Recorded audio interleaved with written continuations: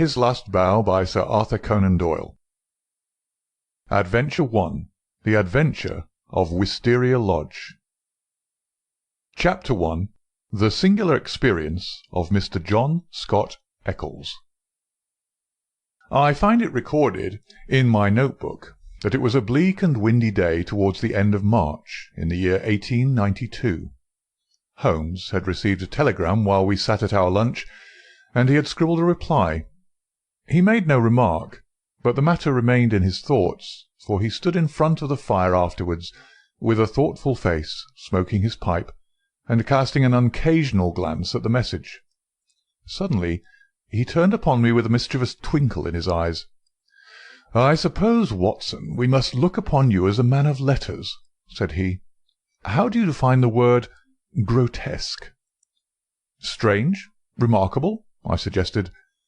He shook his head at my definition. "There is surely something more than that," said he. "Some underlying suggestion of the tragic and the terrible. If you cast your mind back to some of those narratives with which you have afflicted a long-suffering public, you will recognize how often the grotesque has deepened into the criminal. Think of that little affair of the red-headed men. That was grotesque enough in the outset, and yet it ended in a desperate attempt at robbery. Or again, there was that most grotesque affair of the 5 orange pips, which led straight to a murderous conspiracy. The word puts me on the alert." "Have you it there?" I asked. He read the telegram aloud.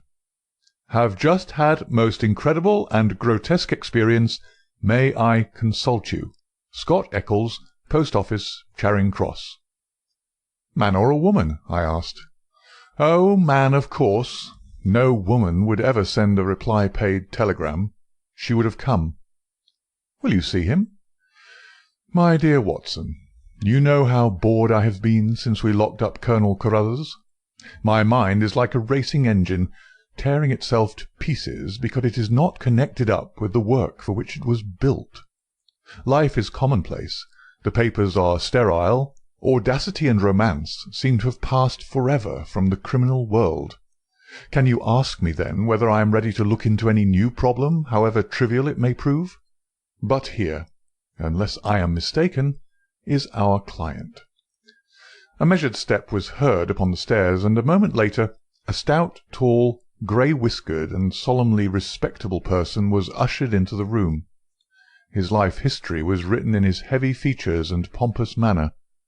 From his spats to his gold-rimmed spectacles, he was a conservative, a churchman, a good citizen, orthodox and conventional to the last degree. But some amazing experience had disturbed his native composure, and left its traces in his bristling hair, his flushed, angry cheeks, and his flurried, excited manner. He plunged instantly into his business. "I have had a most singular and unpleasant experience, Mr. Holmes," said he. "Never in my life have I been placed in such a situation. It is most improper, most outrageous. I must insist upon some explanation." He swelled and puffed in his anger. "Pray sit down, Mr. Scott Eccles," said Holmes in a soothing voice. "May I ask, in the first place, why you came to me at all?" "Well, sir, it did not appear to be a matter which concerned the police. And yet, when you've heard the facts, you must admit that I would not leave it where it was. Private detectives are a class with whom I have absolutely no sympathy, but none the less, having heard your name—" "Quite so. But in the second place, why did you not come at once?" Holmes glanced at his watch. "It is 2:15, he said. "Your telegram was dispatched about 1, but no one can glance at your toilet and attire without seeing that your disturbance dates from the moment of your waking." Our client smoothed down his unbrushed hair and felt his unshaven chin. "You are right, Mr. Holmes. I never gave a thought to my toilet. I was only too glad to get out of such a house. But I have been running round making inquiries before I came to you. I went to the house agents, you know, and they said that Mr. Garcia's rent was paid up all right, and that everything was in order at Wisteria Lodge."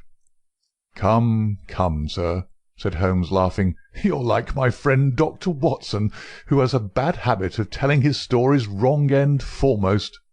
Please arrange your thoughts, and let me know, in their due sequence, exactly what those events are which have sent you out unbrushed and unkempt, with dress boots and waistcoat buttoned awry, in search of advice and assistance."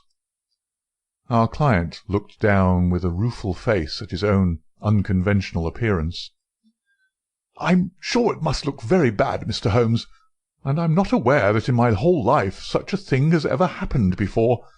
But I will tell you the whole queer business, and when I have done so you will admit, I am sure, that there has been enough to excuse me."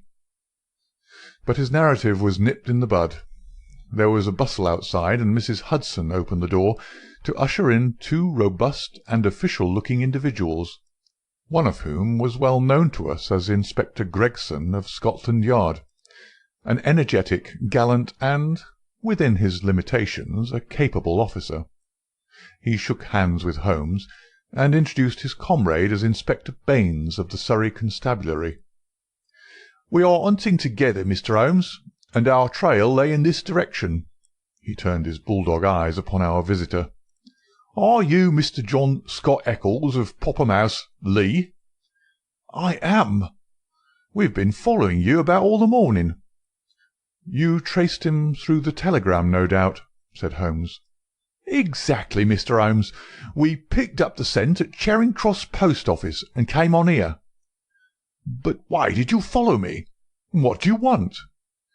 "We wish a statement, Mr. Scott Eccles, as to the events which led up to the death last night of Mr. Aloysius Garcia of Wisteria Lodge, near Esher."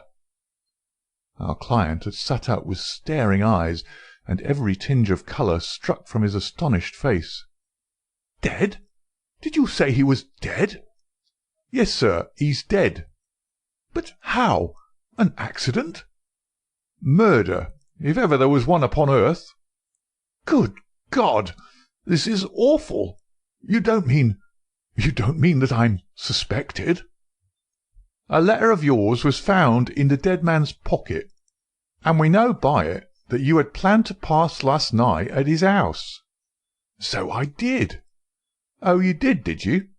Out came the official notebook. "Wait a bit, Gregson," said Sherlock Holmes. "All you desire is a plain statement, is it not?" "And it is my duty to warn Mr. Scott Eccles that it may be used against him." "Mr. Eccles was going to tell us about it when you entered the room, I think. Watson, a brandy and soda would do him no harm. Now, sir, I suggest that you take no notice of this addition to your audience, and that you proceed with your narrative exactly as you would have done had you never been interrupted." Our visitor had gulped off the brandy, and the colour had returned to his face. With a dubious glance at the inspector's notebook, he plunged at once into his extraordinary statement. "I am a bachelor," said he, "and, being of a sociable turn, I cultivate a large number of friends. Among these are the family of a retired brewer called Melville, living at Albemarle Mansion, Kensington. It was at his table that I met some weeks ago a young fellow named Garcia. He was, I understand, of Spanish descent, and connected in some way with the embassy.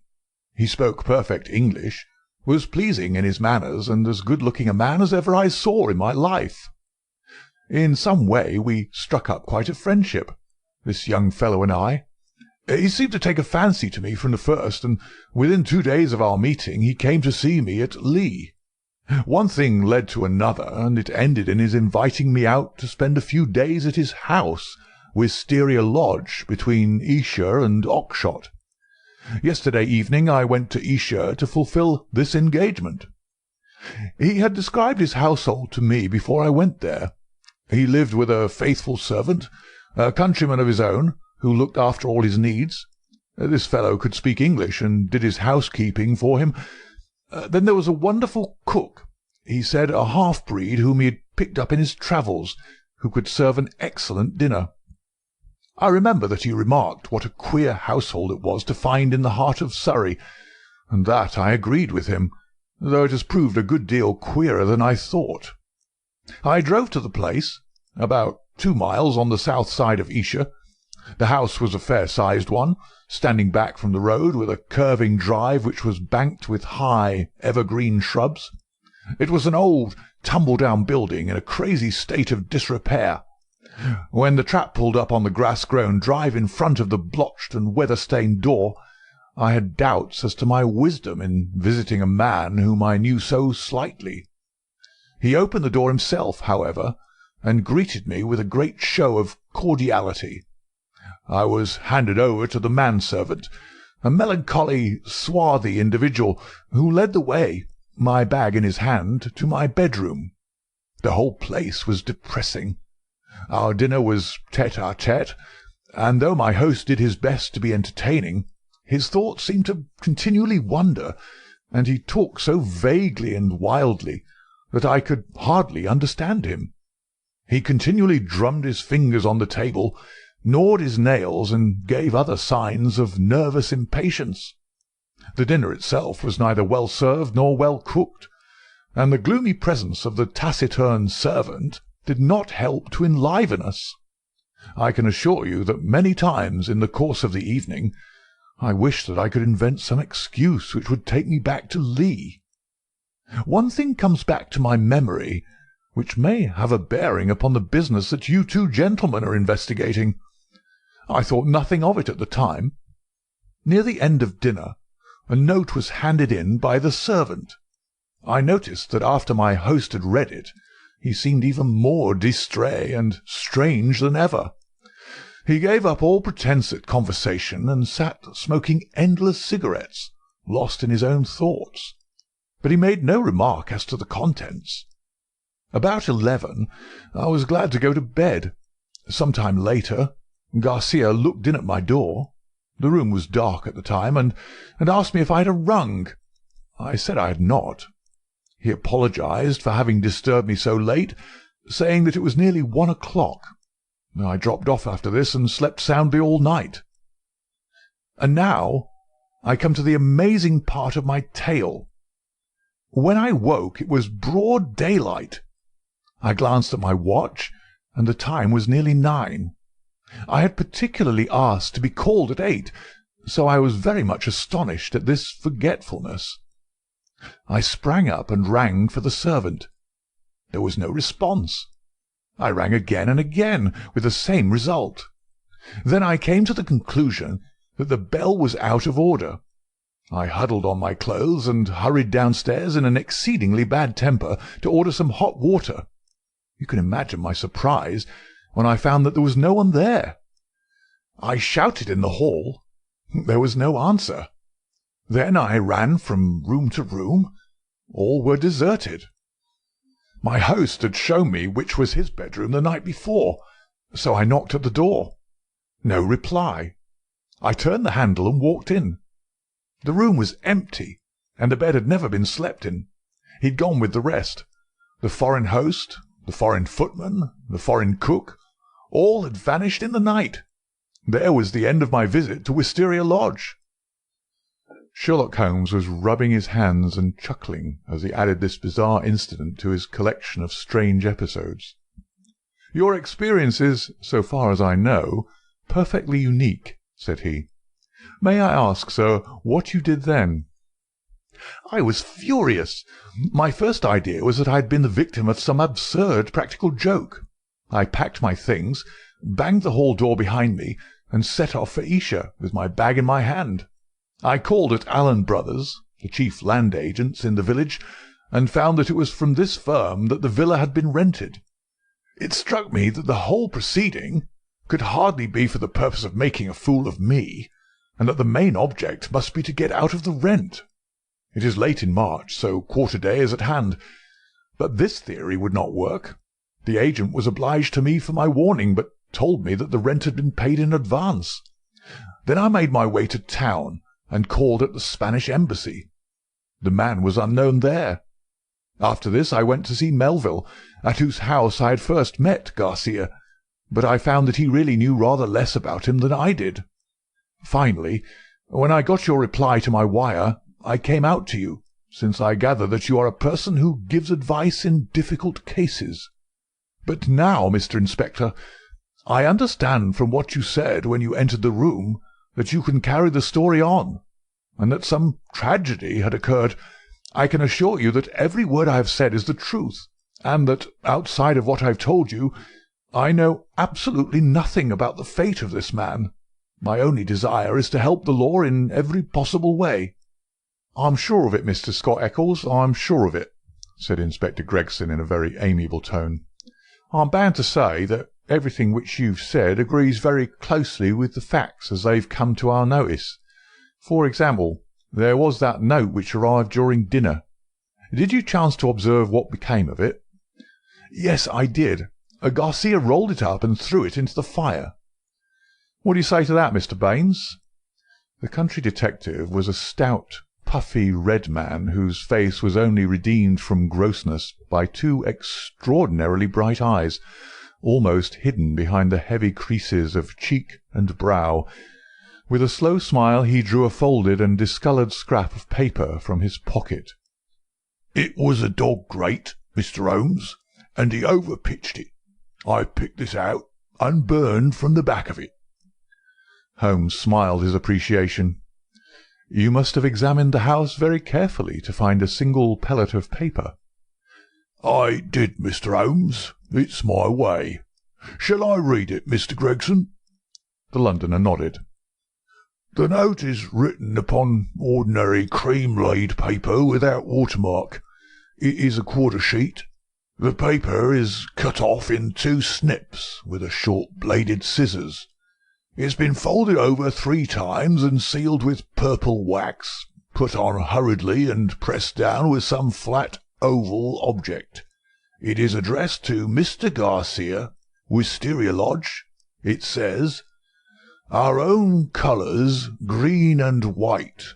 Green open, white shut. Main stair, 1st corridor, 7th right, green baize. Godspeed, D.'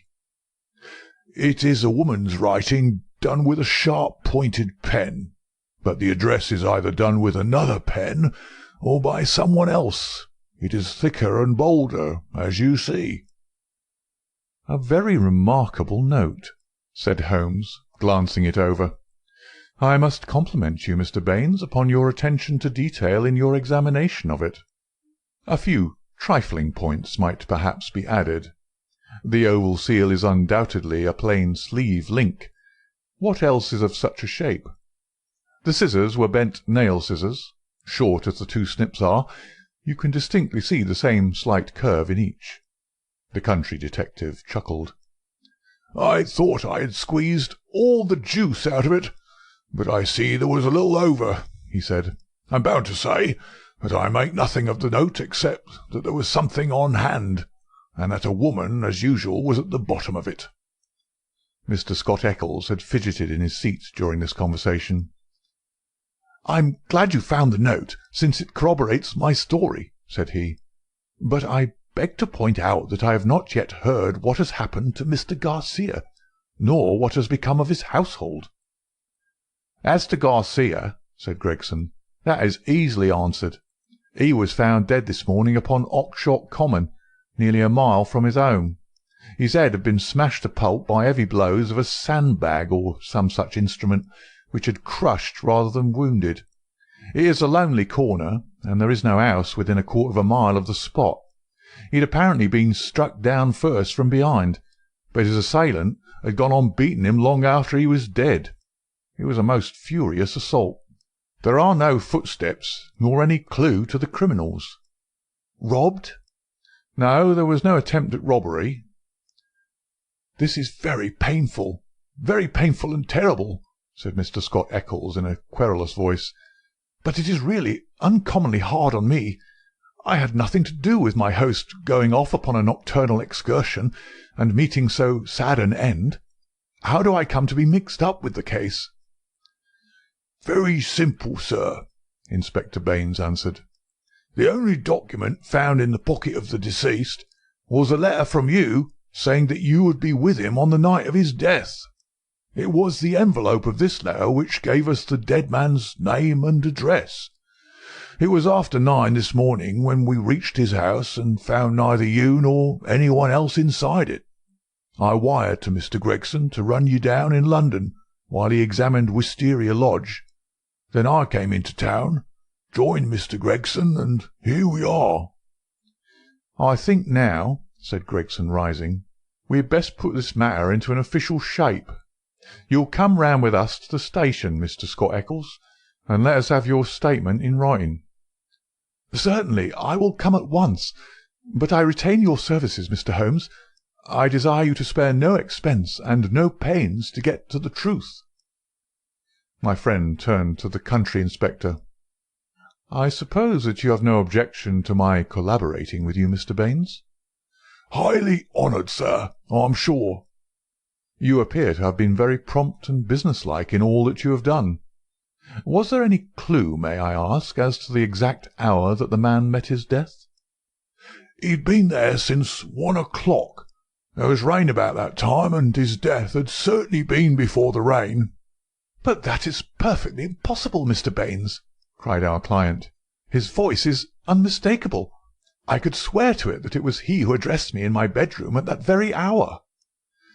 "Remarkable, but by no means impossible," said Holmes, smiling. "You have a clue?" asked Gregson. "On the face of it, the case is not a very complex one, though it certainly presents some novel and interesting features. A further knowledge of facts is necessary before I would venture to give a final and definite opinion.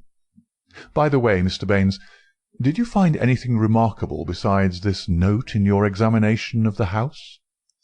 The detective looked at my friend in a singular way.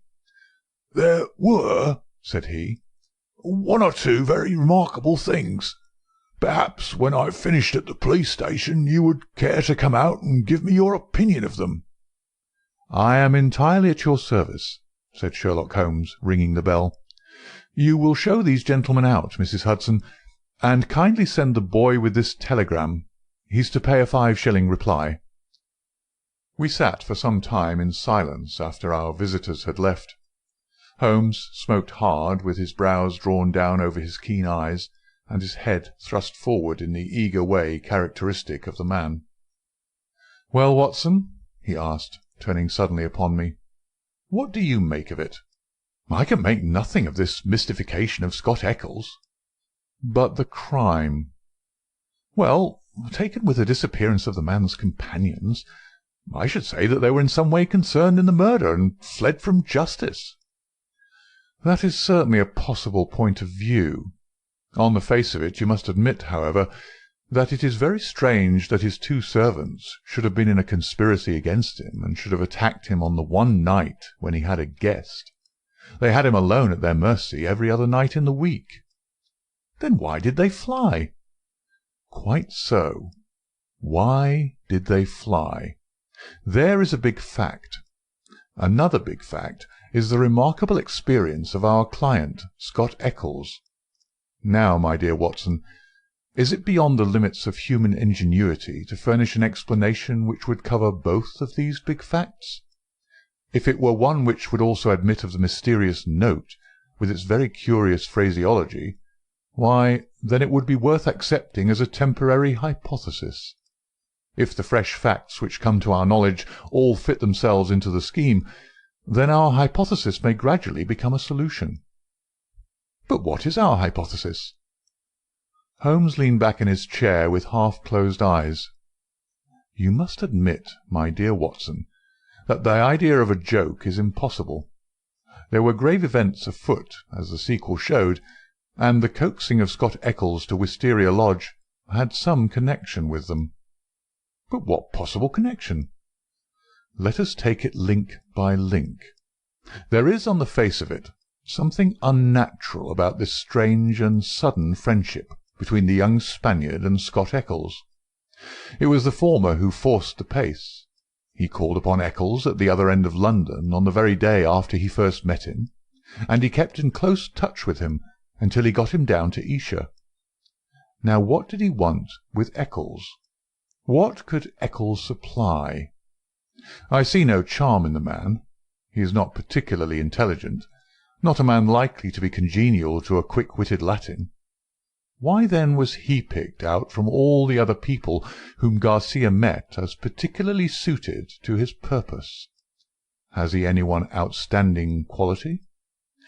I say that he has. He is the very type of conventional British respectability, and the very man as a witness to impress another Briton. You saw yourself how neither of the inspectors dreamed of questioning his statement, extraordinary as it was. But what was he to witness? Nothing, as things turned out, but everything, had they gone another way. That is how I read the matter. I see. He might have proved an alibi. Exactly, my dear Watson. He might have proved an alibi.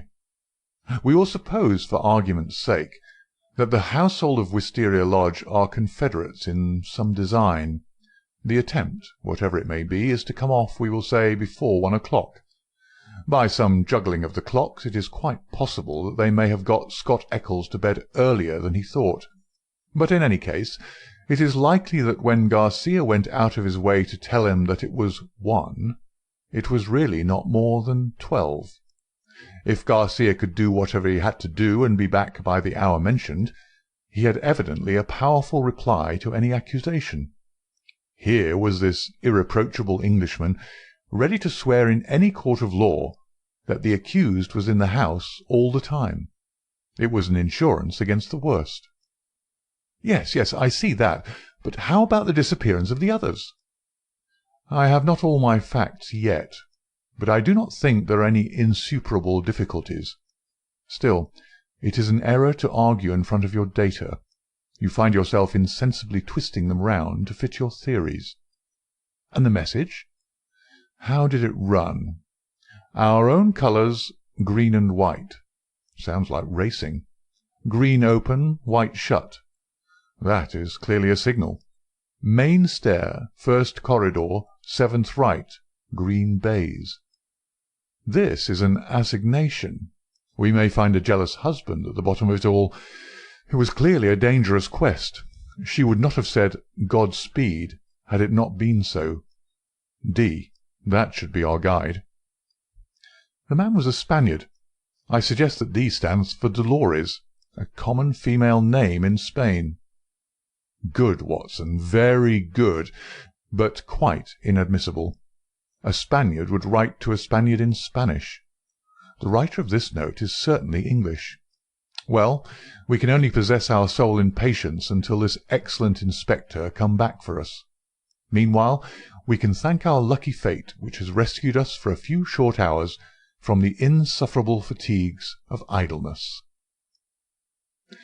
An answer had arrived to Holmes's telegram before our Surrey officer had returned. Holmes read it and was about to place it in his notebook when he caught a glimpse of my expectant face. He tossed it across with a laugh. "We are moving in exalted circles," said he. The telegram was a list of names and addresses: Lord Harringby, the Dingle; Sir George Folliot, Oxshott Towers; Mr. Hines, J.P., Purdley Place; Mr. James Baker Williams, Forton Old Hall; Mr. Henderson, High Gable; Reverend Joshua Stone, Nether Walsling. "This is a very obvious way of limiting our field of operations," said Holmes. "No doubt Baines, with his methodical mind, has already adopted some similar plan." "I don't quite understand." "Well, my dear fellow, we have already arrived at the conclusion that the message received by Garcia at dinner was an appointment or an assignation. Now, if the obvious reading of it is correct, and in order to keep the tryst one has to ascend a main stair and seek the 7th door in a corridor, it is perfectly clear that the house is a very large one. It is equally certain that this house cannot be more than a mile or two from Oxshott, since Garcia was walking in that direction, and hoped, according to my reading of the facts, to be back in Wisteria Lodge in time to avail himself of an alibi which would only be valid up to 1 o'clock. As the number of large houses close to Oxshott must be limited, I adopted the obvious method of sending to the agents mentioned by Scott Eccles, and obtaining a list of them. Here they are in this telegram, and the other end of our tangled skein must lie among them. It was nearly 6 o'clock before we found ourselves in the pretty Surrey village of Esher, with Inspector Baines as our companion. Holmes and I had taken things for the night, and found comfortable quarters at the Bull. Finally we set out in the company of the detective on our visit to Wisteria Lodge. It was a cold, dark March evening, with a sharp wind and a fine rain beating upon our faces. A fit setting for the wild common over which our road passed, and the tragic goal to which it led us.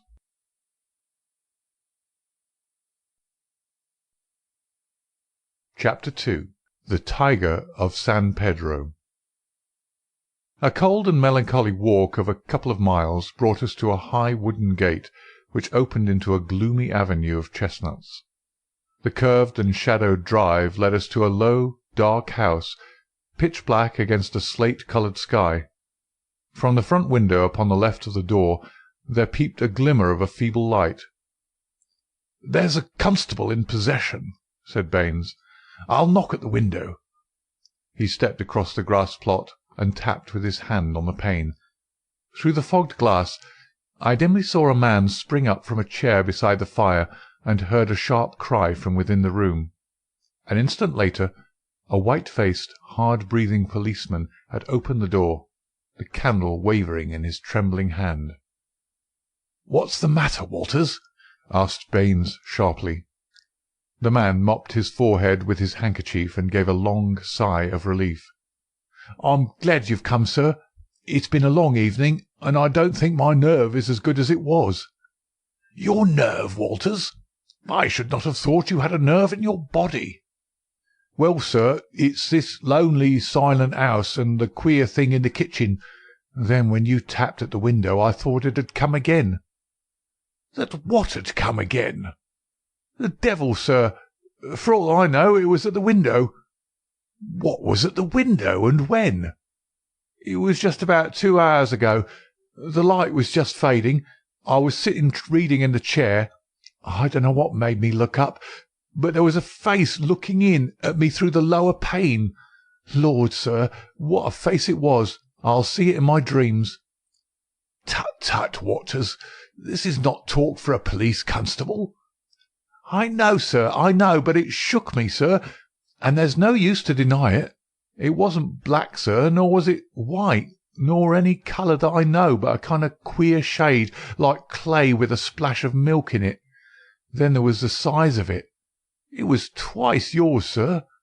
And the look of it, the great staring goggle eyes, and the line of white teeth like a hungry beast. I tell you, sir, I couldn't move a finger, nor get my breath, till it whisked away and it was gone. Out I ran, and through the shrubbery, but thank God there was no one there." "If I didn't know you were a good man, Walters, I should put a black mark against you for this. If it were the devil himself, a constable on duty should never thank God that he could not lay his hands upon him. I suppose the whole thing is not a vision and a touch of nerves." "That at least is very easily settled," said Holmes, lighting his little pocket lantern. "Yes," he reported after a short examination of the grass bed. "A number 12 shoe, I should say. If he was all on the same scale as his foot, he must certainly have been a giant." "What became of him?" "He seems to have broken through the shrubbery and made for the road." "Well," said the inspector with a grave and thoughtful face, "whoever he may have been, and whatever he may have wanted, he's gone for the present, and we have more immediate things to attend to. Now, Mr. Holmes, with your permission, I will show you round the house." The various bedrooms and sitting-rooms had yielded nothing to a careful search. Apparently the tenants had brought little or nothing with them, and all the furniture down to the smallest details had been taken over with the house.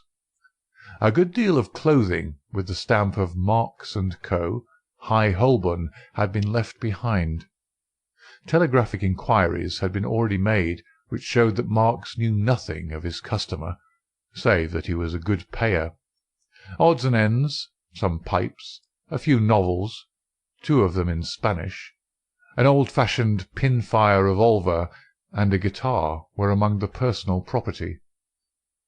"Nothing in all this," said Baines, stalking, candle in hand, from room to room. "But now, Mr. Holmes, I invite your attention to the kitchen." It was a gloomy, high-ceilinged room at the back of the house, with a straw litter in one corner which served apparently as a bed for the cook. The table was piled with half-eaten dishes and dirty plates, the debris of last night's dinner. "Look at this," said Baines. "What do you make of it?" He held up his candle before an extraordinary object, which stood at the back of the dresser. It was so wrinkled and shrunken and withered that it was difficult to say what it might have been. One could but say that it was black and leathery, and that it bore some resemblance to a dwarfish human figure. At first, as I examined it, I thought that it was a mummified negro baby, and then it seemed a very twisted and ancient monkey. Finally, I was left in doubt as to whether it was animal or human. A double band of white shells were strung around the centre of it. "Very interesting, very interesting indeed," said Holmes, peering at this sinister relic. "Anything more?" In silence, Baines led the way to the sink and held forward his candle. The limbs and body of some large white bird, torn savagely to pieces with the feathers still on, were littered all over it. Holmes pointed to the wattles on the severed head. "A white cock," said he. "Most interesting. It is really a very curious case." But Mr. Baines had kept his most sinister exhibit to the last. From under the sink he drew a zinc pail which contained a quantity of blood. Then from the table he took a platter heaped with small pieces of charred bone. "Something has been killed and something has been burned. We raked all these out of the fire. We had a doctor in this morning. He says that they are not human." Holmes smiled and rubbed his hands. "I must congratulate you, Inspector, on handling so distinctive and instructive a case. Your powers, if I may say so without offence, seem superior to your opportunities." Inspector Baines's small eyes twinkled with pleasure. "You're right, Mr. Holmes. We stagnate in the provinces. A case of this sort gives a man a chance, and I hope that I shall take it. What do you make of these bones?" "A lamb, I should say, or a kid." "And the white cock?" "Curious, Mr. Baines, very curious. I should say almost unique." "Yes, sir. There must have been some very strange people with some very strange ways in this house. One of them is dead. Did his companions follow him and kill him? If they did, we should have them, for every port is watched. But my own views are different. Yes, sir, my own views are very different." "You have a theory, then?" "And I'll work it myself, Mr. Holmes. It's only due to my own credit to do so. Your name is made. But I have still to make mine. I shall be glad to be able to say afterwards that I had solved it without your help." Holmes laughed good-humouredly. "Well, well, Inspector," said he, "do you follow your path, and I will follow mine. My results are always very much at your service if you care to apply to me for them. I think that I have seen all that I wish in this house, and that my time may be more profitably employed elsewhere. Au revoir, and good luck." I could tell by numerous subtle signs, which might have been lost upon anyone but myself, that Holmes was on a hot scent. As impassive as ever to the casual observer, there were none the less a subdued eagerness and suggestion of tension in his brightened eyes and brisker manner, which assured me that the game was afoot. After his habit he said nothing, and after mine I asked no questions. Sufficient for me to share the sport and lend my humble help to capture without distracting that intent brain with needless interruption. All would come round to me in due time. I waited, therefore, but to my ever-deepening disappointment I waited in vain. Day succeeded day, and my friend took no step forward. One morning he spent in town, and I learned from a casual reference that he had visited the British Museum. Save for this one excursion, he spent his days in long and often solitary walks, or in chatting with a number of village gossips whose acquaintance he had cultivated.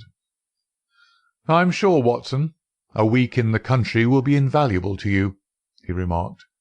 "It is very pleasant to see the first green shoots upon the hedges, and the catkins on the hazels once again. With a spud, a tin box, and an elementary book on botany, there are instructive days to be spent." He prowled about with this equipment himself, but it was a poor show of plants which he would bring back of an evening. Occasionally, in our rambles, we came across Inspector Baines.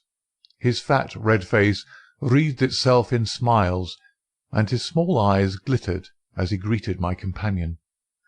He said little about the case, but from that little we gathered that he also was not dissatisfied at the course of events.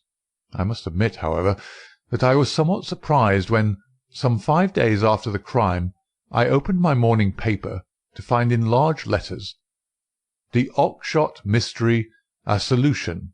Arrest of supposed assassin."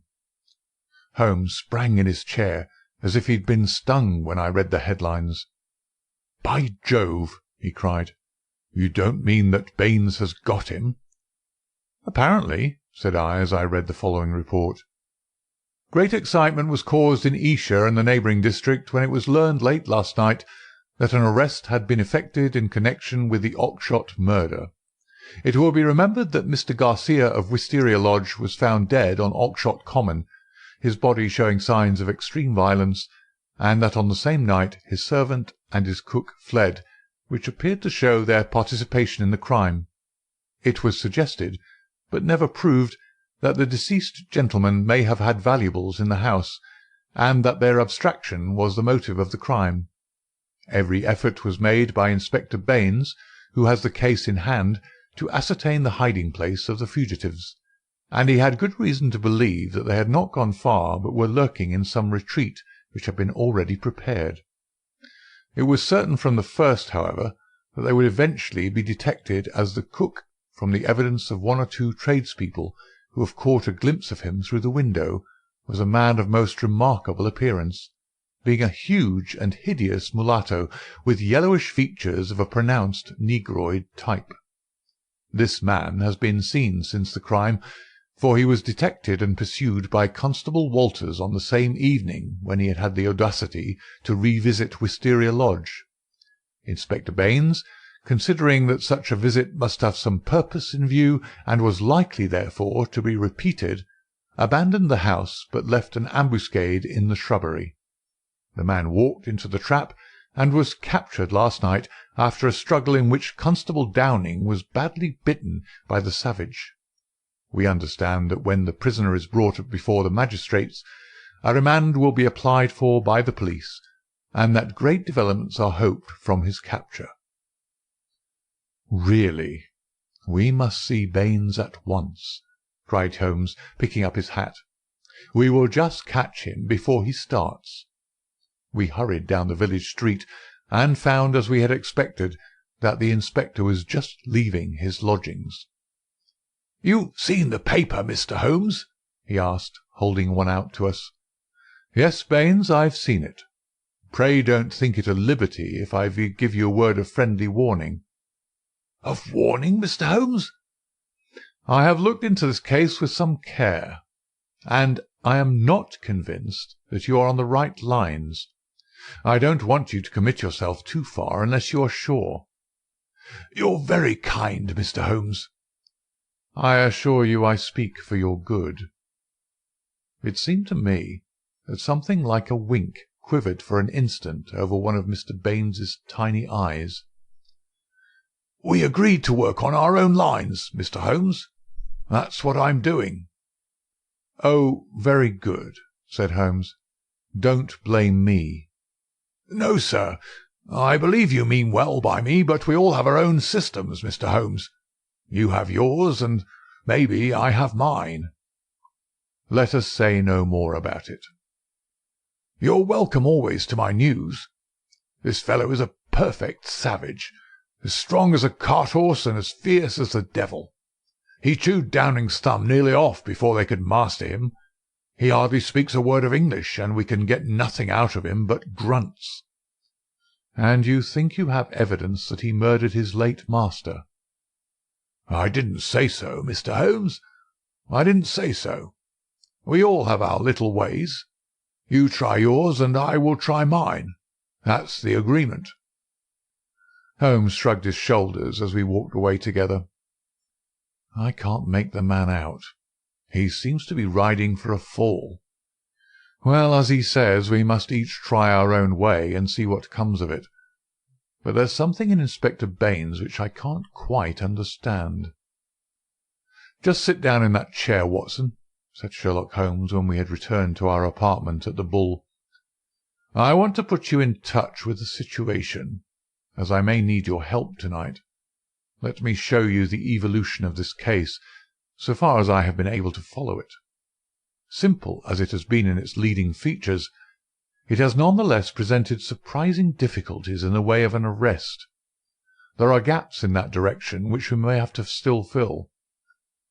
We still go back to the note which was handed in to Garcia upon the evening of his death. We may put aside this idea of Baines's that Garcia's servants were concerned in the matter. The proof of this lies in the fact that it was he who had arranged for the presence of Scott Eccles, which could only have been done for the purpose of an alibi. It was Garcia, then, who had an enterprise, and apparently a criminal enterprise, in hand that night in the course of which he met his death. I say criminal, because only a man with a criminal enterprise desires to establish an alibi. Who, then, is most likely to have taken his life? Surely the person against whom the criminal enterprise was directed. So far it seems to me that we are on safe ground. We can now see a reason for the disappearance of Garcia's household. They were all confederates in the same unknown crime.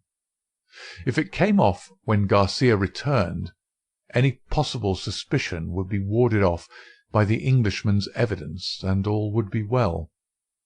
But the attempt was a dangerous one, and if Garcia did not return by a certain hour, it was probable that his own life had been sacrificed.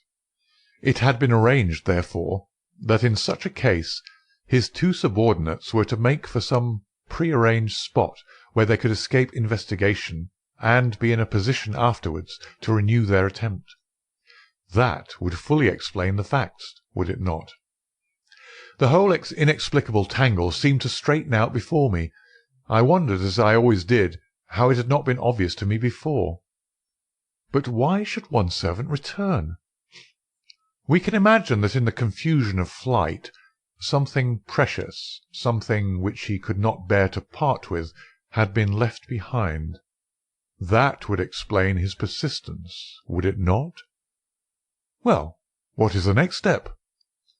The next step is the note received by Garcia at the dinner. It indicates a confederate at the other end. Now, where was the other end?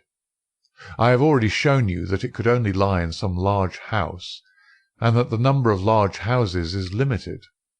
My first days in this village were devoted to a series of walks in which, in the intervals of my botanical researches, I made a reconnaissance of all the large houses, and an examination of the family history of the occupants. One house, and only one, riveted my attention. It is the famous old Jacobean Grange of High Gable, 1 mile on the farther side of Oxshott, and less than half a mile from the scene of the tragedy.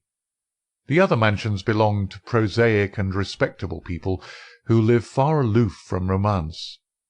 But Mr. Henderson of High Gable was by all accounts a curious man to whom curious adventures might befall. I concentrated my attention, therefore, upon him and his household. A singular set of people, Watson. The man himself the most singular of them all. I managed to see him on a plausible pretext, but I seemed to read in his dark, deepest brooding eyes that he was perfectly aware of my true business. He is a man of 50, strong, active, with iron-grey hair, great bunched black eyebrows, the step of a deer and the air of an emperor, a fierce, masterful man with a red-hot spirit behind his parchment face. He is either a foreigner or has lived long in the tropics, for he is yellow and sapless, but tough as whipcord. His friend and secretary, Mr. Lucas, is undoubtedly a foreigner, chocolate-brown, wily, suave and cat-like, with a poisonous gentleness of speech. You see, Watson, we have come already upon 2 sets of foreigners, one at Wisteria Lodge and one at High Gable, so our gaps are beginning to close. These 2 men, close and confidential friends, are the centre of the household. But there is one other person who for our immediate purpose may be even more important. Henderson has 2 children, girls of 11 and 13. Their governess is a Miss Burnett, an Englishwoman of 40 or thereabouts. There is also one confidential manservant. This little group forms the real family, for they travel about together, and Henderson is a great traveller, always on the move. It is only within the last weeks that he has returned after a year's absence to High Gable. I may add that he is enormously rich, and whatever his whims may be, he can very easily satisfy them. For the rest, his house is full of butlers, footmen, maidservants, and the usual overfed, underworked staff of a large English country house. So much I learned partly from village gossip, and partly from my own observation. There are no better instruments than discharged servants with a grievance, and I was lucky enough to find one. I call it luck, but it would not have come my way had I not been looking out for it. As Baines remarks, we all have our systems. It was my system which enabled me to find John Warner, late gardener of High Gable, sacked in a moment of temper by his imperious employer. He in turn had friends among the indoor servants, who unite in their fear and dislike of their master. So I had my key to the secrets of the establishment. Curious people, Watson. I don't pretend to understand it all yet, but very curious people anyway. It's a double-winged house, and the servants live on one side, the family on the other. There's no link between the two, save for Henderson's own servant, who serves the family's meals. Everything is carried to a certain door, which forms the one connection. Governess and children hardly go out at all except into the garden. Henderson never by any chance walks alone. His dark secretary is like his shadow. The gossip among the servants is that their master is terribly afraid of something. "Sold his soul to the devil in exchange for money," says Warner, "and expects his creditor to come up and claim his own." Where they came from, or who they are, nobody has an idea.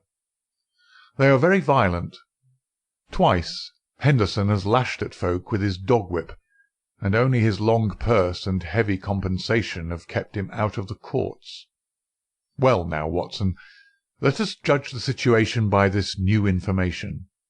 We may take it that the letter came out of this strange household, and was an invitation to Garcia to carry out some attempt which had already been planned. Who wrote the note?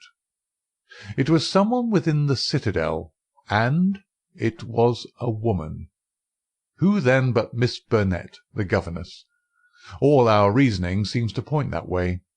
At any rate, we may take it as a hypothesis and see what consequences it would entail.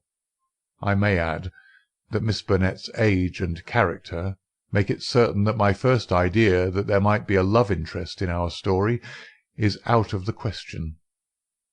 If she wrote the note, she was presumably the friend and confederate of Garcia. What, then, might she be expected to do if she heard of his death? If he met it in some nefarious enterprise, her lips might be sealed. Still, in her heart she must retain bitterness and hatred against those who had killed him, and would presumably help so far as she could to have revenge upon them. Could we see her, then, and try to use her? That was my first thought. But now we come to a sinister fact. Miss Burnett has not been seen by any human eye since the night of the murder. From that evening she has utterly vanished. Is she alive? Has she perhaps met her end on the same night as the friend whom she had summoned? Or is she merely a prisoner? There is the point which we still have to decide. You will appreciate the difficulty of the situation, Watson. There is nothing upon which we can apply for a warrant. Our whole scheme might seem fantastic if laid before a magistrate. The woman's disappearance counts for nothing, since in that extraordinary household any member of it might be invisible for a week. And yet she may at the present moment be in danger of her life. All I can do is to watch the house and leave my agent Warner on guard at the gates. We can't let such a situation continue. If the law can do nothing, we must take the risk ourselves. What do you suggest? I know which is her room. It is accessible from the top of an outhouse. My suggestion is that you and I go tonight and see if we can strike at the very heart of the mystery. It was not, I must confess, a very alluring prospect. The old house with its atmosphere of murder, the singular and formidable inhabitants, the unknown dangers of the approach, and the fact that we were putting ourselves legally in a false position, all combined to damp my ardour. But there was something in the ice-cold reasoning of Holmes which made it impossible to shrink from any adventure which he might recommend. One knew that thus, and only thus, could a solution be found. I clasped his hand in silence, and the die was cast. But it was not destined that our investigation should have so adventurous an ending. It was about 5 o'clock, and the shadows of the March evening were beginning to fall, when an excited rustic rushed into our room. "They've gone, Mr. Holmes. They went by the last train. The lady broke away, and I've got her in a cab downstairs." "Excellent, Warner," cried Holmes, springing to his feet. "Watson, the gaps are closing rapidly." In the cab was a woman, half collapsed from nervous exhaustion. She bore upon her aquiline and emaciated face the traces of some recent tragedy. Her head hung listlessly upon her breast, but as she raised it and turned her dull eyes upon us, I saw that her pupils were dark dots in the centre of the broad grey iris. She was drugged with opium. "I watched at the gate, same as you advised, Mr. Holmes," said our emissary, the discharged gardener. "When the carriage came out, I followed it to the station. She was like one walking in her sleep, but when they tried to get her into the train, she came to life and struggled.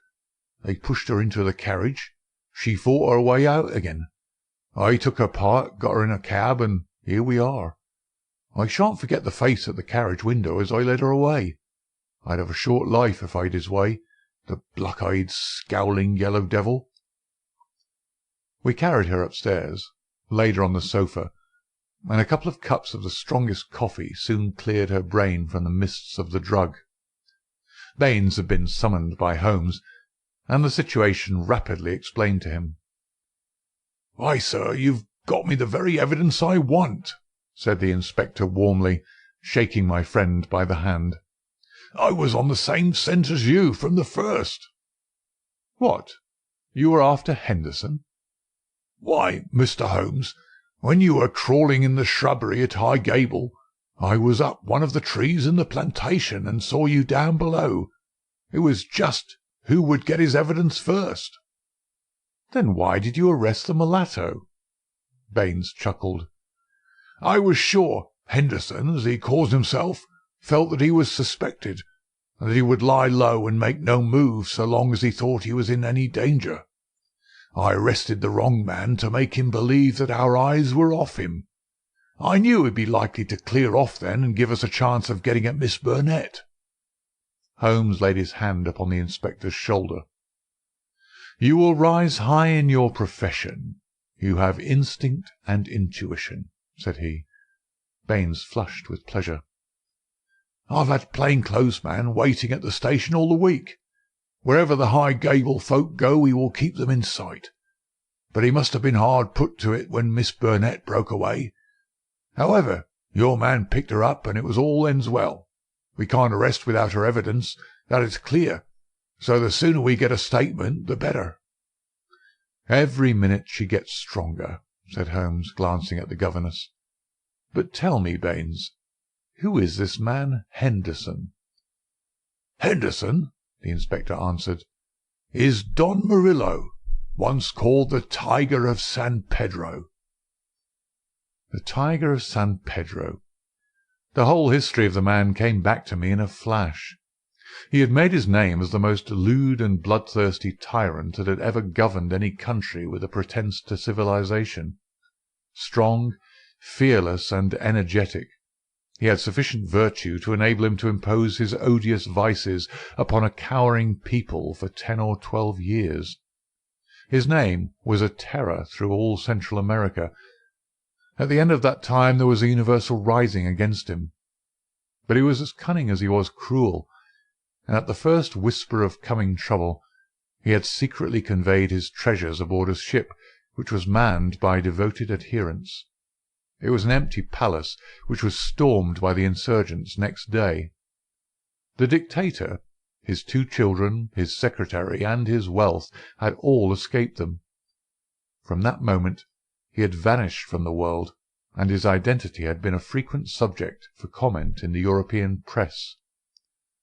"Yes, sir, Don Murillo, the Tiger of San Pedro," said Baines. "If you look it up, you will find that the San Pedro colours are green and white, same as in the note, Mr. Holmes.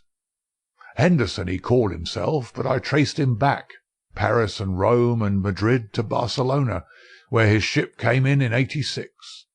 They've been looking for him all the time for their revenge, but it is only now that they have begun to find him out." "They discovered him a year ago," said Miss Burnett, who had sat up and was now intently following the conversation. "Once already his life has been attempted, but some evil spirit shielded him. Now again it is the noble chivalrous Garcia who has fallen, while the monster goes safe. But another will come, and yet another, until some day justice will be done. That is as certain as the rise of tomorrow's sun." Her thin hands clenched, and her worn face blanched with the passion of her hatred. "But how come you into this matter, Miss Burnett?" asked Holmes. "How can an English lady join in such a murderous affair?" "I join in it because there is no other way in the world by which justice can be gained. What does the law of England care for the rivers of blood shed years ago in San Pedro, or for the shipload of treasure which this man has stolen? To you they are like crimes committed in some other planet. But we know.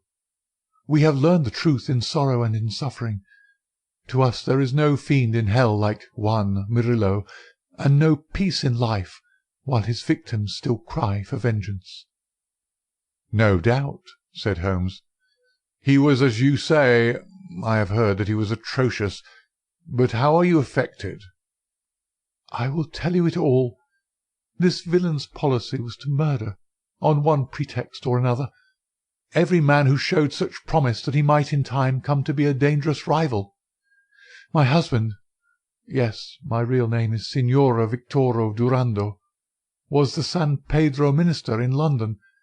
He met me and married me there. A nobler man never lived upon earth. Unhappily, Murillo heard of his excellence, recalled him on some pretext, and had him shot. With a premonition of his fate, he had refused to take me with him. His estates were confiscated, and I was left with a pittance and a broken heart. Then came the downfall of the tyrant. He escaped as you have just described, but the many whose lives he had ruined, whose nearest and dearest had suffered torture and death at his hands, would not let the matter rest. They banded themselves into a society which should never be dissolved until the work was done. It was my part, after we had discovered in the transformed Henderson the fallen despot, to attach myself to his household and keep the others in touch with his movements. This I was able to do by securing the position of governess in his family. He little knew that the woman who faced him at every meal was the woman whose husband he had hurried at an hour's notice into eternity.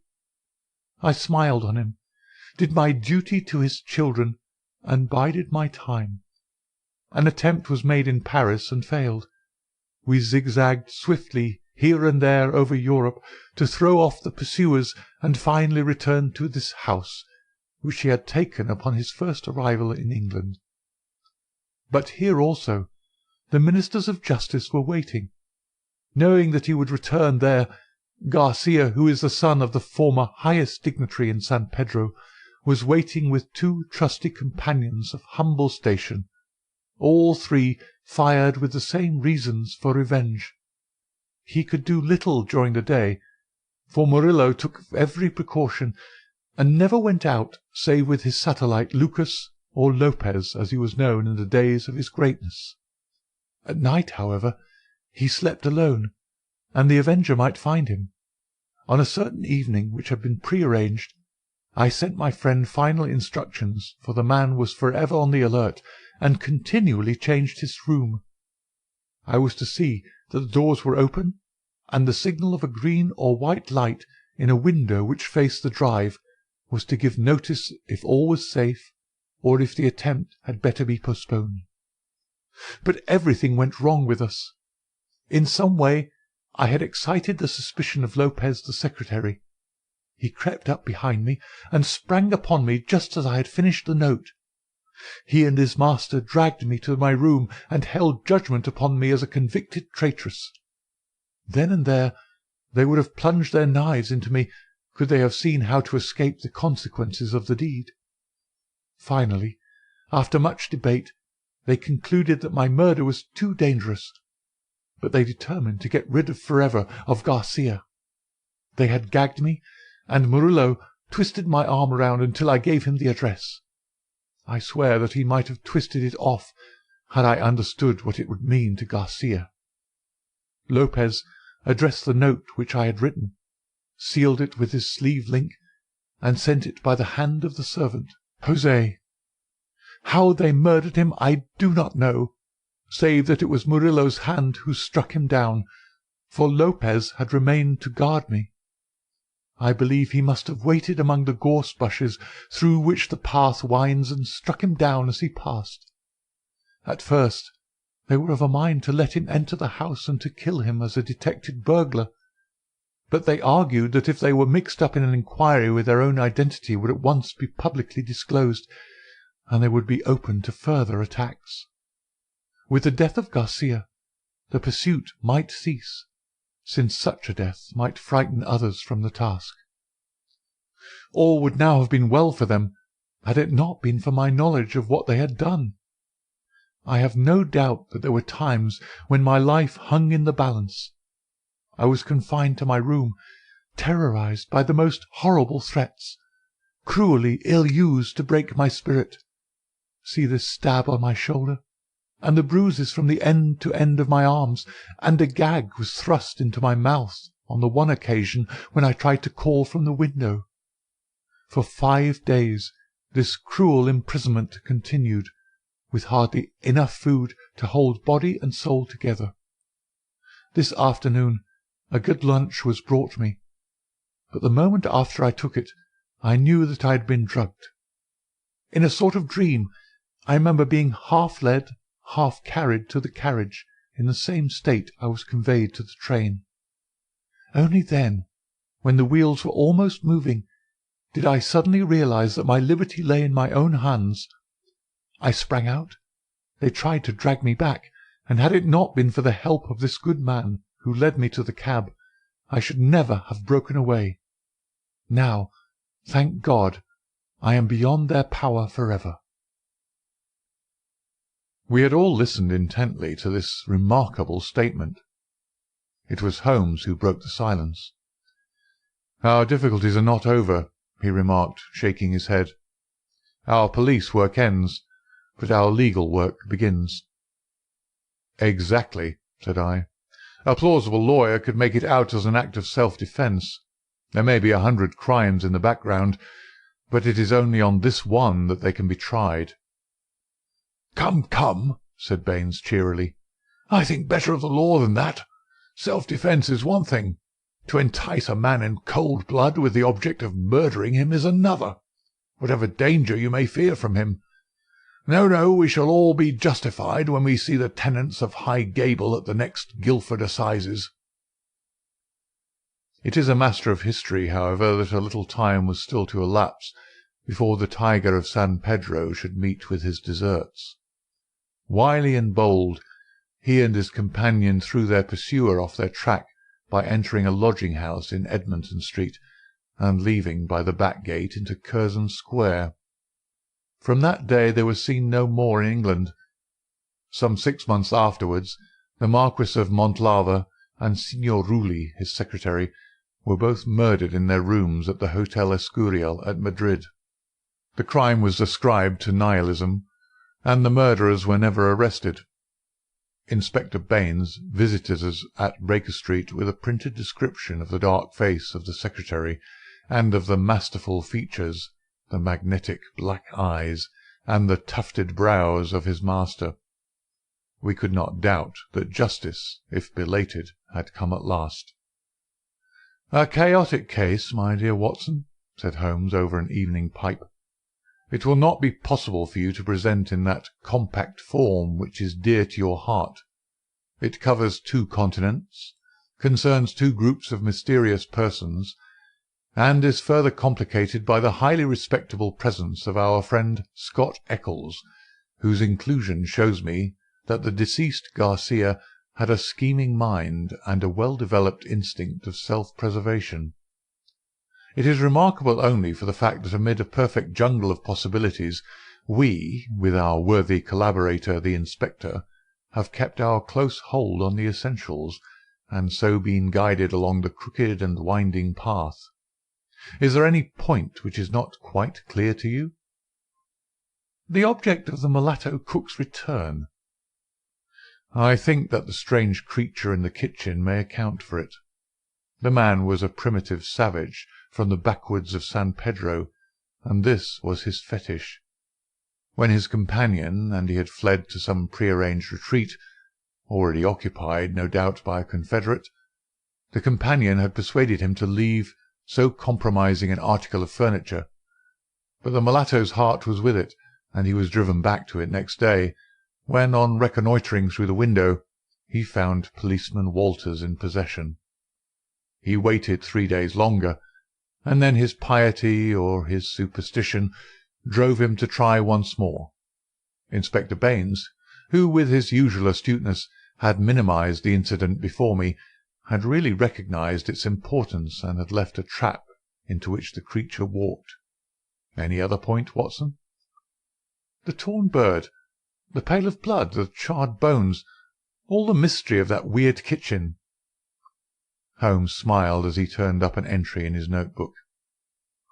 "I spent a morning in the British Museum reading up on that and other points.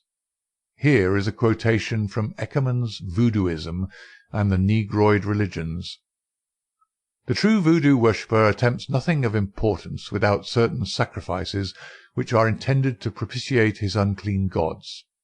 In extreme cases, these rites take the form of human sacrifices followed by cannibalism.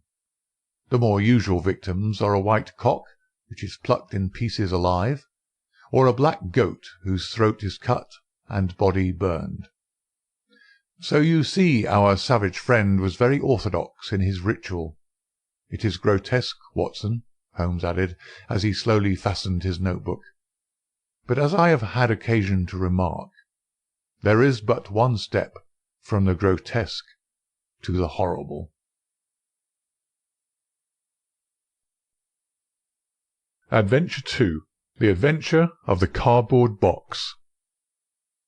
In choosing a few typical cases which illustrate the remarkable mental qualities of my friend Sherlock Holmes, I have endeavoured as far as possible to select those which presented the minimum of sensationalism while offering a fair field for his talents. It is, however, unfortunately impossible entirely to separate the sensational from the criminal, and the chronicler is left in the dilemma that he must either sacrifice details which are essential to his statement, and so give a false impression of the problem, or he must use matter which chance and not choice has provided him with. With this short preface, I shall turn to my notes of what proved to be a strange, though a peculiarly terrible chain of events. It was a blazing hot day in August. Baker Street was like an oven, and the glare of the sunlight upon the yellow brickwork of the house across the road was painful to the eye. It was hard to believe that these were the same walls which loomed so gloomily through the fogs of winter. Our blinds were half drawn, and Holmes lay curled upon the sofa, reading and rereading a letter which he had received by the morning post. For myself, my term of service in India had trained me to stand heat better than cold, and a thermometer at 90 was no hardship. But the morning paper was uninteresting. Parliament had risen, everybody was out of town, and I yearned for the glades of the New Forest or the shingles of Southsea. A depleted bank account had caused me to postpone my holiday, and as to my companion, neither the country nor the sea presented the slightest attraction to him. He loved to lie in the very centre of 5 millions of people, with his filaments stretching out and running through them, responsive to every little rumour or suspicion of unsolved crime. Appreciation of nature found no place among his many gifts, and his only change was when he turned his mind from the evil-doer of the town to track down his brother of the country. Finding that Holmes was too absorbed for conversation, I had tossed aside the barren paper, and leaning back in my chair, I fell into a brown study. Suddenly, my companion's voice broke in upon my thoughts. "You are right, Watson," said he. "It does seem a most preposterous way of settling a dispute." "Most preposterous?" I exclaimed, and then suddenly realizing how he had echoed my inmost thoughts, I sat up in my chair and stared at him in blank amazement. "What's this, Holmes?" I cried. "This is beyond anything which I could have imagined." He laughed heartily at my perplexity. "You remember," said he, "that some little time ago, when I read you the passage in one of Poe's sketches in which a close reasoner follows the unspoken thoughts of his companion, you were inclined to treat the matter as a mere tour de force of the author. On my remarking that I was constantly in the habit of doing the same thing, you expressed incredulity." "Oh, no!" "Perhaps not with your tongue, my dear Watson, but certainly with your eyebrows.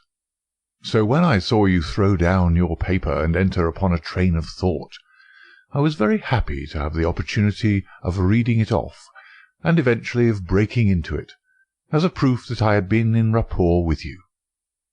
But I was still far from satisfied. "In the example which you read to me," said I, "the reasoner drew his conclusions from the actions of the man whom he observed. If I remember right, he stumbled over a heap of stones, looked up at the stars, and so on, but I've been seated quietly in my chair, and what clues can I have given you?" "You do yourself an injustice. The features are given to man as the means by which he shall express his emotions, and yours are faithful servants." "Do you mean to say that you read my train of thoughts from my features?" "Your features, and especially your eyes. Perhaps you cannot yourself recall how your reverie commenced?" "No, I cannot." "Then I will tell you. After throwing down your paper, which was the action which drew my attention to you, you sat for half a minute with a vacant expression. Then your eyes fixed themselves upon your newly framed picture of General Gordon, and I saw by the alteration in your face that a train of thought had been started. But it did not lead very far.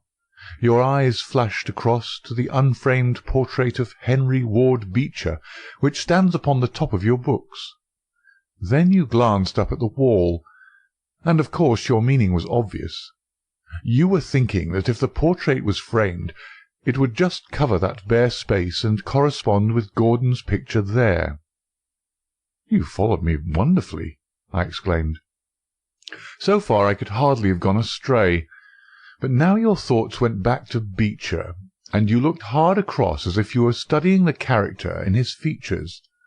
Then your eyes ceased to pucker, but you continued to look across, and your face was thoughtful. You were recalling the incidents of Beecher's career. I was well aware that you could not do this without thinking of the mission which he undertook on behalf of the North at the time of the Civil War, for I remember your expressing your passionate indignation at the way in which he was received by the more turbulent of our people. You felt so strongly about it that I knew you could not think of Beecher without thinking of that also. When a moment later I saw your eyes wander away from the picture, I suspected that your mind had now turned to the Civil War, and when I observed that your lips set, your eyes sparkled, and your hands clenched, I was positive that you were indeed thinking of the gallantry which was shown by both sides in that desperate struggle. But then again your face grew sadder. You shook your head. You were dwelling upon the sadness and horror and useless waste of life. Your hand stole towards your own old wound, and the smile quivered on your lips, which showed me that the ridiculous side of this method of settling international questions had forced itself upon your mind. At this point I agreed with you that it was preposterous, and was glad to find that all my deductions had been correct. "Absolutely," said I, "and now that you have explained it, I confess that I am as amazed as before." "It was very superficial, my dear Watson. I assure you I should not have intruded it upon your attention, had you not shown some incredulity the other day. But I have in my hands here a little problem which may prove to be more difficult of solution than my small essay in thought-reading. Have you observed in the paper a short paragraph referring to the remarkable contents of a packet sent through the post to Miss Cushing of Cross Street, Croydon?" "No, I saw nothing." "Ah, then you must have overlooked it. Just toss it over to me. Here it is, under the financial column. Perhaps you would be good enough to read it aloud." I picked up the paper, which she had thrown back to me, and read the paragraph indicated. It was headed, "A Gruesome Packet." "Miss Susan Cushing, living at Cross Street, Croydon, has been made the victim of what must be regarded as a peculiarly revolting practical joke, unless some more sinister meaning should prove to be attached to the incident. At 2 o'clock yesterday afternoon a small packet, wrapped in brown paper, was handed in by the postman. A cardboard box was inside, which was filled with coarse salt. On emptying this, Miss Cushing was horrified to find 2 human ears, apparently quite freshly severed. The box had been sent by parcel post from Belfast upon the morning before. There is no indication as to the sender, and the matter is the more mysterious as Miss Cushing, who is a maiden lady of 50, has led a most retired life and has so few acquaintances or correspondents that it is a rare event for her to receive anything through the post. Some years ago, however, when she retired at Penge, she let apartments in her house to 3 young medical students, whom she was obliged to get rid of on account of their noisy and irregular habits. The police are of opinion that this outrage may have been perpetrated upon Miss Cushing by these youths, who owed her a grudge, and who hoped to frighten her by sending her these relics of the dissecting rooms. Some probability is lent to the theory by the fact that one of these students came from the north of Ireland, and, to the best of Miss Cushing's belief, from Belfast. In the meantime the matter is being actively investigated, Mr. Lestrade, one of the very smartest of our detective officers, being in charge of the case." "So much for the Daily Chronicle," said Holmes as I finished reading. "Now for our friend Lestrade. I had a note from him this morning, in which he says, 'I think that this case is very much in your line. We have every hope of clearing the matter up, but we find a little difficulty in getting anything to work upon. We have, of course, wired to the Belfast post office, but a large number of parcels were handed in upon that day, and they have no means of identifying this particular one, or of remembering the sender. The box is a half-pound box of honeydew tobacco, and does not help us in any way. The medical student theory still appears to me to be the most feasible, but if you should have a few hours to spare, I should be very happy to see you out there. I shall be either at the house or in the police station all day. What say you, Watson? Can you rise superior to the heat and run down to Croydon with me on the off chance of a case for your annals? I was longing for something to do. You shall have it, then. Ring for our boots and tell them to order a cab. I'll be back in a moment when I have changed my dressing-gown and filled my cigar-case. A shower of rain fell while we were in the train, and the heat was far less oppressive in Croydon than in town. Holmes had sent on a wire so that Lestrade, as wiry, as dapper, and as ferret-like as ever, was waiting for us at the station.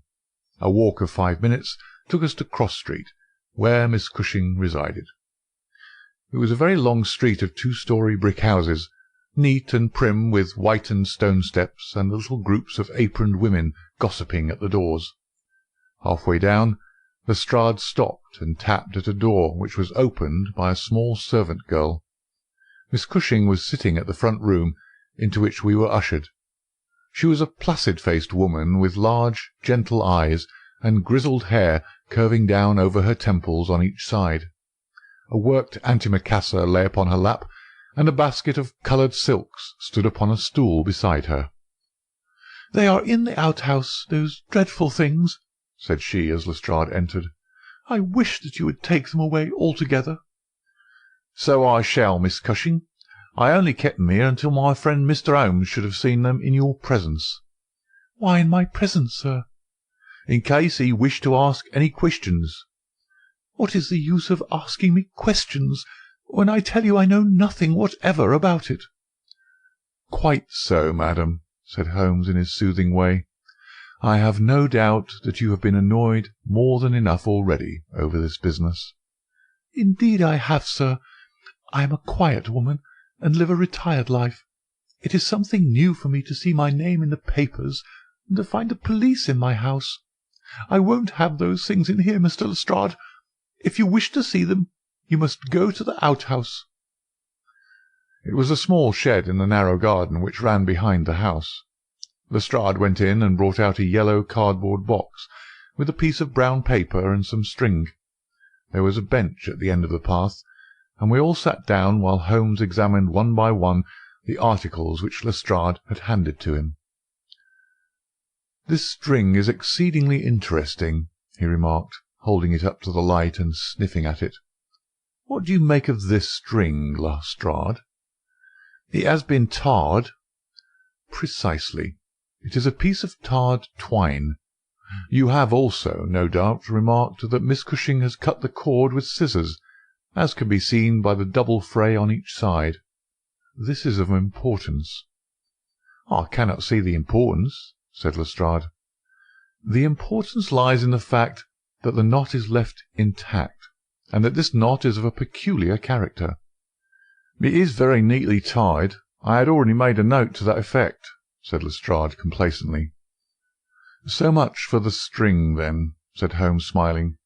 "Now for the box wrapper. Brown paper with a distinct smell of coffee. What, did you not observe it? I think there can be no doubt of it. Address printed in rather straggling characters. Miss S. Cushing, Cross Street, Croydon. Done with a broad-pointed pen, probably a J, and with very inferior ink. The word Croydon has been originally spelled with an I, which has been changed to Y. The parcel was directed then by a man.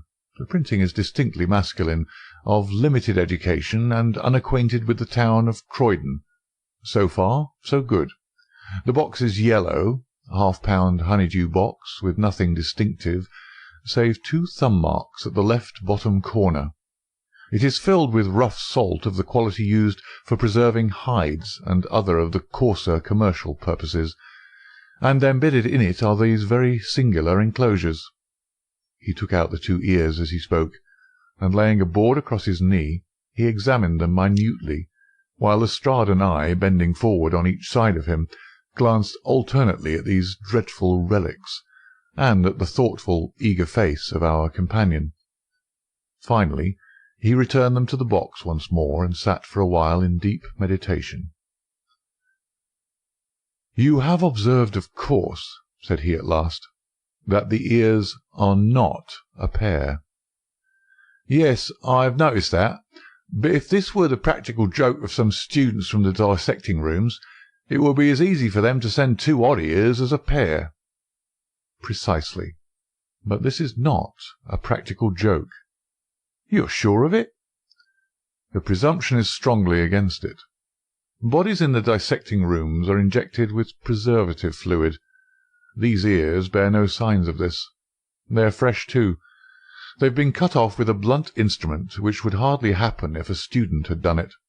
Again, carbolic or rectified spirits would be the preservatives which would suggest themselves to the medical mind, certainly not rough salt. I repeat that there is no practical joke here, but that we are investigating a serious crime." A vague thrill ran through me as I listened to my companion's words, and saw the stern gravity which had hardened his features. This brutal preliminary seemed to shadow forth some strange and inexplicable horror in the background. Lestrade, however, shook his head like a man who is only half convinced. "There are objections to the joke theory, no doubt," said he, "but there are much stronger reasons against the other. We know that this woman has led a most quiet and respectable life at Penge, and here for the last 20 years. She's hardly been away from her home for a day during that time. Why on earth, then, should any criminal send her the proofs of his guilt, especially as, unless she is a most consummate actress, she understands quite as little of the matter as we do?" "That is the problem which we have to solve," Holmes answered, "and for my part I shall set about it by presuming that my reasoning is correct, and that a double murder has been committed. One of these ears is a woman's, small, finely formed, and pierced for an earring. The other is a man's, sunburned, discoloured, and also pierced for an earring. These 2 people are presumably dead, or we should have heard their story before now. To-day is Friday. The packet was posted on Thursday morning. The tragedy, then, occurred on Wednesday or Tuesday, or earlier. If the 2 people were murdered, who but their murderer would have sent this sign of his work to Miss Cushing? We may take it that the sender of the packet is the man whom we want. But he must have some strong reason for sending Miss Cushing this packet. What reason, then? It must have been to tell her that the deed was done, or to pain her, perhaps. But in that case she knows who it is. Does she know? I doubt it. If she knew, why, she should call the police in. She might have buried the ears, and no one would have been the wiser. That is what she would have done if she had wished to shield the criminal. But if she does not wish to shield him, she would give his name. There is a tangle here which needs straightening out." He had been talking in a high, quick voice, staring blankly up over the garden fence, but now he sprang briskly to his feet and walked towards the house. "I have a few questions to ask Miss Cushing," said he.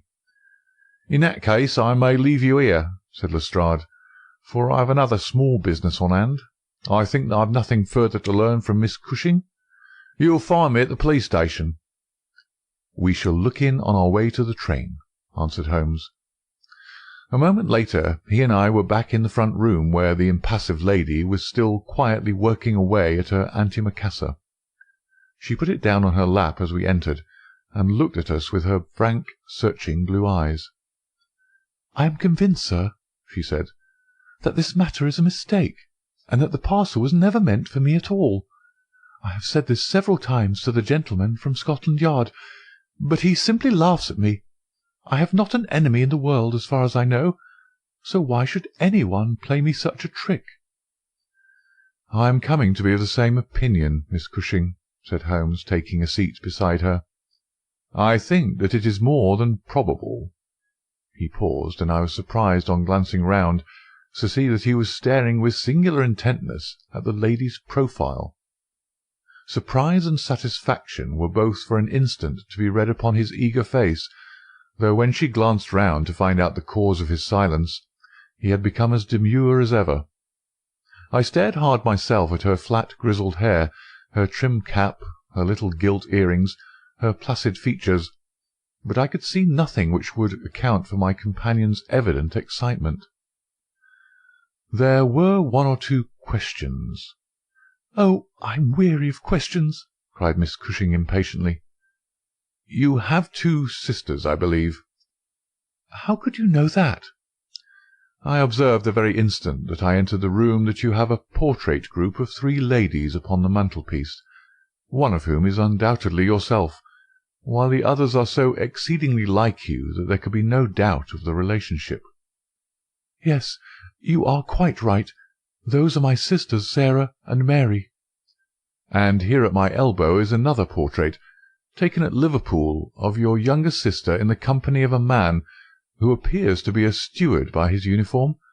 I observed that she was unmarried at the time." "You are very quick at observing." "That is my trade." "Well, you are quite right, but she was married to Mr. Browner a few days afterwards.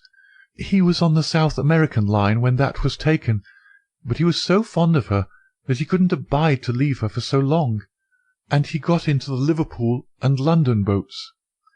"Ah, the Conqueror, perhaps?" "No, the May Day, when last I heard. Jim came down here to see me once. That was before he broke the pledge. But afterwards he would always take drink when he was ashore, and a little drink would send him stark staring mad. Ah, it was a bad day that ever he took a glass in his hand again. First he dropped me, then he quarrelled with Sarah, and now that Mary has stopped writing, we don't know how things are going with them." It was evident that Miss Cushing had come upon a subject on which she felt very deeply. Like most people who lead a lonely life, she was shy at first, but ended by becoming extremely communicative. She told us many details about her brother-in-law the steward, and then, wandering off on the subject of her former lodgers, the medical students, she gave us a long account of their delinquencies, with their names and those of their hospitals. Holmes listened attentively to everything, throwing in a question from time to time. "About your second sister Sarah," said he, "I wonder, since you are both maiden ladies, that you do not keep house together." "Ah, you don't know Sarah's temper, or you would wonder no more. I tried it when I came to Croydon, and we kept on until about 2 months ago, when we had to part. I don't want to say a word against my own sister, but she was always meddlesome and hard to please, was Sarah."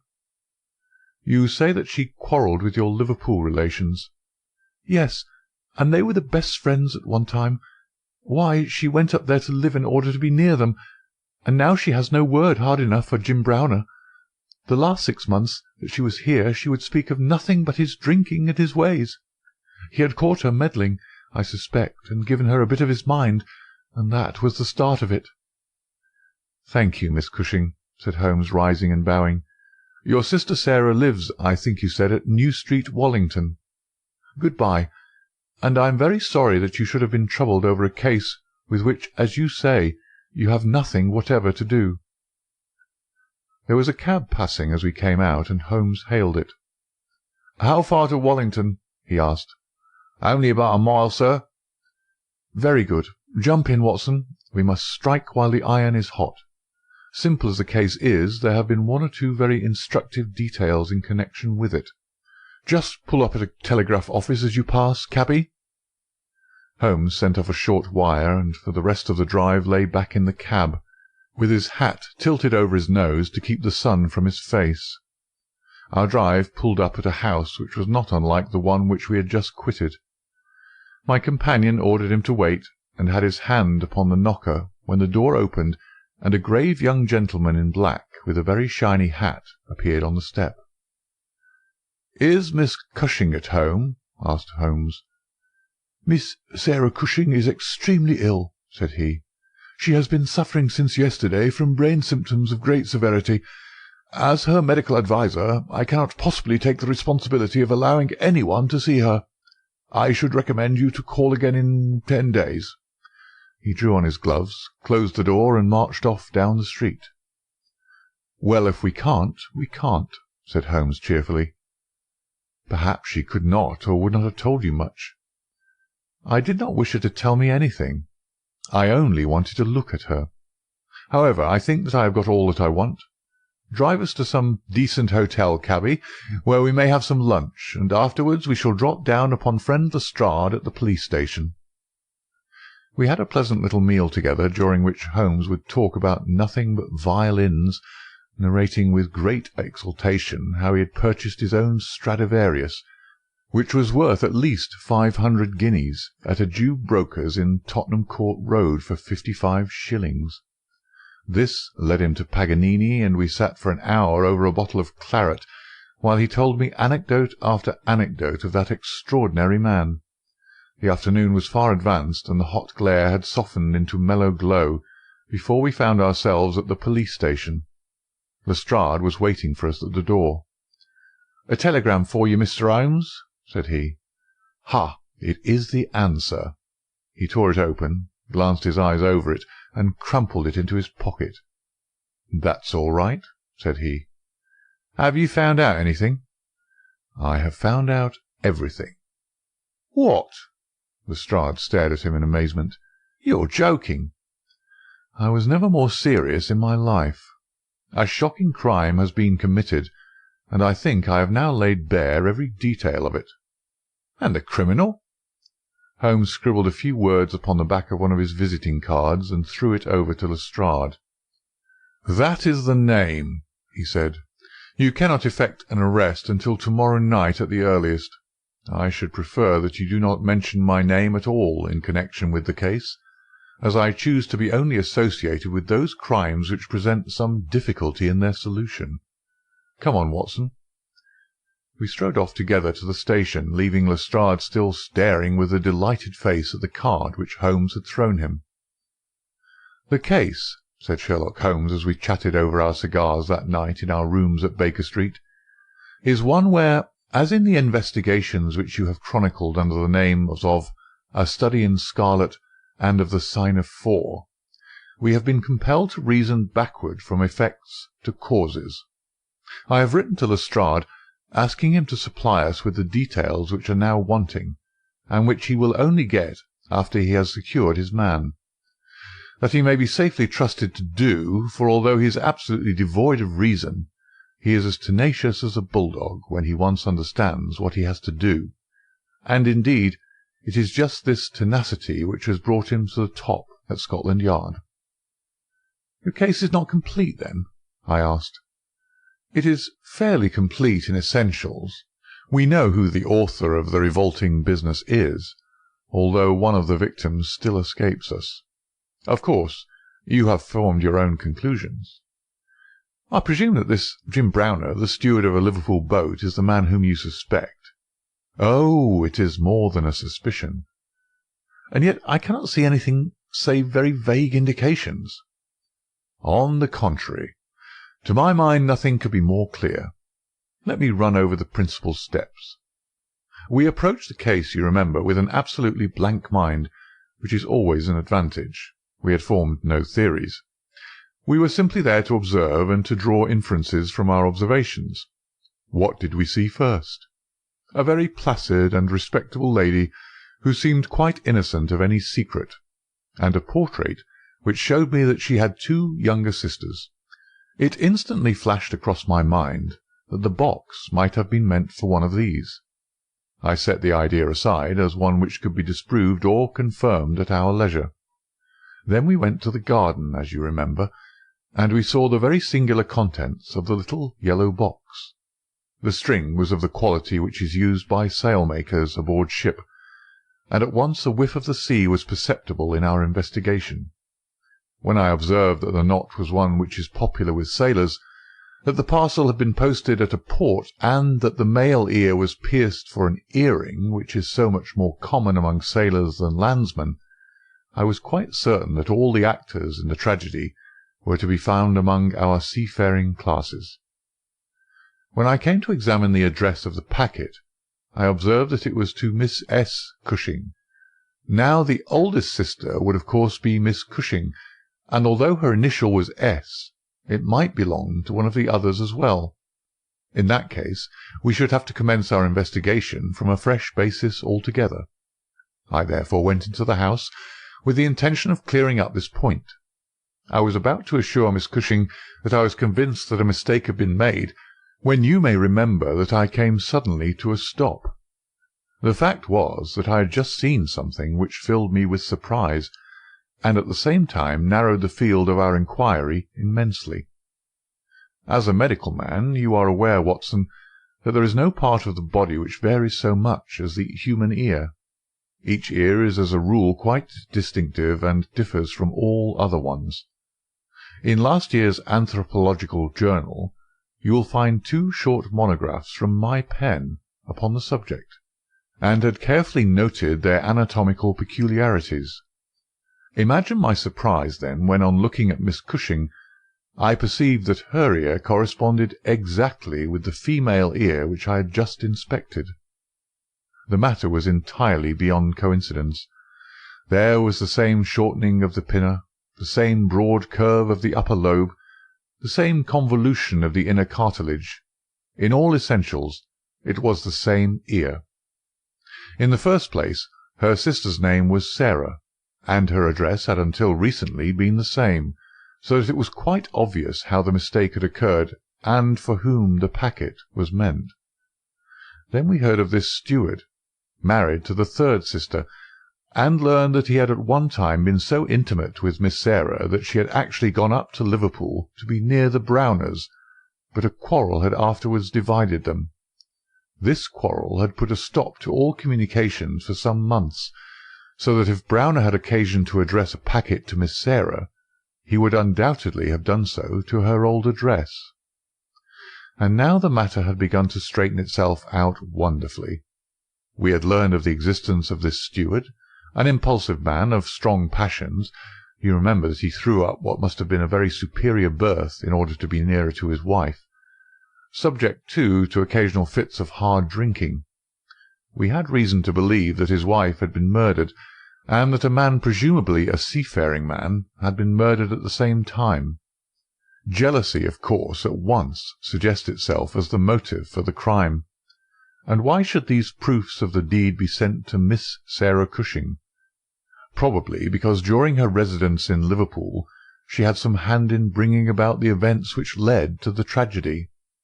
You will observe that this line of boats call at Belfast, Dublin, and Waterford, so that, presuming that Browner had committed the deed, and had embarked at once upon his steamer, the Mayday, Belfast would be the first place at which he could post his terrible packet. A second solution was at this stage obviously possible, and although I thought it exceedingly unlikely, I was determined to elucidate it before going further. An unsuccessful lover might have killed Mr. Browner and Mrs. Browner, and the male ear might have belonged to the husband. There were many grave objections to this theory, but it was conceivable. I therefore sent off a telegram to my friend Algar of the Liverpool force, and asked him to find out if Mrs. Browner were at home, and if Browner had departed in the Mayday. Then we went on to Wallington to visit Miss Sarah. I was curious in the first place to see how far the family ear had been reproduced in her. Then, of course, she might give us very important information. But I was not sanguine that she would. She must have heard of the business the day before, since all Croydon was ringing with it, and she alone could have understood for whom the packet was meant. If she had been willing to help justice, she would probably have communicated with the police already. However, it was clearly our duty to see her, so we went. We found that the news of the arrival of the packet, for her illness dated from that time, had such an effect upon her as to bring on brain fever. It was clearer than ever that she understood its full significance, but equally clear that we should have to wait for some time for any assistance from her. However, we were really independent of her help. Our answers were waiting for us at the police station, where I had directed Algar to send them. Nothing could be more conclusive. Mrs. Browner's house had been closed for more than 3 days, and the neighbours were of opinion that she had gone south to see her relatives. It had been ascertained at the shipping offices that Browner had left aboard the Mayday, and I calculate that she is due in the Thames tomorrow night. When he arrives, he will be met by the obtuse but resolute Lestrade, and I have no doubt that we shall have all our details filled in. Sherlock Holmes was not disappointed in his expectations.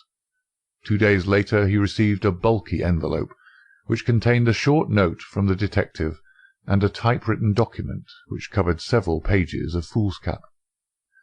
"Lestrade has got him all right," said Holmes, glancing up at me. "Perhaps it would interest you to hear what he says." "My dear Mr. Holmes, in accordance with the scheme which we had formed in order to test our theories—" "The we is rather fine, Watson, is it not?" "I went down to the Albert Dock yesterday at 6 p.m. and boarded the SS Mayday, belonging to the Liverpool, Dublin and London Steam Packet Company. On inquiry, I found that there was a steward on board of the name of James Browner, and that he had acted during the voyage in such an extraordinary manner that the captain had been compelled to relieve him of his duties. On descending to his berth, I found him seated upon a chest with his head sunk upon his hands, rocking himself to and fro. He's a big, powerful chap, clean-shaven and very swarthy, something like Aldridge, who helped us in the bogus laundry affair. He jumped up when he heard my business, and I had my whistle to my lips to call a couple of river police who were round the corner, but he seemed to have no heart in him, and he held out his hands quietly enough for the darbies. We brought him along to the cells, and his box as well, for we thought there might be something incriminating, but bar a big sharp knife, such as most sailors have, we got nothing for our trouble. However, we find that we shall want no more evidence, for on being brought before the inspector at the station, he asked leave to make a statement, which was of course taken down just as he made it by our shorthand man. We had 3 copies typewritten, one of which I enclose. The affair proves, as I always thought it would, to be an extremely simple one.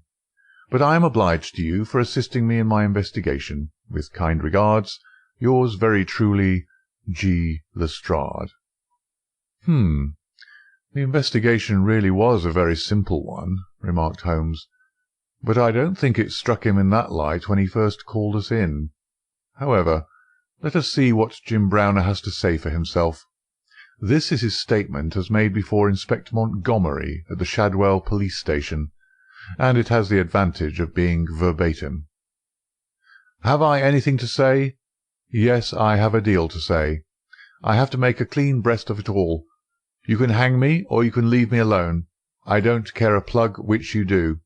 I tell you I've not shut an eye in sleep since I did it, and I don't believe I ever will again until I get past all waking. Sometimes it's his face, but most generally it's hers. I'm never without one or the other before me. He looks frowning and black-like, but she has a kind of surprise upon her face. I, the white lamb, she might well be surprised when she read death on a face that had seldom looked anything but love upon her before. But it was Sarah's fault, and may the curse of a broken man put a blight on her and set the blood rotting in her veins. It's not that I want to clear myself. I know that I went back to drink, like the beast that I was. But she would have forgiven me, she would have stuck as close to me as rope to a block, if that woman had never darkened our door. For Sarah Cushing loved me. That's the root of the business. She loved me until all her love turned to poisonous hate, when she knew that I thought more of my wife's footmark in the mud than I did of her whole body and soul. There were 3 sisters altogether. The old one was just a good woman, the second was a devil, and the third was an angel. Sarah was 33, and Mary was 29 when I married. We were just as happy as the day was long when we set up house together, and in all Liverpool there was no better woman than my Mary. And then we asked Sarah up for a week, and the week grew into a month, and one thing led to another until she was just one of ourselves. I was blue ribbon at that time, and we were putting a little money by, and all was as bright as a new dollar. My God, whoever would have thought that it would have come to this? Whoever would have dreamed it? I used to be home for the weekends very often, and sometimes if the ship were held back for cargo I would have a whole week at a time. and in this way I saw a deal of my sister-in-law Sarah. She was a fine tall woman, black and quick and fierce, with a proud way of carrying her head, and a glint from her eye like a spark from a flint. But when little Mary was there I had never thought of her, and that I swear as I hope for God's mercy. It had seemed to me sometimes that she liked to be alone with me, or to coax me out for a walk with her, but I had never thought anything of that. But one evening my eyes were opened. I had come up from the ship and found my wife out, but Sarah at home. "Where's Mary?" I asked. "Oh, she's gone to pay some accounts." I was impatient and paced up and down the room. "Can't you be happy for 5 minutes without Mary, Jim?" says she. "It's a bad compliment to me that you can't be contented with my society for so short a time." "That's all right, my lass," said I, putting out my hand toward her in a kindly way, but she had it in both hers in an instant, and they burned as if they were in a fever. I looked into her eyes, and I read it all there. There was no need for her to speak, nor for me either. I frowned and drew my hand away, and she stood by my side in silence for a bit, and then put up her hand and patted me on the shoulder. "Steady, old Jim," said she, and with a kind of mocking laugh she ran out of the room. Well, from that time Sarah hated me with her whole heart and soul, and she is a woman who can hate too. I was a fool to let her go on biding with us, a besotted fool, but I never said a word to Mary, for I knew it would grieve her. Things went on much as before, but after a time I began to find that there was a bit of a change in Mary herself. She had always been so trusting and so innocent, but now she became queer and suspicious, wanting to know where I'd been, and what I'd been doing, and whom my letters were from, and what I had in my pockets, and 1,000 such follies. Day by day she grew queerer and more irritable, and we had ceaseless rows about nothing. I was fairly puzzled by it all. Sarah avoided me now, but she and Mary were just inseparable. I can see now how she was plotting and scheming and poisoning my wife's mind against me, but I was such a blind beetle that I could not understand it at the time. Then I broke my blue ribbon and began to drink again, but I think I should not have done it if Mary had been the same as ever. She had some reason to be disgusted with me now, and the gap between us began to be wider and wider. And then this Alec Fairbairn chipped in, and things became 1,000 times blacker. It was to see Sarah's he came to my house first, but soon it was to see us, for he was a man with winning ways, and he made friends wherever he went. He was a dashing, swaggering chap, smart and curled, who'd seen half the world and could talk of what he'd seen. He was good company, I won't deny it, and he had wonderful polite ways with him for a sailor-man, so that I think there must have been a time when he knew more of the poop than the forecastle. For a month he was in and out of my house, and never once did it cross my mind that harm might come of his soft, tricky ways. And then at last something made me suspect, and from that day my peace was gone for ever. It was only a little thing, too. I had come into the parlour unexpected, and as I walked in at the door I saw a light of welcome on my wife's face. But as she saw who it was, it faded again, and she turned away with a look of disappointment. That was enough for me. There was no one but Alec Fairbairn whose step she could have mistaken for mine. If I could have seen him, then I should have killed him, for I have always been like a madman when my temper gets loose. Mary saw the devil's light in my eyes, and she ran forward with her hands on my sleeve. "Don't, Jim, don't," says she. "Where's Sarah?" I asked. "In the kitchen," says she. "Sarah," says I, as I went in, "this man Fairbairn is never to darken my door again." "Why not?" says she. "Because I order it." "Oh," says she, "if my friends are not good enough for this house, then I'm not good enough for it either." "You can do what you like," says I, "but if Fairbairn shows his face here again, I'll send you one of his ears for a keepsake." She was frightened by my face, I think, for she never answered a word, and the same evening she left my house. Well, I don't know now whether it was pure devilry on the part of this woman, or whether she thought that she could turn me against my wife by encouraging her to misbehave. Anyway, she took a house just 2 streets off and let lodgings to sailors. Fairbairn used to stay there, and Mary would go round to have tea with her sister and him. How often she went I don't know, but I followed her one day, and as I broke in at the door, Fairbairn got away over the back garden wall like the cowardly skunk that he was. I swore to my wife that I would kill her if I found her in his company again, and I led her back with me, sobbing and trembling, and as white as a piece of paper. There was no trace of love between us any longer. I could see that she hated me and feared me, and when the thought of it drove me to drink, then she despised me as well. Well, Sarah found that she could not make a living in Liverpool, so she went back, as I understand, to live with her sister in Croydon, and things jogged on much the same as ever at home. And then came this week, and all the misery and ruin. It was in this way. We'd gone on the May Day for a round voyage of 7 days, but a hogshead got loose and started one of our plates, so we had to get back into port for 12 hours. I left the ship and came home, thinking what a surprise it would be for my wife, and hoping that maybe she would be glad to see me so soon. The thought was in my head as I turned into my own street, and at that moment a cab passed me, and there she was, sitting by the side of Fairbairn, the two chatting and laughing, with never a thought for me as I stood watching them from the footpath. I tell you, and I give you my word for it, that from that moment I was not my own master, and it is all like a dim dream when I look back on it. I've been drinking hard of late, and the two things together fairly turned my brain. There's something throbbing in my head now, like a docker's hammer, but that morning I seemed to have all Niagara whizzing and buzzing in my ears. It was just as if they'd been given into my hands. There was a bit of a haze, and you could not see more than a few 100 yards.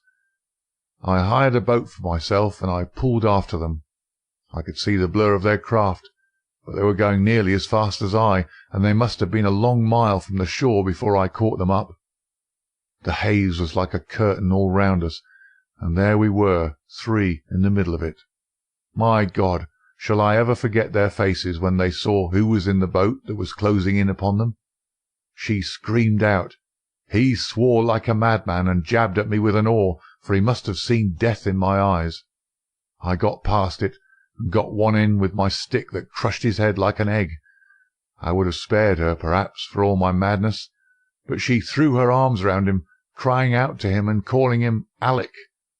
I struck again, and she lay stretched beside him. I was like a wild beast then that had tasted blood. If Sarah had been there, by the Lord, she would have joined them. I pulled out my knife, and, well, there, I've said enough. It gave me a kind of savage joy when I thought how Sarah would feel when she had such signs as these of what her meddling had brought about. Then I tied the bodies into the boat, stove a plank, and stood by until they had sunk. I knew very well that the owner would think that they'd lost their bearings in the haze, and had drifted off out to sea. I cleaned myself up, got back to land, and joined my ship without a soul having a suspicion of what had passed. That night I made up the packet for Sarah Cushing, and next day I sent it from Belfast. There you have the whole truth of it. You can hang me, or do what you like with me, but you cannot punish me as I have been punished already. I cannot shut my eyes but I see those two faces staring at me as they stared when my boat broke through the haze. I killed them quick, but they're killing me slow, and if I have another night of it, I shall be either mad or dead before morning. You won't put me alone into a cell, sir. For pity's sake, don't, and may you be treated in your day of agony as you treat me now." "What is the meaning of it, Watson?" said Holmes solemnly, as he laid down the paper. "What object is served by this circle of misery and violence and fear? It must tend to some end, or else our universe is ruled by chance, which is unthinkable. But what end? There is the great standing perennial problem, to which human reason is as far from an answer as ever." Adventure 3. The Adventure of the Red Circle. "Well, Mrs. Warren, I cannot see that you have any particular cause for uneasiness, nor do I understand why I, whose time is of some value, should interfere in the matter. I really have other things to engage me."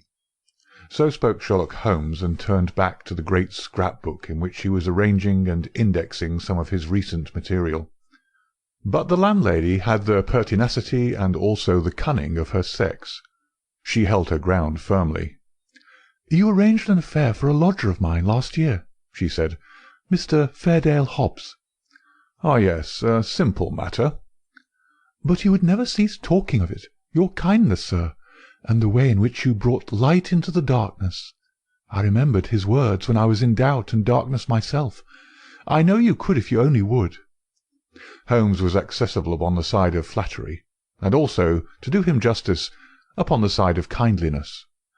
The two forces made him lay down his gum-brush with a sigh of resignation, and push back his chair.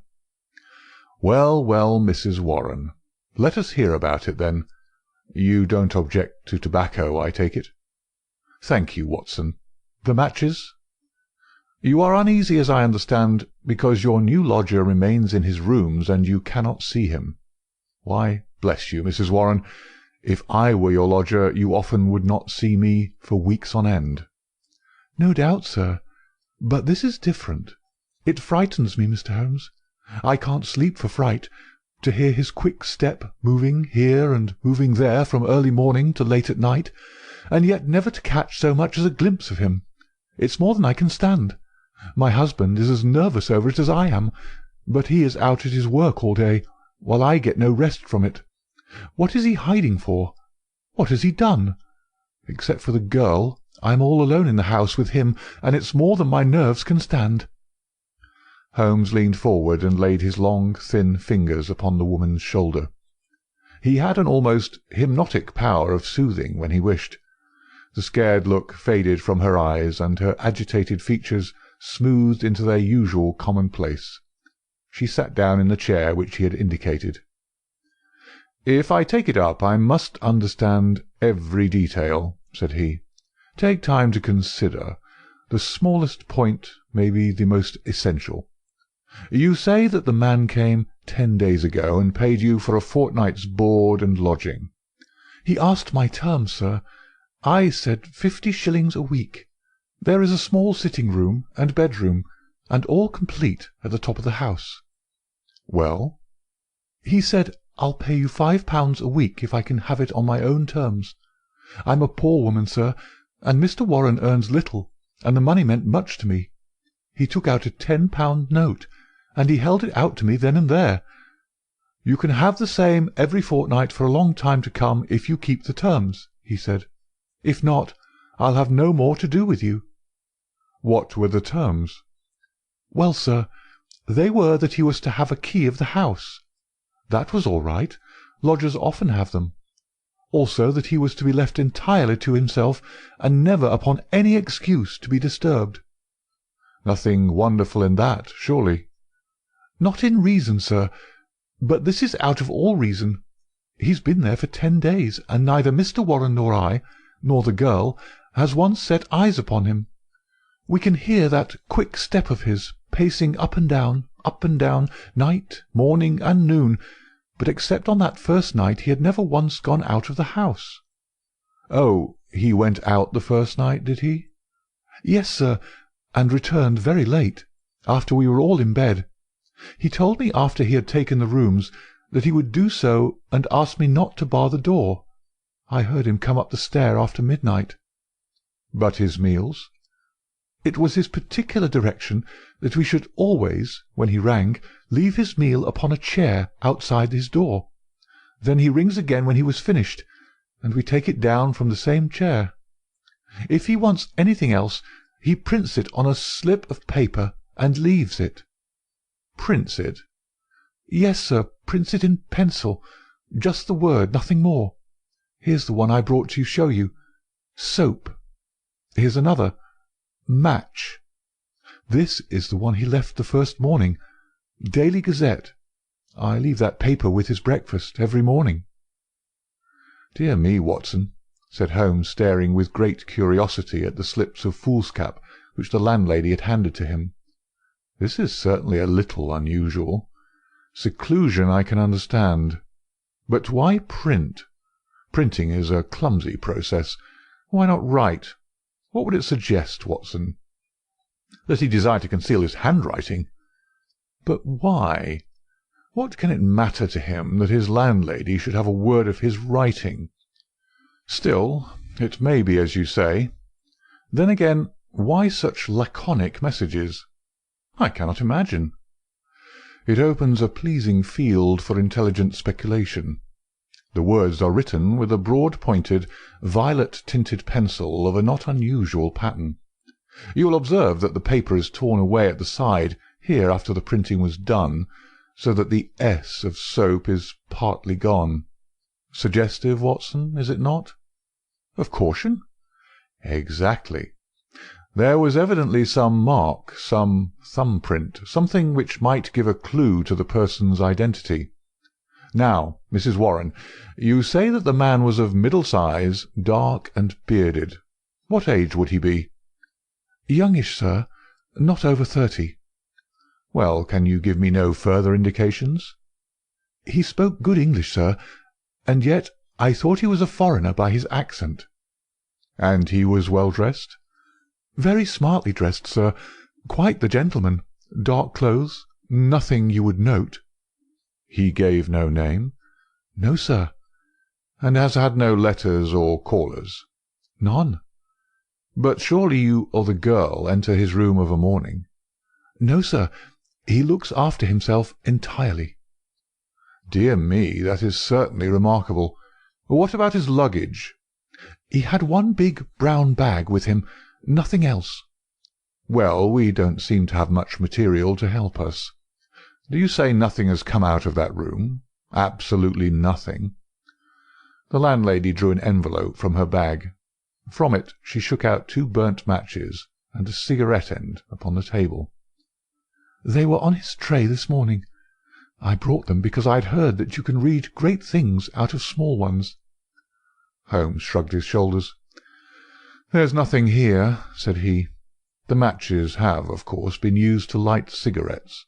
That is obvious from the shortness of the burnt end. Half the match is consumed in lighting a pipe or cigar. But, dear me, this cigarette stub is certainly remarkable.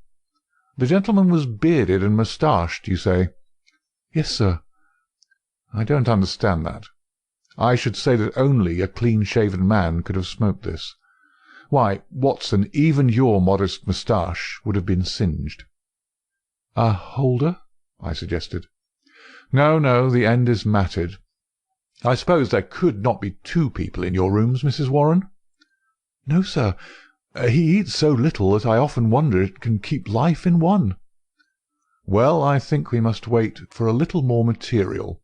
After all, you have nothing to complain of. You have received your rent, and he is not a troublesome lodger, though he is certainly an unusual one. He pays you well, and if he chooses to lie concealed it is no direct business of yours. We have no excuse for an intrusion upon his privacy until we have some reason to think that there is a guilty reason for it. I've taken up the matter, and I won't lose sight of it. Report to me if anything fresh occurs, and rely upon my assistance if it should be needed." "There are certainly some points of interest in this case, Watson," he remarked when the landlady had left us. "It may, of course, be trivial, individual eccentricity, or it may be very much deeper than appears on the surface. The first thing that strikes one is the obvious possibility that the person now in the rooms may be entirely different from the one who engaged them." "Why should you think so?" "Well, apart from this cigarette-end, was it not suggestive that the only time the lodger went out was immediately after his taking the rooms? He came back, or someone came back, when all witnesses were out of the way. We have no proof that the person who came back was the person who went out. Then again, the man who took the room spoke English well. This other, however, prints match, when it should have been matches. I can imagine that the word was taken out of a dictionary, which would give the noun, but not the plural. The laconic style may be to conceal the absence of knowledge of English. Yes, Watson, there are good reasons to suspect there has been a substitution of lodgers." But for what possible end? Ah, there lies our problem. There is one rather obvious line of investigation.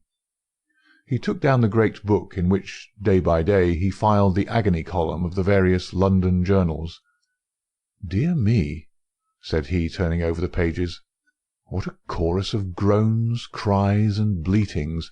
What a rag-bag of singular happenings! But surely the most valuable hunting-ground that ever was given to a student of the unusual. This person is alone, and cannot be approached by letter without a breach of that absolute secrecy which is desired. How is any news or any message to reach him from without? Obviously by advertisement through a newspaper. There seems no other way, and fortunately we need concern ourselves with one paper only. Here are the Daily Gazette extracts of the last fortnight. Lady with a black boa at Prince's Skating Club. That we may pass. Surely Jimmy will not break his mother's heart. That appears to be irrelevant. If the lady who fainted on Brixton bus, she does not interest me. Every day my heart longs, bleat, Watson, unmitigated bleat. Ah, this is a little more possible. Listen to this. Be patient, we'll find some sure means of communications. Meanwhile this column, G. That is 2 days after Mrs. Warren's lodger arrived. It sounds plausible, does it not? The mysterious one could understand English, even if he could not print it. Let us see if we can pick up the trace again. Yes, here we are, 3 days later. Am making successful arrangements. Patience and prudence. The clouds will pass. G. Nothing for a week after that. Then comes something much more definite. The path is clearing. If I find chance signal, message remember code agreed. 1A, 2B, and so on. You will hear soon. G. That was in yesterday's paper, and there is nothing in today's. It's all very appropriate to Mrs. Warren's lodger. If we wait a little, Watson, I don't doubt that the affair will grow more intelligible.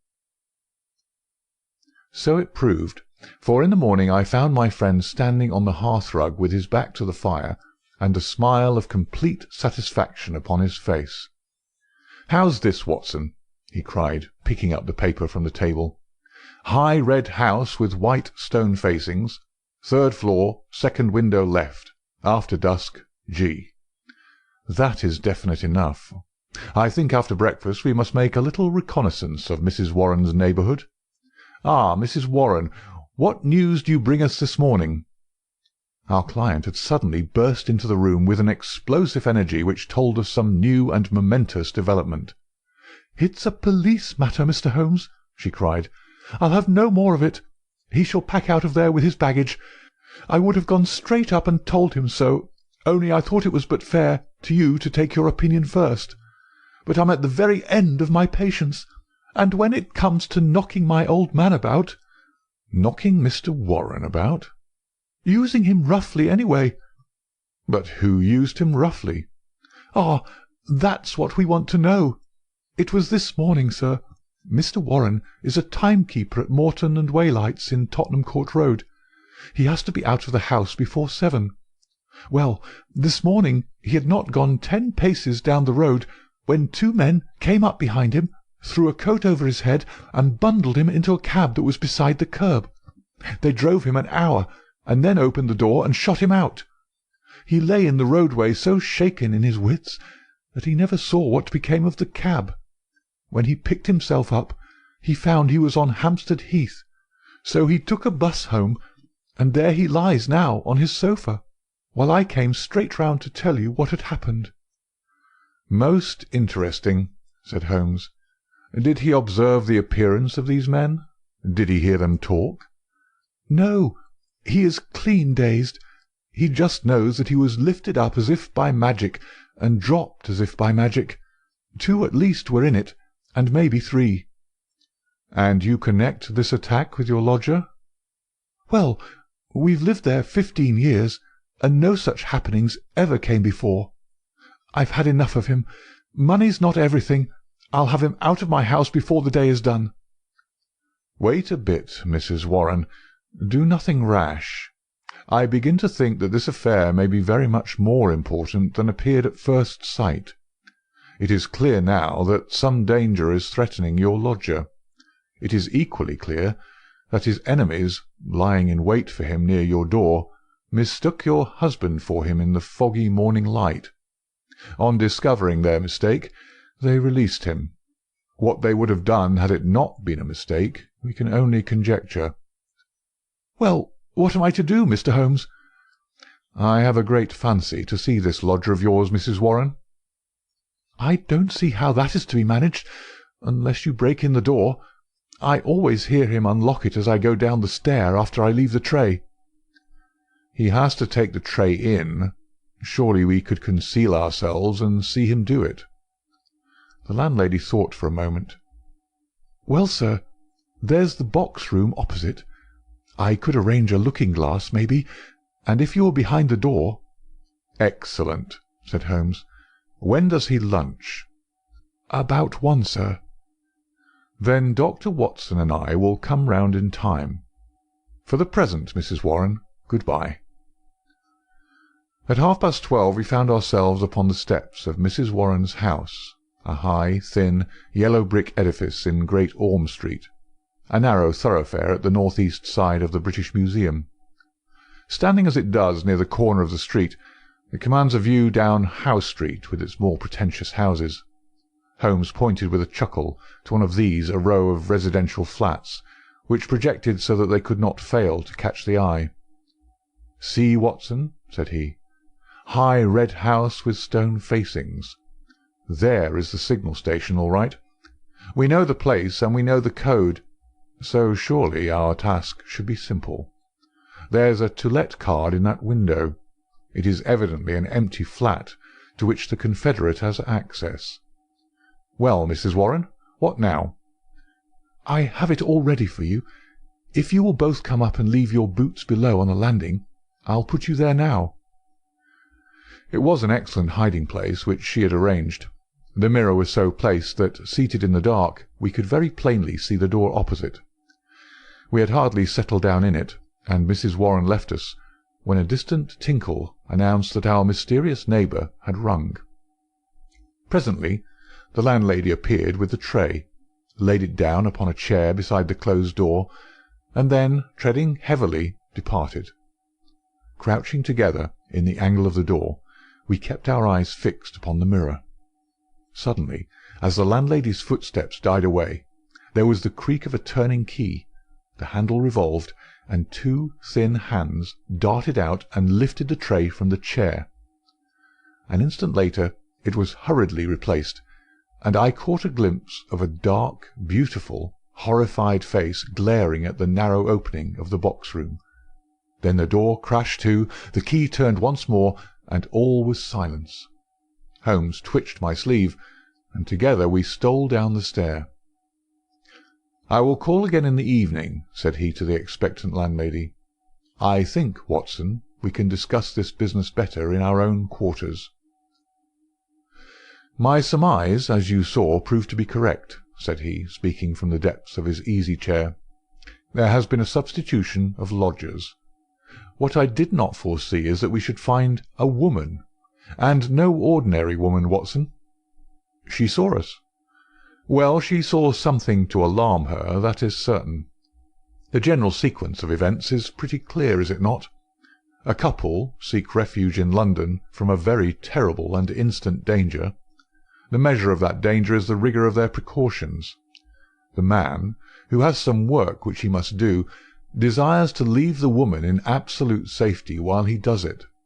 It is not an easy problem, but he solved it in an original fashion, and so effectively that her presence was not even known to the landlady who supplies her with food. The printed messages, as is now evident, were to prevent her sex being discovered by her writing. The man cannot come near the woman, or he will guide their enemies to her. Since he cannot communicate with her direct, he has recourse to the agony column of a paper. So far all is clear. But what is at the root of it? Ah, yes, Watson, severely practical as usual. What is at the root of it all? Mrs. Warren's whimsical problem enlarges somewhat and assumes a more sinister aspect as we proceed. This much we can say, that it is no ordinary love escapade. You saw the woman's face at the sign of danger. We have heard, too, of the attack upon the landlord, which was undoubtedly meant for the lodger. These alarms, and the desperate need for secrecy, argue that the matter is one of life or death. The attack upon Mr. Warren further shows that the enemy, whoever they are themselves not aware of the substitution of the female lodger for the male. It is very curious and complex, Watson. Why should you go further in it? What have you to gain from it? What indeed? It is art for art's sake, Watson. I suppose when you doctored you found yourself studying cases without thought of a fee? For my education, Holmes. Education never ends, Watson. It is a series of lessons with the greatest for the last. This is an instructive case. There is neither money nor credit in it, and yet one would wish to tidy it up. When dusk comes, we should find ourselves one stage advanced in our investigation. When we returned to Mrs. Warren's rooms, the gloom of a London winter evening had thickened into one grey curtain, a dead monotone of colour, broken only by the sharp yellow squares of the windows and the blurred halos of the gas-lamps. As we peered from the darkened sitting-room of the lodging-house, one more dim light glimmered high up through the obscurity. "Someone is moving in that room," said Holmes in a whisper, his gaunt and eager face thrust forward to the window-pane. "Yes, I can see his shadow. There he is again. He has a candle in his hand. Now he is peering across. He wants to be sure that she is on the lookout. Now he begins to flash. Take the message also, Watson, that we may check each other. A single flash, that is A, surely. Now then, how many did you make it? 20? So did I. That should mean T. A-T. That's intelligible enough. Another T? Surely this is the beginning of a second word. Now then, tenta.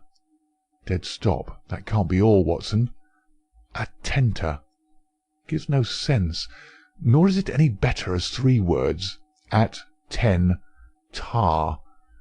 Unless T-A are a person's initials. There it goes again. What's that?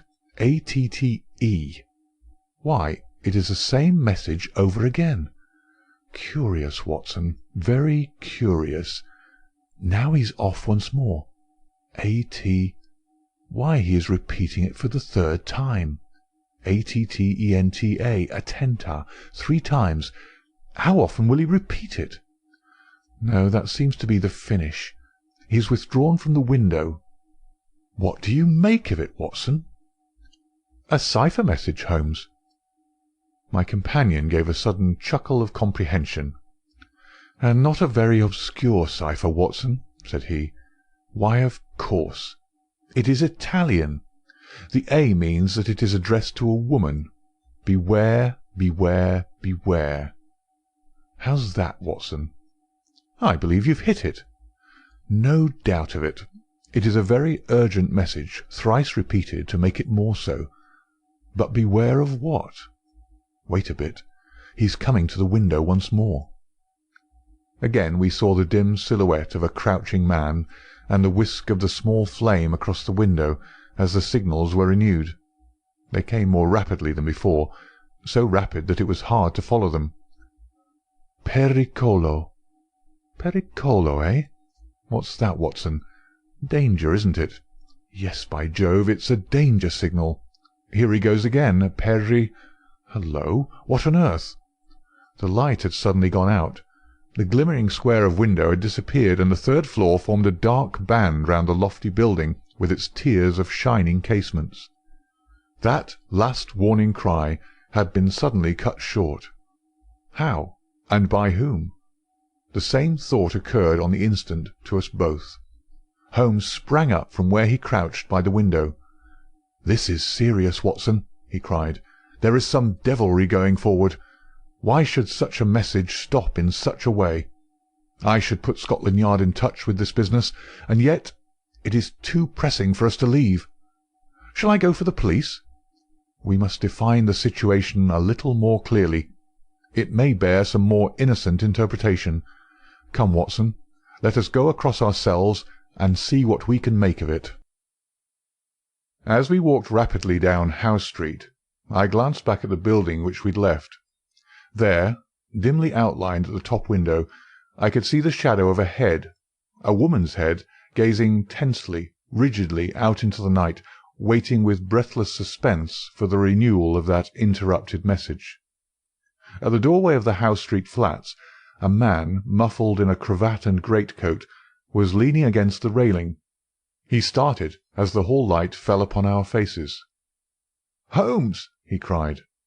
"Why, Gregson," said my companion as he shook hands with the Scotland Yard detective.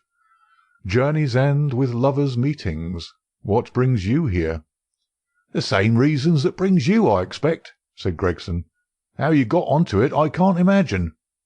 "Different threads, but leading up to the same tangle. I've been taking the signals." "Signals?" "Yes, from that window. They broke off in the middle. We came over to see the reason, but since it is safe in your hands I see no object in continuing this business." "Wait a bit," cried Gregson eagerly.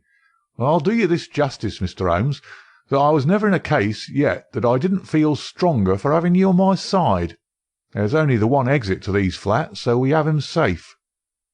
"Who is he?" Well, we score over you for once, Mr. Holmes. You must give us best this time." He struck his stick sharply upon the ground, on which a cabman, his whip in his hand, sauntered over from a four-wheeler which stood on the far side of the street.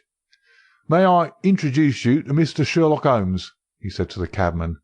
"This is Mr. Leverton of Pinkerton's American Agency." "The hero of the Long Island cave mystery," said Holmes. "Sir, I am pleased to meet you." The American, a quiet, business-like young man with a clean-shaven, hatchet face, flushed up at the words of commendation. "I am on the trail of my life now, Mr. Holmes," said he. "If I can get Giordano—" "What, Giordano of the Red Circle?" "Oh, he has a European fame, has he? Well, we've learned all about him in America. We know he's at the bottom of 50 murders, and yet we've nothing positive we can take on him. I tracked him over from New York, and I've been close to him for a week in London, waiting for some excuse to get my hand on his collar. Mr. Gregson and I ran him to ground in that big tenement house, and there's only one door, so he can't slip us. There's 3 folk come out since he went in, but I'll swear he wasn't one of them." "Mr. Holmes talks of signals," said Gregson. "I expect, as usual, he knows a good deal that we don't." In a few clear words, Holmes explained the situation as it had appeared to us. The American struck his hands together with vexation. "He's on to us," he cried. "Why do you think so?" "Well, it figures out that way, does it not? Here he is sending out messages to an accomplice. There are several of his gang in London. Then suddenly, just as by your own account he was telling them that there was danger, he broke short off. What could it mean except that from the window he had suddenly either caught sight of us in the street, or in some way come to understand how close the danger was, and he must act right away if he was to avoid it. What do you suggest, Mr. Holmes?" "That we go up at once and see for ourselves." "But we have no warrant for his arrest." "He is in unoccupied premises under suspicious circumstances," said Gregson. "That is good enough for the moment. When we have him by the heels, we can see if New York can't help us to keep him. I'll take the responsibility of arresting him now." Our official detectives may blunder in the matter of intelligence, but never in that of courage. Gregson climbed the stair to arrest this desperate murderer with the same absolutely quiet and business-like bearing with which he would have ascended the official staircase of Scotland Yard. The Pinkerton man had tried to push past him, but Gregson had firmly elbowed him back. London dangers were the privilege of the London force. The door of the left-hand flat upon the third landing was standing ajar. Gregson pushed it open. Within, all was absolute silence and darkness. I struck a match and lit the detective's lantern. As I did so, and as the flicker steadied into a flame, we all gave a gasp of surprise. On the deal boards of the carpetless floor there was outlined a fresh track of blood. The red steps pointed towards us and led away from an inner room, the door of which was closed. Gregson flung it open and held his light full blaze in front of him, while we all peered eagerly over his shoulders. In the middle of the floor of the empty room was huddled the figure of an enormous man. His clean-shaven, swarthy face, grotesquely horrible in its contortion, and his head encircled by a ghastly crimson halo of blood, lying in a broad wet circle upon the white woodwork. His knees were drawn up, his hands thrown out in agony, and from the centre of his broad, brown, upturned throat there projected the white haft of a knife driven blade-deep into his body. Giant as he was, the man must have gone down like a pole-axed ox before that terrific blow. Beside his right hand a most formidable horn-handled two-edged dagger lay upon the floor, and near it a black kid glove. "By George, it's Black Georgiano himself!" cried the American detective. "Someone has got ahead of us this time." "Here is the candle in the window, Mr. Holmes," said Gregson. "Why, whatever are you doing?" Holmes had stepped across, had lit the candle, and was passing it backward and forward across the window-panes. Then he peered into the darkness, blew the candle out, and threw it on the floor. "I rather think that will be helpful," said he. He came over and stood in deep thought while the two professionals were examining the body. "You say that 3 people came out from the flat while you were waiting downstairs," said he at last. "Did you observe them closely?" "Yes, I did." "Was there a fellow about 30, black-bearded, dark, of middle size?" "Yes, he was the last to pass me." "That is your man, I fancy. I can give you his description, and we have a very excellent outline of his footmark. That should be enough for you." "Not much, Mr. Holmes, among the millions of London." "Perhaps not. That is why I thought it best to summon this lady to your aid." We all turned round at the words. There, framed in the doorway, was a tall and beautiful woman, the mysterious lodger of Bloomsbury. Slowly she advanced, her face pale and drawn with a frightful apprehension, her eyes fixed and staring, her terrified gaze riveted upon the dark figure on the floor. "You have killed him," she muttered. "Oh, Dio mio, you have killed him." Then I heard a sudden sharp intake of her breath, and she sprang into the air with a cry of joy. Round and round the room she danced, her hands clapping, her dark eyes gleaming with delighted wonder, and 1,000 pretty Italian exclamations pouring from her lips. It was terrible and amazing to see such a woman, so convulsed with joy at such a sight.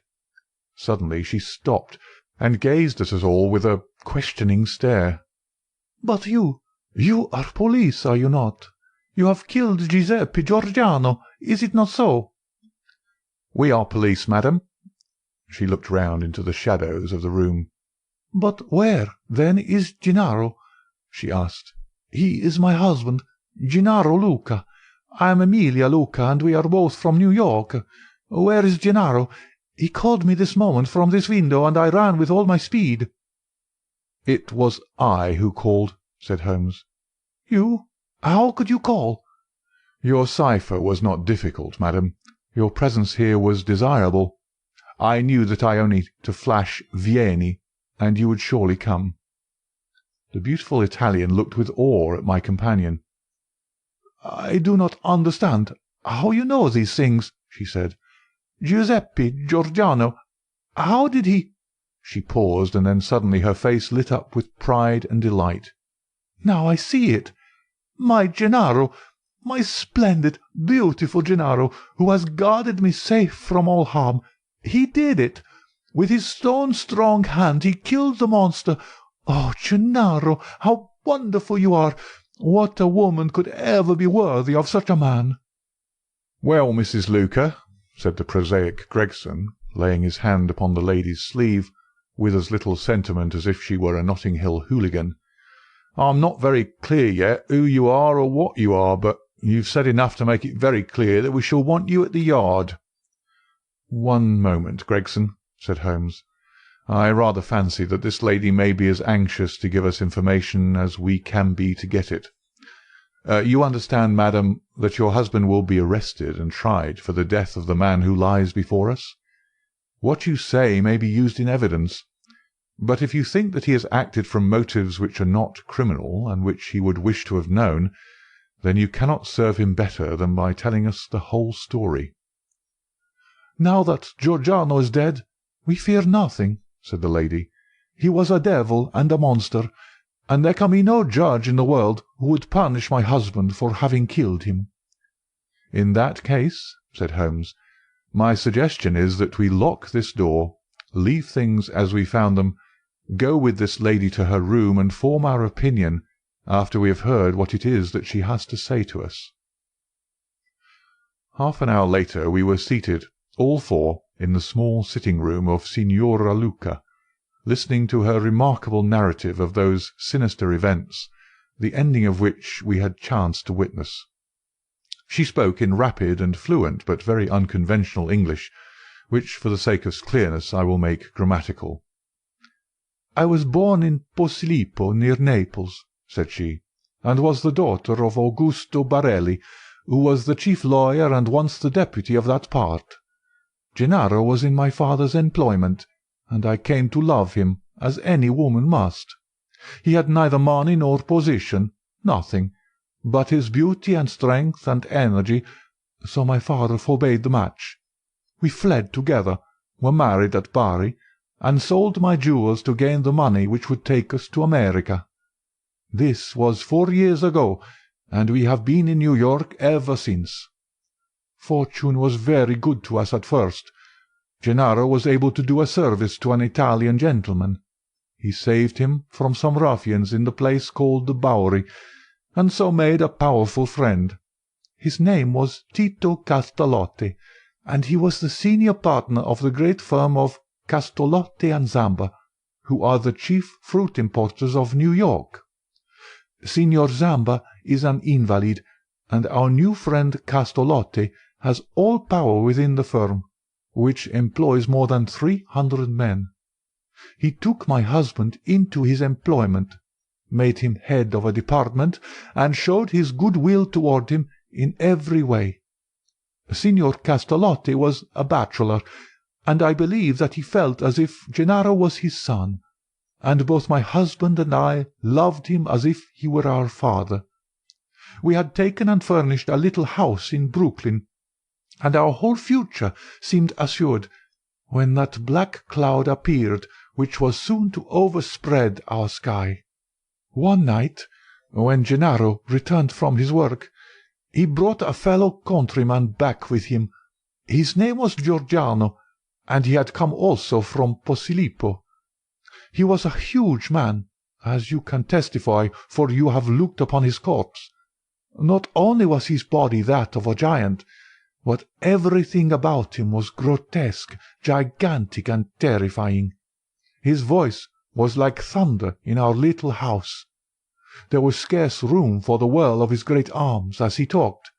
His thoughts, his emotions, his passions, all were exaggerated and monstrous. He talked, or rather roared, with such energy that others could but sit and listen, cowed with the mighty stream of words. His eyes blazed at you and held you at his mercy. He was a terrible and wonderful man. I thank God that he is dead. He came again and again, yet I was aware that Gennaro was no more happy than I was in his presence. My poor husband would sit pale and listless, listening to the endless raving upon politics and upon social questions which make up our visitors' conversation. Gennaro said nothing, but I, who knew him so well, could read in his face some emotion which I had never seen before. At first I thought that it was dislike, and then gradually I understood that it was more than dislike. It was fear, a deep, secret, shrinking fear.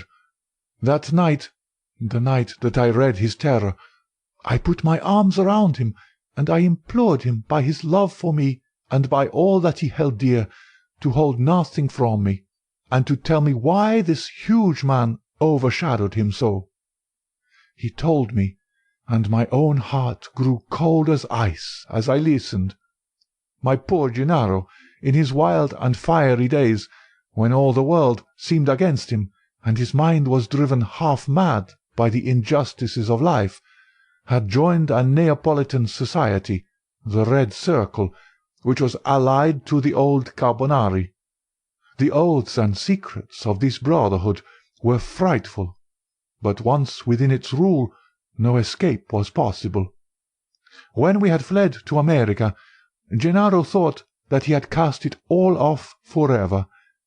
What was his horror one evening to meet in the streets the very man who had initiated him in Naples, the giant Giorgiano, a man who had earned the name of Death in the south of Italy, for he was red to the elbow in murder. He had come to New York to avoid the Italian police, and he had already planted a branch of this dreadful society in his new home. All this Gennaro told me, and showed me a summons which he had received that very day, a red circle drawn upon the head of it, telling him that a lodge would be held upon a certain date, and that his presence at it was required and ordered. That was bad enough, but worse was to come.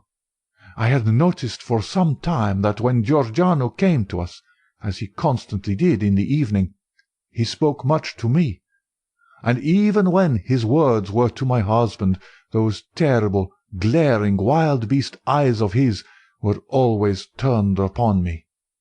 One night his secret came out. I had awakened what he called love within him, the love of a brute, a savage. Gennaro had not yet returned when he came.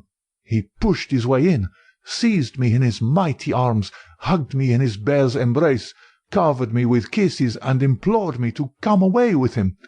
I was struggling and screaming when Gennaro entered and attacked him. He struck Gennaro senseless and fled from the house, which he has never more to enter. It was a deadly enemy that we made that night. A few days later came the meeting. Gennaro returned from it, with a face which told me that something dreadful had occurred. It was worse than we could have imagined possible. The funds of the society were raised by blackmailing rich Italians and threatening them with violence should they refuse the money. It seems that Castolotte, our dear friend and benefactor, had been approached. He had refused to yield to threats, and he had handed the notices to the police. It was resolved now that such an example should be made of them as would prevent any other victim from rebelling.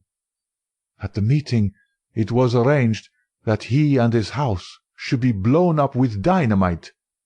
There was a drawing of lots as to who should carry out the deed. Gennaro saw our enemy's cruel face smiling at him as he dipped his hand in the bag. No doubt it had been pre-arranged in some fashion, for it was the fatal disc, with the red circle upon it, the mandate for murder which lay upon his palm. He was to kill his best friend, or he was to expose himself and me to the vengeance of his comrades. It was part of their fiendish system to punish those whom they feared or hated by injuring not only their own persons, but those whom they loved, and it was the knowledge of this which hung as a terror over my poor Gennaro's head, and drove him nearly crazy with apprehension. All that night we sat together, our arms round each other, each strengthening each for the troubles that lay before us. The very next evening had been fixed for the attempt. By midday my husband and I were on our way to London, but not before he had given our benefactor full warning of this danger, and had also left such information for the police as would safeguard his life for the future. The rest, gentlemen, you know for yourselves. We were sure that our enemies would be behind us like our own shadows.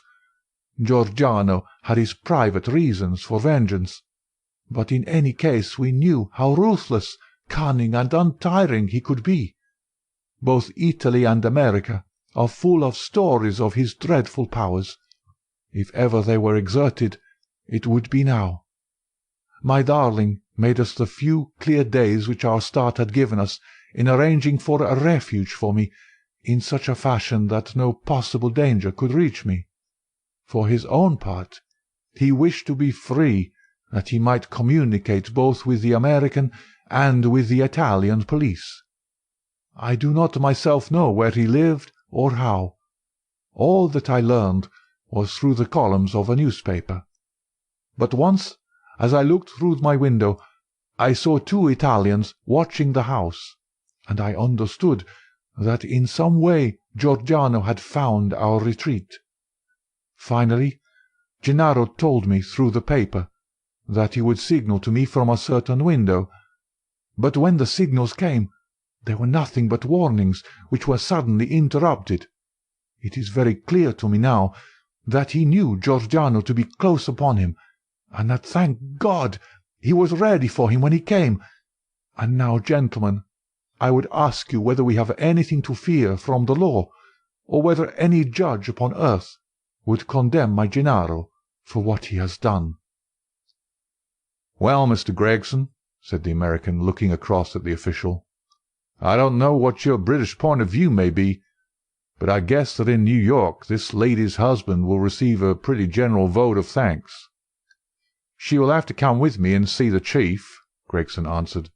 "If what she says is corroborated, I do not think she or her husband has much to fear.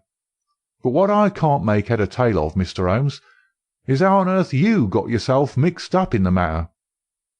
"Education, Gregson, education.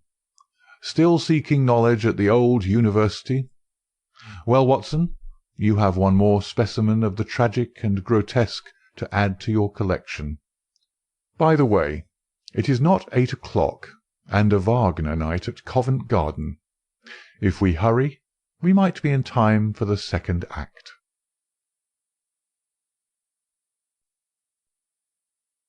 Adventure 4. The Adventure of the Bruce-Partington Plans. In the 3rd week of November, in the year 1895, a dense yellow fog settled down upon London. From the Monday to the Thursday I doubt whether it was ever possible from our windows in Baker Street to see the loom of the opposite houses. The first day Holmes had spent in cross-indexing his huge book of references. The second and third had been patiently occupied upon a subject which he had recently made his hobby, the music of the Middle Ages. But when for the 4th time, after pushing back our chairs from breakfast, we saw the greasy, heavy brown swirl still drifting past us and condensing in oily drops upon the window-panes, my comrade's impatient and active nature could endure this drab existence no longer. He paced restlessly about our sitting-room in a fever of suppressed energy, biting his nails, tapping the furniture, and chafing against inaction. "Nothing of interest in the paper, Watson?" he said. I was aware that by anything of interest Holmes meant anything of criminal interest. There was the news of a revolution, of a possible war, and of an impending change of government, but these did not come within the horizon of my companion. I could see nothing recorded in the shape of crime which was not commonplace and futile. Holmes groaned and resumed his restless meanderings. "The London criminal is certainly a dull fellow," said he in the querulous voice of the sportsman whose game has failed him. "Look out this window, Watson. See how the figures loom up, are dimly seen, and then blend once more into the cloud-bank.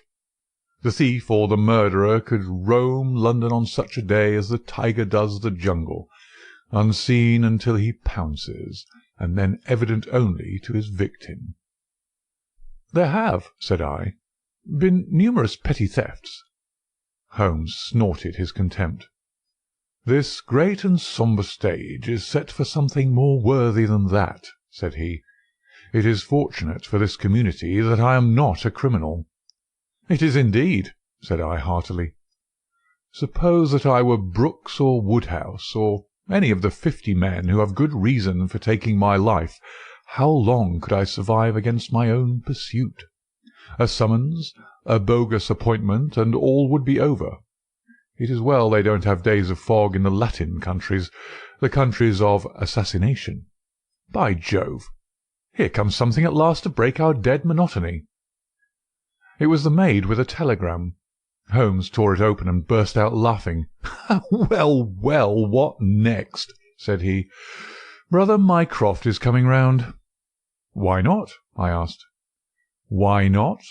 It is as if you met a tram-car coming down a country lane. Mycroft has his rails, and he runs on them. His Pall Mall lodgings, the Diogenes Club, Whitehall, that is his cycle. Once and only once he's been here. What upheaval can possibly have derailed him? Does he not explain?" Holmes handed me his brother's telegram. "Must see you over Cadogan West. Coming at once. Mycroft." "Cadogan West? I've heard that name." "It recalls nothing to my mind, but that Mycroft should break out in this erratic fashion. A planet might as well leave its orbit. By the way, do you know what Mycroft is?" I had some vague recollection of an explanation at the time of the adventure of the Greek interpreter. "You told me that he had some small office under the British government." Holmes chuckled. "I do not know quite so well in those days. One has to be discreet when one talks of high matters of state. You are right in thinking that he is under the British government. You would also be right, in a sense, if you said that occasionally he is the British government." "My dear Holmes!" "I thought I might surprise you. Mycroft draws £450 a year, remains a subordinate, has no ambitions of any kind, will receive neither honour nor title, but remains the most indispensable man in the country." "But how?" "Well, his position is unique. He has made it for himself. There's never been anything like it before, nor will be again. He has the tidiest and most orderly brain, with the greatest capacity for storing facts of any man living. The same great powers which I have turned to the detection of crime he has used for this particular business. The conclusions of every department are passed to him, and he is the central exchange, the clearing-house which makes out the balance. All other men are specialists, but his specialism is omniscience. We will suppose that a minister needs information as to a point which involves the Navy, India, Canada, and the bimetallic question. He could get his separate advices from various departments upon each, but only Mycroft can focus them all, and say off-hand how each factor would affect the other. They began by using him as a short-cut, a convenience, and now he's made himself an essential. In that great brain of his, everything is pigeon-holed, and can be handed out in an instant.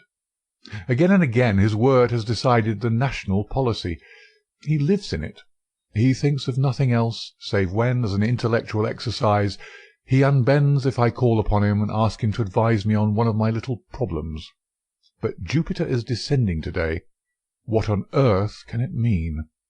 Who is Cadogan West, and what is he to Mycroft? "I have it!" I cried, and plunged among the litter of papers upon the sofa. Yes, here he is, sure enough. Cadogan West was the young man who was found dead on the Underground on Tuesday morning. Holmes sat up at attention, his pipe half-way to his lips. "This must be serious, Watson. A death which has caused my brother to alter his habits can be no ordinary one. What in the world can he have to do with it? The case was featureless, as I remember it. The young man had apparently fallen out of the train and killed himself. He had not been robbed, and there was no particular reason to suspect violence. Is that not so?" "There has been an inquest," said I. and a good many fresh facts have come out. Looked at more closely, I should certainly say that it was a curious case. Judging by its effect on my brother, I should think it must be a most extraordinary one." He snuggled down in his armchair. "Now, Watson, let us have the facts." The man's name was Arthur Cadogan West. He was 27 years of age, unmarried, and a clerk at Woolwich Arsenal. Government employ, behold the link with brother Mycroft. He left Woolwich suddenly on Monday night, was last seen by his fiancée, Miss Violet Westbury, whom he left abruptly in the fog about 7:30 that evening. There was no quarrel between them, and she can give no motive for his action. The next thing heard of him was when his dead body was discovered by a plate-layer named Mason, just outside Aldgate Station on the Underground system in London. When? The body was found at 6 on Tuesday morning. It was lying wide of the metals upon the left hand of the track as one goes eastward, at a point close to the station, where the line emerges from the tunnel in which it runs. The head was badly crushed, an injury which might well have been caused by a fall from the train. The body could only have come on the line in that way. Had it been carried down from any neighbouring street, it must have passed the station barriers, where a collector is always standing. This point seems absolutely certain. Very good. The case is definite enough. The man, dead or alive, either fell or was precipitated from a train. So much is clear to me. Continue. The trains which traverse the lines of rail beside which the body was found are those which run from west to east, some being purely metropolitan and some from Willesden and outlying junctions. It can be stated for certain that this young man, when he met his death, was travelling in this direction at some late hour of the night, but at what point he entered the train it is impossible to state. His ticket, of course, would show that. There was no ticket in his pockets. No ticket? Dear me, Watson, this really is a very singular. According to my experience, it is not possible to reach the platform of a metropolitan train without exhibiting one's ticket. Presumably, then, the young man had one. Was it taken from him in order to conceal the station from which he came? It is possible. Or did he drop it in the carriage? That is also possible. But the point is of curious interest. I understand that there was no sign of robbery. Apparently not. There is a list here of his possessions. His purse contained £2.15. He had also a cheque-book on the Woolwich branch of the Capital and Counties Bank. Through this his identity was established.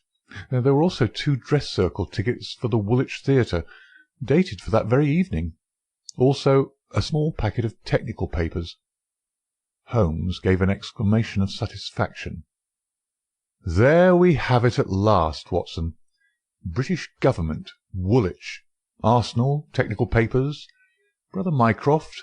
The chain is complete. But here he comes, if I am not mistaken, to speak for himself." A moment later the tall and portly form of Mycroft Holmes was ushered into the room.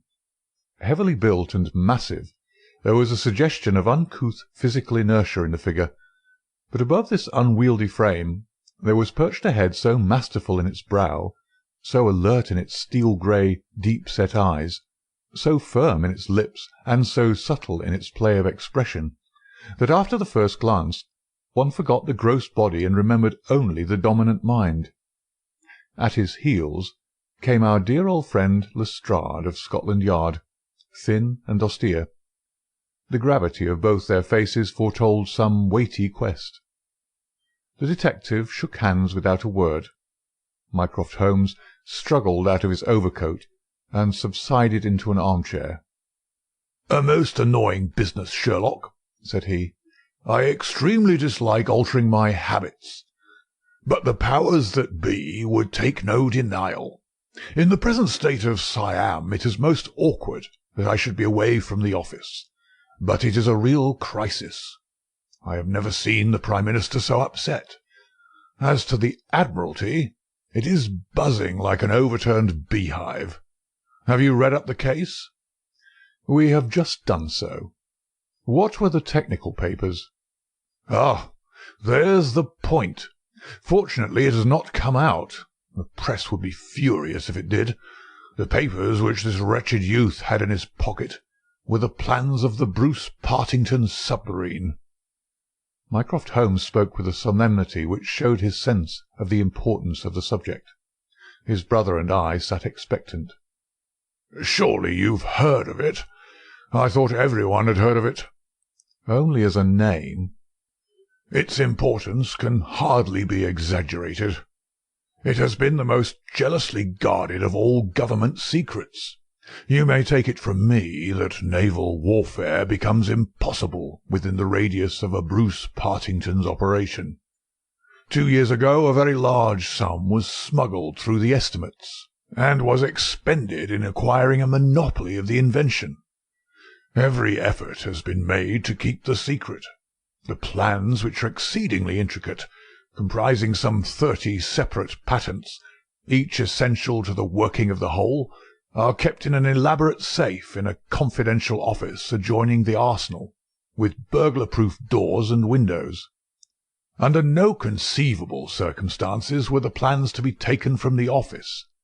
If the chief constructor of the Navy desired to consult them, even he was forced to go to the Woolwich office for the purpose. And yet here we find them, in the pocket of a dead junior clerk in the heart of London. From an official point of view, it's simply awful." "But you have recovered them?" "No, Sherlock. No, that's the pinch. We have not. 10 papers were taken from Woolwich. There were 7 in the pocket of Cadogan West. The 3 most essential are gone. Stolen, vanished. You must drop everything, Sherlock. Never mind your usual petty puzzles of the police court. It's a vital international problem that you have to solve. Why did Cadogan West take the papers? Where are the missing ones? How did he die? How came his body where it was found? How can the evil be set right? Find an answer to all these questions, and you will have done good service for your country." "Why do you not solve it yourself, Mycroft? You can see as far as I." "Possibly, Sherlock. But it is a question of getting details. Give me your details, and from an armchair I'll return you an excellent expert opinion. But to run here and run there, to cross-question railway guards and lie on my face with a lens to my eye, it is not my métier. No, you are the one man who can clear the matter up, if you have a fancy to see your name in the next honours list." My friend smiled and shook his head.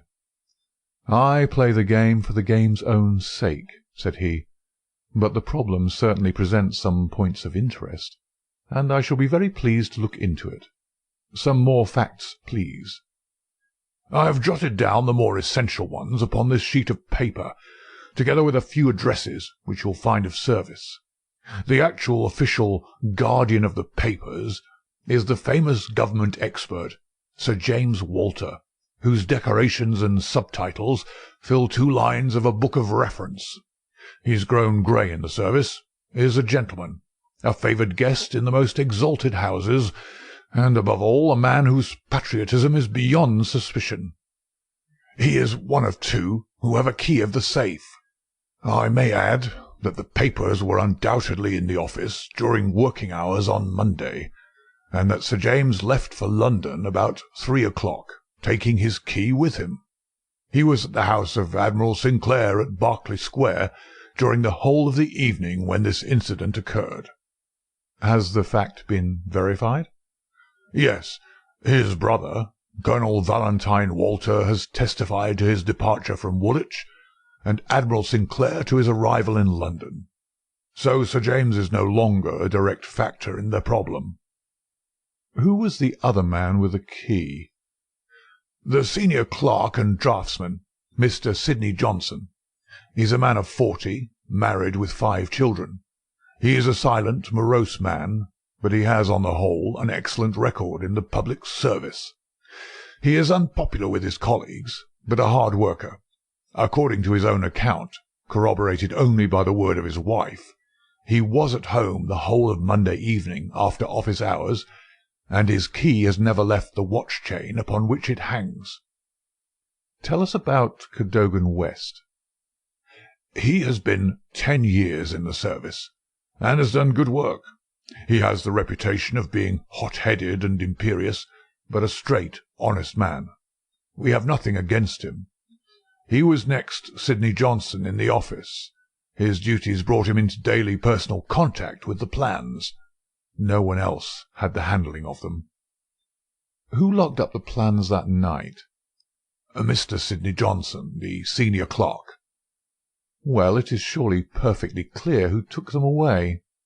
They are actually found upon the person of this junior clerk, Cadogan West. That seems final, does it not? It does, Sherlock, and yet it leaves so much unexplained. In the first place, why did he take them? I presume they were of value. He could have got several thousands for them very easily. Can you suggest any possible motive for taking the papers to London except to sell them? No, I cannot. Then we must take that as our working hypothesis. Young West took the papers. Now this could only be done by having a false key. Several false keys. He had to open the building and the room. He had, then, several false keys. He took the papers to London to sell the secret, intending no doubt to have the plans themselves back in the safe next morning before they were missed. While in London, on this treasonable mission, he met his end. How? We will suppose that he was travelling back to Woolwich when he was killed and thrown out of the compartment. Aldgate, where the body was found, is considerably past the station London Bridge, which would be his route to Woolwich. Many circumstances could be imagined under which he would pass London Bridge. There was someone in the carriage, for example, with whom he was having an absorbing interview. This interview led to a violent scene in which he lost his life. Possibly he tried to leave the carriage, fell out on the line, and so met his end. The other closed the door. There was a thick fog, and nothing could be seen. No better explanation can be given with our present knowledge. And yet consider, Sherlock, how much you leave untouched. We will suppose, for argument's sake, that young Cadogan West had determined to convey these papers to London. He would naturally have made an appointment with the foreign agent and kept his evening clear. Instead of that, he took 2 tickets for the theatre, escorted his fiancée halfway there, and then suddenly disappeared. "A blind?" said Lestrade, who had sat listening with some impatience to the conversation. A very singular one. That is objection number 1. Objection number 2. We will suppose that he reaches London and sees the foreign agent. He must bring back the papers before morning, or the loss will be discovered. He took away 10. Only 7 were in his pocket. What had become of the other 3? He certainly would not leave them of his own free will. Then again, where is the price of his treason? One would have expected to find a large sum of money in his pocket. "It seems me perfectly clear," said Lestrade. "I have no doubt at all as to what occurred. He took the papers to sell them. He saw the agent. They could not agree as to price. He started home again, but the agent went with him. In the train, the agent murdered him, took the more essential papers, and threw his body from the carriage. That would account for everything, would it not?" "Why had he no ticket?" "The ticket would have shown which station was nearest the agent's house. Therefore he took it from the murdered man's pocket." "Good, Lestrade, very good," said Holmes. "Your theory holds together. But if this is true, then the case is at an end. On the one hand, the traitor is dead. On the other, the plans of the Bruce-Partington submarine are presumably already on the Continent. What is there for us to do?" "To act, Sherlock, to act!" cried Mycroft, springing to his feet. "All my instincts are against this explanation. Use your powers. Go to the scene of the crime. See the people concerned. Leave no stone unturned. In all your career you have never had so great a chance of serving your country." "Well, well," said Holmes, shrugging his shoulders. "Come, Watson, and you, Lestrade, could you favour us with your company for an hour or two? We will begin our investigation by a visit to Aldgate Station. Goodbye, Mycroft. I shall let you have a report before evening, but I warn you in advance that you have little to expect." An hour later, Holmes, Lestrade, and I stood upon the Underground Railroad at the point where it emerges from the tunnel immediately before Aldgate Station. A courteous, red-faced old gentleman represented the railway company. "This is where the young man's body lay," said he, indicating a spot about 3 feet from the metals. "It could not have fallen from above, for these, as you see, are all blank walls. Therefore it could only have come from a train, and that train, so far as we can trace it, must have passed about midnight on Monday." "Have the carriages been examined for any sign of violence?" "There are no such signs, and no ticket has been found." "No record of a door being found open?" "None." "We have had some fresh evidence this morning," said Lestrade. "A passenger who passed Aldgate in an ordinary metropolitan train about 11:40 on Monday night declares that he heard an heavy thud as of a body striking the line just before the train reached the station. There was dense fog, however, and nothing could be seen. He made no report of it at the time. Why, whatever is the matter with Mr. Holmes?" My friend was standing with an expression of strained intensity upon his face, staring at the railway metals where they curved out of the tunnel. Aldgate is a junction, and there was a network of points. On these his eager, questioning eyes were fixed, and I saw on his keen, alert face that tightening of the lips, that quiver of the nostrils, and concentration of the heavy, tufted brows, which I knew so well. "Points," he muttered. "The points." "What of it? What do you mean?" "I suppose there are no great number of points on a system such as this." "No, they are very few." "And a curve, too. Points and a curve. By Jove, if it were only so!" "What is it, Mr. Holmes? Have you a clue?" "An idea, an indication, no more. But the case certainly grows in interest. Unique, perfectly unique, and yet why not? I do not see any indications of bleeding on the line." "There were hardly any." "But I understand there was a considerable wound." "The bone was crushed, but there was no great external injury." "And yet one would have expected some bleeding. Would it be possible for me to inspect the train which contained the passenger who heard the thud of a fall in the fog?" "I fear not, Mr. Holmes. The train has been broken up before now, and the carriages redistributed." "I can assure you, Mr. Holmes," said Lestrade, "that every carriage has been carefully examined. I saw to it myself." It was one of my friend's most obvious weaknesses that he was impatient with less alert intelligences than his own.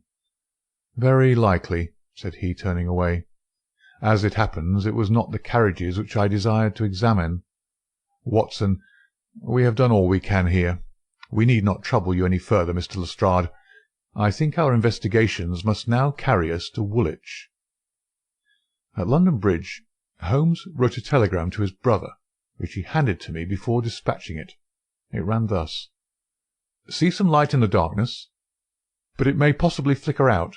Meanwhile, please send by messenger to await return at Baker Street a complete list of all foreign spies or international agents known to be in England, with full address. Sherlock." "That should be helpful, Watson," he remarked as we took our seats in the Woolwich train. "We certainly owe brother Mycroft a debt for having introduced us to what promises to be a really very remarkable case." His eager face still wore that expression of intense and high-strung energy which showed me that some novel and suggestive circumstance had opened up a stimulating line of thought. See the foxhound with hanging ears and drooping tail as it lolls about the kennels, and compare it with the same hound as, with gleaming eyes and straining muscles, it runs upon a breast-high scent. Such was the change in Holmes since the morning. He was a different man from the limp and lounging figure in the mouse-coloured dressing-gown who had prowled so restlessly only a few hours before round the fog-girt room. "There is material here," "There is scope," said he. "I am dull indeed not to have understood its possibilities. Even now they're dark to me. The end is dark to me also, but I have hold of one idea which may lead us far. The man met his death elsewhere, and his body was on the roof of a carriage." "On the roof?" "Remarkable, is it not? But consider the facts. Is it a coincidence that it is found at the very point where the train pitches and sways as it comes round on the points? Is not that the place where an object upon the roof might be expected to fall off? The points would affect no object inside the train. Either the body fell from the roof, or a very curious coincidence has occurred. But now consider the question of the blood. Of course, there was no bleeding on the line if the body had bled elsewhere. Each fact is suggestive in itself. Together they have a cumulative force." "And the ticket too!" I cried. "Exactly. We could not explain the absence of a ticket. This would explain it. Everything fits together." "But suppose it was so? We're still as far as ever from unravelling the mystery of his death. Indeed, it becomes not simpler, but stranger." "Perhaps," said Holmes thoughtfully. "Perhaps." He relapsed into a silent reverie which lasted until the slow train drew up at last in Woolwich Station. There he called a cab, and drew Mycroft's paper from his pocket. "We have quite a little round of afternoon calls to make," said he. "I think that Sir James Walter claims our first attention." The house of the famous official was a fine villa, with green lawns stretching down to the Thames. As we reached it, the fog was lifting, and a thin, watery sunshine was breaking through. A butler answered our ring. "Sir James, sir," said he with a solemn face. "Sir James died this morning." "Good heavens!" cried Holmes in amazement. "How did he die?" "Perhaps you would care to step in, sir, and see his brother, Colonel Valentine." "Yes, we'd best do so." We were ushered into a dim-lit drawing-room, where an instant later we were joined by a very tall, handsome, light-bearded man of 50, the younger brother of the dead scientist. His wild eyes, stained cheeks, and unkempt hair all spoke of the sudden blow which had fallen upon the household. He was hardly articulate as he spoke of it. "It was this horrible scandal," said he. "My brother, Sir James, was a man of very sensitive honour, and he could not survive such an affair. It broke his heart. He was always so proud of the efficiency of his department, and this was a crushing blow." "We had hoped that he might have given us some indications which would have helped us to clear the matter up." "I assure you that it was all a mystery to him, as it is to you and to all of us. He had already put all his knowledge at the disposal of the police. Naturally, he had no doubt that Cadogan West was guilty, but all the rest was inconceivable." "You cannot throw any new light upon the affair?" "I know nothing myself, save what I've read or heard. I have no desire to be discourteous, but you can understand, Mr. Holmes, that we are much disturbed at present, and I must ask you to hasten this interview to an end." "This is indeed an unexpected development," said my friend when we had regained the cab. "I wonder if the death was natural, or whether the poor old fellow killed himself. If the latter, may it be taken as some sign of self-reproach for duty neglected? We must leave that question to the future. Now we shall turn to the Cadogan Wests." A small but well-kept house in the outskirts of the town sheltered the bereaved mother. The old lady was too dazed with grief to be of any use to us, but at her side was a white-faced young lady, who introduced herself as Miss Violet Westbury, the fiancée of the dead man, and the last to see him upon that fatal night. "I cannot explain it, Mr. Holmes," she said. "I have not shut an eye since the tragedy, thinking, night and day, what the true meaning of it can be. Arthur was the most single-minded, chivalrous, patriotic man upon earth. He would have cut his right hand off before he would sell a state secret confided to his keeping. It is absurd, impossible, preposterous to anyone who knew him." "But the facts, Miss Westbury?" "Yes, yes, I admit I cannot explain them." "Was he in any want of money?" "No, his needs were very simple, and his salary ample. He had saved a few hundreds, and we were to marry at the New Year." "No signs of any mental excitement? Come, Miss Westbury, be absolutely frank with us." The quick eye of my companion had noticed some change in her manner. She coloured and hesitated. "Yes," she said at last, "I had a feeling that there was something on his mind." "For long?" "Only for the last week or so. He was thoughtful and worried. Once I pressed him about it. He admitted that there was something, and that it was concerned with his official life. 'It is too serious for me to speak about even to you,' said he. I could get nothing more." Holmes looked grave. "Go on, Miss Westbury. Even if it seems to tell against him, go on. We cannot say what it may lead to." "Indeed, I have nothing more to tell. Once or twice it seemed to me that he was on the point of telling me something. He spoke one evening of the importance of the secret, and I have some recollection that he said that no doubt foreign spies would pay a great deal to have it." My friend's face grew graver still. "Anything else?" "He said that we were slack about such matters, that it would be easy for a traitor to get the plans." "Was it only recently that he made such remarks?" "Yes, quite recently." "Now tell us of that last evening." "We were to go to the theatre. The fog was so thick that a cab was useless. We walked, and our way took us close to the office. Suddenly he darted away into the fog." "Without a word?" "He gave an exclamation, that was all. I waited, but he never returned. Then I walked home. Next morning, after the office opened, they came to inquire. About 12 o'clock we heard the terrible news. Oh, Mr. Holmes, if you could only save his honour! It was so much to him." Holmes shook his head sadly. "Come, Watson," said he. "Our ways lie elsewhere.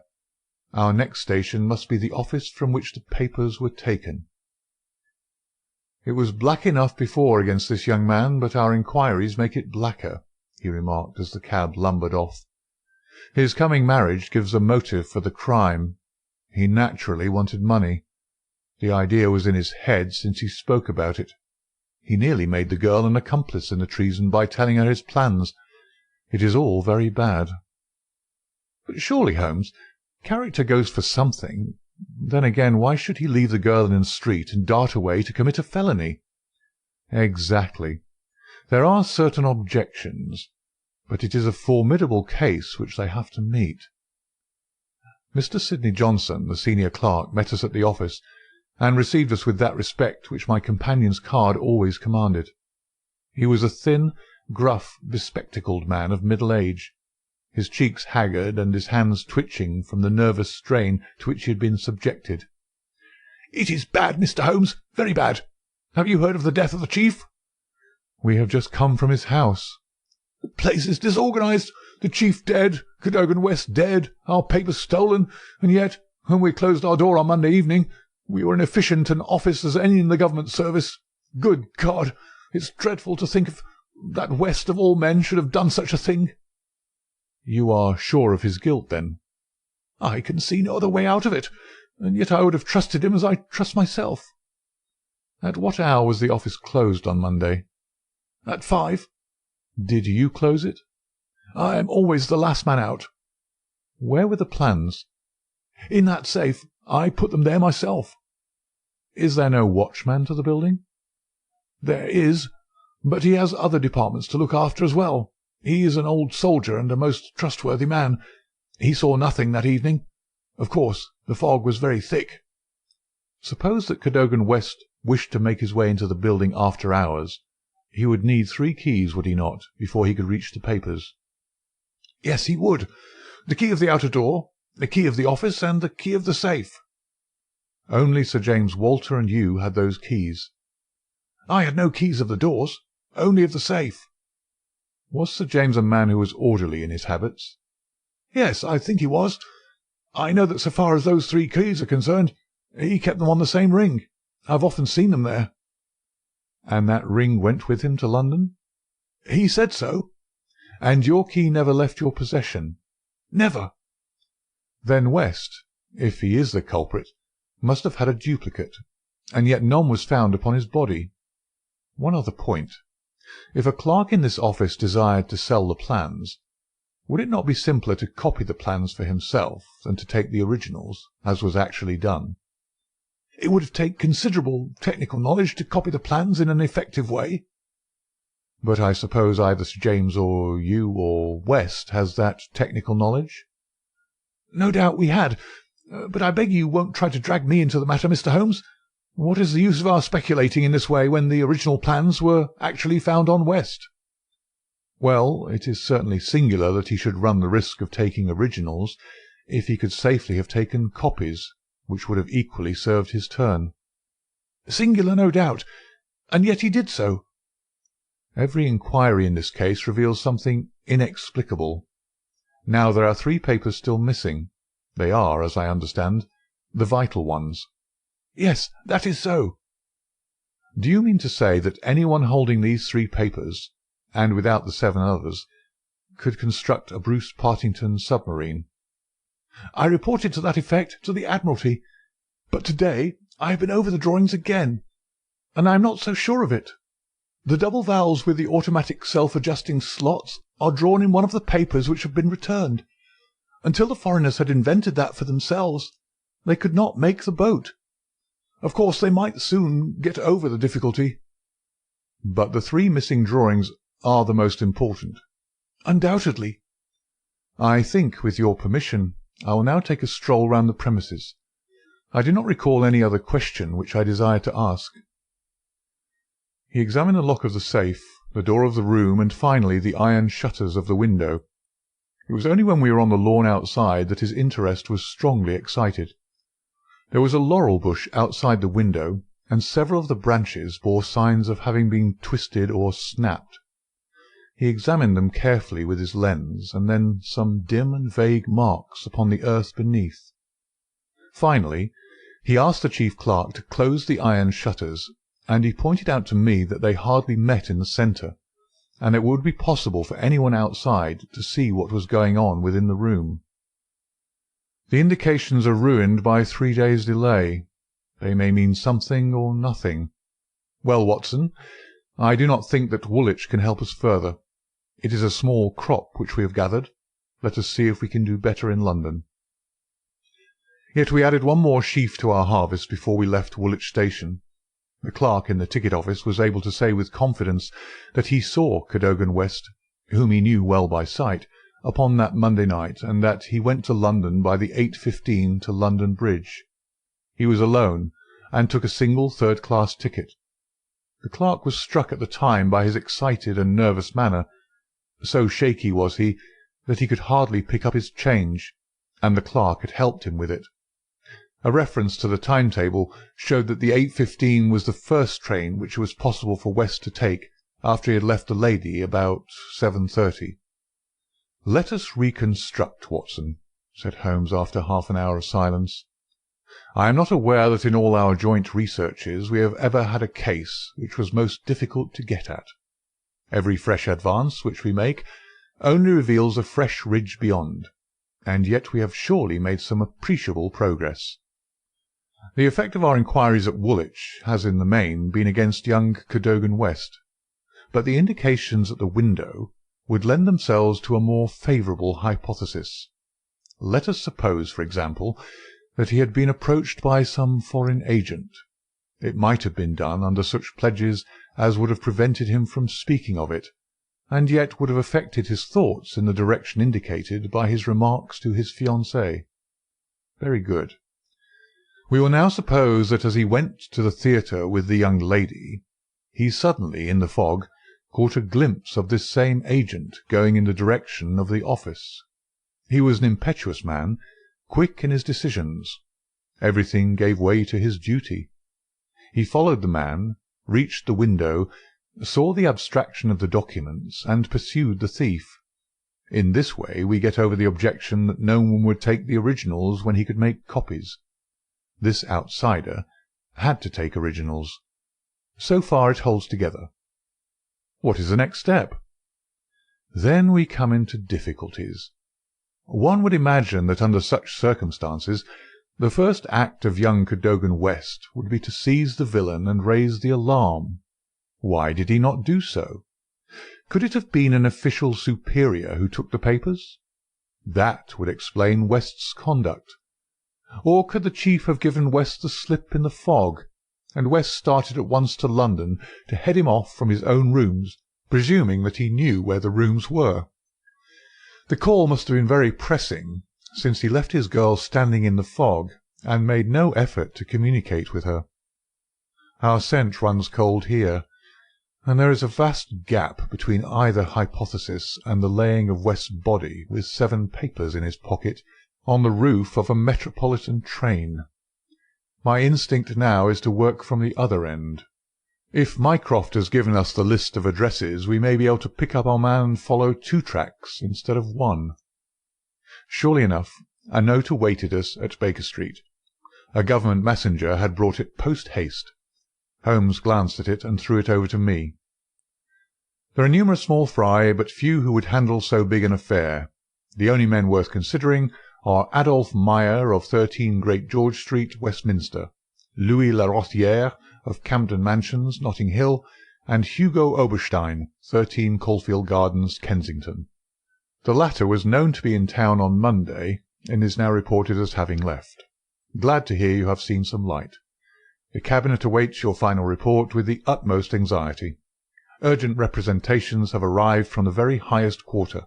The whole force of the state is at your back if you should need it. Mycroft. "I am afraid," said Holmes, smiling, "that all the Queen's horses and all the Queen's men cannot avail in this matter." He had spread out his big map of London and leaned eagerly over it. "Well, well," said he presently with an exclamation of satisfaction. "Things are turning a little in our direction at last. Why, Watson, I do honestly believe that we are going to pull it off after all." He slapped me on the shoulder with a sudden burst of hilarity. "I'm going out now. It is only a reconnaissance. I'll do nothing serious without my trusted comrade and biographer at my elbow. Do you stay here, and the odds are that you will see me again in an hour or 2. If time hangs heavy, get foolscap and a pen, and begin your narrative of how we saved the state." I felt some reflection of his elation in my own mind, for I knew well that he would not depart so far from his usual austerity of demeanour unless there was good cause for exultation. All the long November evening I waited, filled with impatience for his return. At last, shortly after 9 o'clock, there arrived a messenger with a note. "Am dining at Goldini's Restaurant, Gloucester Road, Kensington. Please come at once and join me there. Bring with you a jemmy, a dark lantern, a chisel, and a revolver. S.H." It was a nice equipment for a respectable citizen to carry through the dim, fog-draped streets. I stowed them all discreetly away in my overcoat, and drove straight to the address given. There sat my friend at a little round table near the door of the garish Italian restaurant. "Have you had something to eat? Then join me in a coffee and curaçao. Try one of the proprietor's cigars. They are less poisonous than one would expect. Have you the tools?" "They're here in my overcoat." "Excellent. Let me give you a short sketch of what I have done, with some indication of what we are about to do. Now, it must be evident to you, Watson, that this young man's body was placed on the roof of the train. That was clear from the instant that I determined the fact that it was from the roof, and not from a carriage, that he had fallen. Could it not have been dropped from a bridge? I should say it was impossible. If you examine the roofs, you will find that they are slightly rounded, and there is no railing around them. Therefore, we can say for certain that young Cadogan West was placed on it. How could he be placed there? That was the question which we had to answer. There is only one possible way. You are aware that the underground runs clear of tunnels at some points in the West End. I had a vague memory that as I have travelled by it, I have occasionally seen windows just above my head. Now suppose that a train halted under such a window. Would there be any difficulty in laying a body upon the roof? It seems most improbable. We must fall back upon the old axiom that when all other contingencies fail, whatever remains, however improbable, must be the truth. Here all other contingencies have failed. When I found that the leading international agent, who had just left London, lived in a row of houses which abutted upon the underground, I was so pleased that you were a little astonished at my sudden frivolity. Oh, that was it, was it? Yes, that was it. Mr. Hugo Oberstein of 13 Caulfield Gardens had become my objective. I began my operations at Gloucester Road Station, where a very helpful official walked with me along the track, and allowed me to satisfy myself not only that the backstair windows of Caulfield Gardens open up on the line, but the even more essential fact that, owing to the intersection of one of the larger railways, the underground trains are frequently held motionless for some minutes at that very spot. Splendid, Holmes! You've got it. So far, Watson. We advance, but the goal is afar. Well, having seen the back of Caulfield Gardens, I visited the front, and satisfied myself that the bird was indeed flown. It is a considerable house, unfurnished, so far as I could judge, in the upper rooms. Oberstein lived there with a single valet, who was probably a confederate entirely in his confidence. We must bear in mind that Oberstein has gone to the Continent to dispose of his booty, but not with any idea of flight, for he had no reason to fear a warrant, and the idea of an amateur domiciliary visit would certainly never occur to him. Yet that is precisely what we are about to make. Could we not get a warrant and legalize it? Hardly on the evidence. What can we hope to do? We cannot tell what correspondence may be there. I don't like it, Holmes. My dear fellow, you shall keep watch in the street. I'll do the criminal part. It's not a time to stick at trifles. Think of Mycroft's note, of the Admiralty, the Cabinet, the exalted person who waits for news. We are bound to go. My answer was to rise from the table. You're right, Holmes. We are bound to go. He sprang up and shook me by the hand. I knew you would not shrink at the last, said he, and for a moment I saw something in his eyes which was nearer to tenderness than I had ever seen. The next instant he was his masterful, practical self once more. It is nearly half a mile, but there is no hurry. Let us walk, said he. Don't drop the instruments, I beg.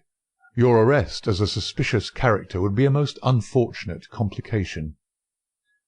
Caulfield Gardens was one of those lines of flat-faced, pillared and porticoed houses which are so prominent a product of the middle Victorian epoch in the West End of London. Next door there appeared to be a children's party, for the merry buzz of young voices and the clatter of a piano resounded through the night. The fog still hung about and screened us with its friendly shade. Holmes had lit his lantern and flashed it upon the massive door. "This is a serious proposition," said he. "It is certainly bolted as well as locked. We would do better in the area. There is an excellent archway down yonder in case a too zealous policeman should intrude. Give me a hand, Watson, and I'll do the same for you." A minute later we were both in the area.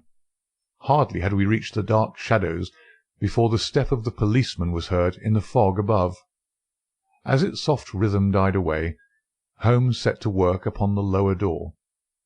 I saw him stoop and strain until with a sharp crash it flew open. We sprang through into the dark passage, closing the area door behind us. Holmes led the way up the curving, uncarpeted stair. His little fan of yellow light shone upon a low window. "Here we are, Watson. This must be the one." He threw it open, and as he did so there was a low, harsh murmur growing steadily into a loud roar as a train dashed past us in the darkness. Holmes swept his light along the window-sill.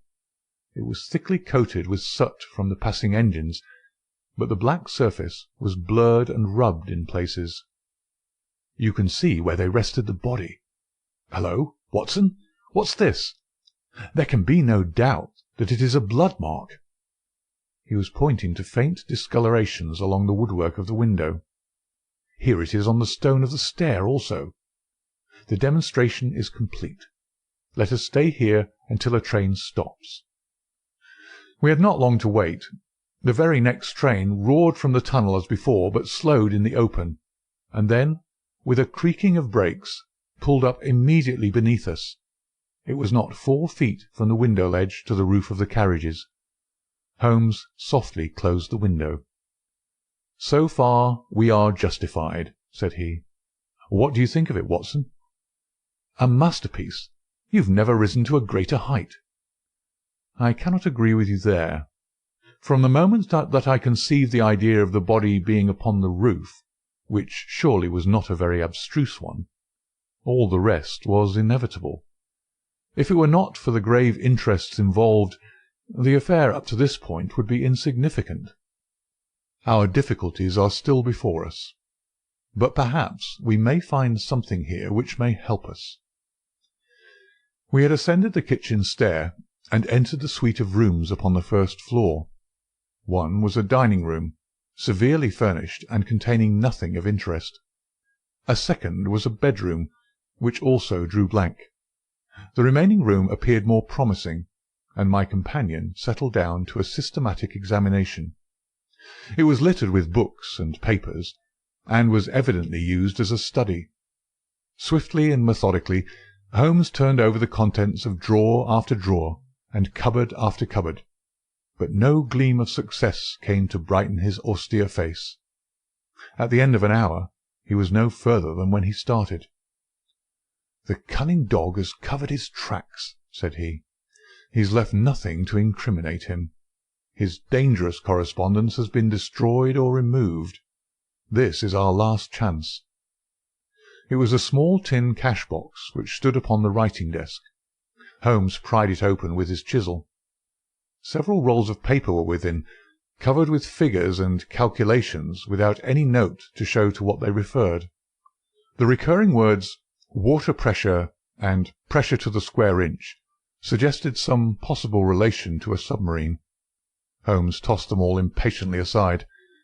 There only remained an envelope with some small newspaper slips inside it. He shook them out on the table, and at once I saw by his eager face that his hopes had been raised. "What's this, Watson, eh? What's this? Record of a series of messages in the advertisements of a paper. Daily Telegraph agony column by the print and paper. Right-hand top corner of a page. No dates, but messages arrange themselves. This must be the first. Hope to hear sooner. Terms agreed to. Write fully to address given on card. Piero. Next comes, too complex for description, must have full report. Stuff awaits you when goods delivered. Piero. Then comes, matter presses, must withdraw offer unless contract completed. Make appointment by letter, will confirm by advertisement. Piero. Finally. Monday night after 9, 2 taps. Only ourselves. Do not be so suspicious. Payment in hard cash when goods delivered. Piero. A fairly complete record, Watson, if we could only get at the man at the other end. He sat lost in thought, tapping his fingers on the table. Finally he sprang to his feet. Well, perhaps it won't be so difficult after all. There is nothing more to be done here, Watson. I think we might drive round to the offices of the Daily Telegraph, and so bring a good day's work to a conclusion. Mycroft, Holmes, and Lestrade had come round by appointment after breakfast next day, and Sherlock Holmes had recounted to them our proceedings of the day before. The professional shook his head over our confessed burglary. "We can't do these things in a force, Mr. Holmes," said he. "No wonder you get results that are beyond us. But some of these days you'll go too far, and you'll find yourself and your friend in trouble. For England, home and beauty, eh, Watson? Martyrs on the altar of our country. What do you think of it, Mycroft?" "Excellent, Sherlock. Admirable. But what use will you make of it?" Holmes picked up the Daily Telegraph which lay upon the table. Have you seen Piero's advertisement to-day?" "What, another one?" "Yes, here it is. To-night, same hour, same place, 2 taps, most vitally important, your own safety at stake. Piero." "By George!" cried Lestrade. "If he answers that, we got him." "That was my idea when I put it in. I think if you could both make it convenient to come with us about 8 o'clock to Caulfield Gardens, we might possibly get a little nearer to our solution." One of the most remarkable characteristics of Sherlock Holmes was his power of throwing his brain out of action and switching all his thoughts on to lighter things whenever he had convinced himself that he could no longer work to advantage. I remember that during the whole of that memorable day he lost himself in a monograph which he had undertaken upon the polyphonic motets of Lassus. For my own part, I had none of this power of detachment, and the day in consequence appeared to be interminable. The great national importance of the issue, the suspense in high quarters, the direct nature of the experiment which we were trying, all combined to work upon my nerve. It was a relief to me when at last, after a light dinner, we set out upon our expedition. Lestrade and Mycroft met us by appointment at the outside of Gloucester Road Station. The area door of Oberstein's house had been left open the night before, and it was necessary for me, as Mycroft Holmes absolutely and indignantly declined to climb the railings, to pass in and open the hall door. By 9 o'clock we were all seated in the study, waiting patiently for our man. An hour passed, and yet another. When 11 struck, the measured beat of the great church clock seemed to sound the dirge of our hopes. Lestrade and Mycroft were fidgeting in their seats, and looking twice a minute at their watches. Holmes sat silent and composed, his eyelids half shut, but every sense on the alert. He raised his head with a sudden jerk. "He is coming," said he. There had been a furtive step past the door. Now it returned. We heard a shuffling sound outside, and then 2 sharp taps with the knocker. Holmes rose, motioning us to remain seated. The gas in the hall was a mere point of light. He opened the outer door, and then, as a dark figure slipped past him, he closed and fastened it. "This way," we heard him say, and a moment later our man stood before us. Holmes had followed him closely, and as the man turned with a cry of surprise and alarm, he caught him by the collar and threw him back into the room. Before our prisoner had recovered his balance, the door was shut, and Holmes was standing with his back against it. The man glared around him, staggered, and fell senseless upon the floor. With the shock, his broad-brimmed hat flew from his head, his cravat slipped down his lips, and there were the long, light beard and the soft, handsome, delicate features of Colonel Valentine Walter. Holmes gave a whistle of surprise. "You can write me down an ass this time, Watson," said he. "This was not the bird that I was looking for." "Who is he?"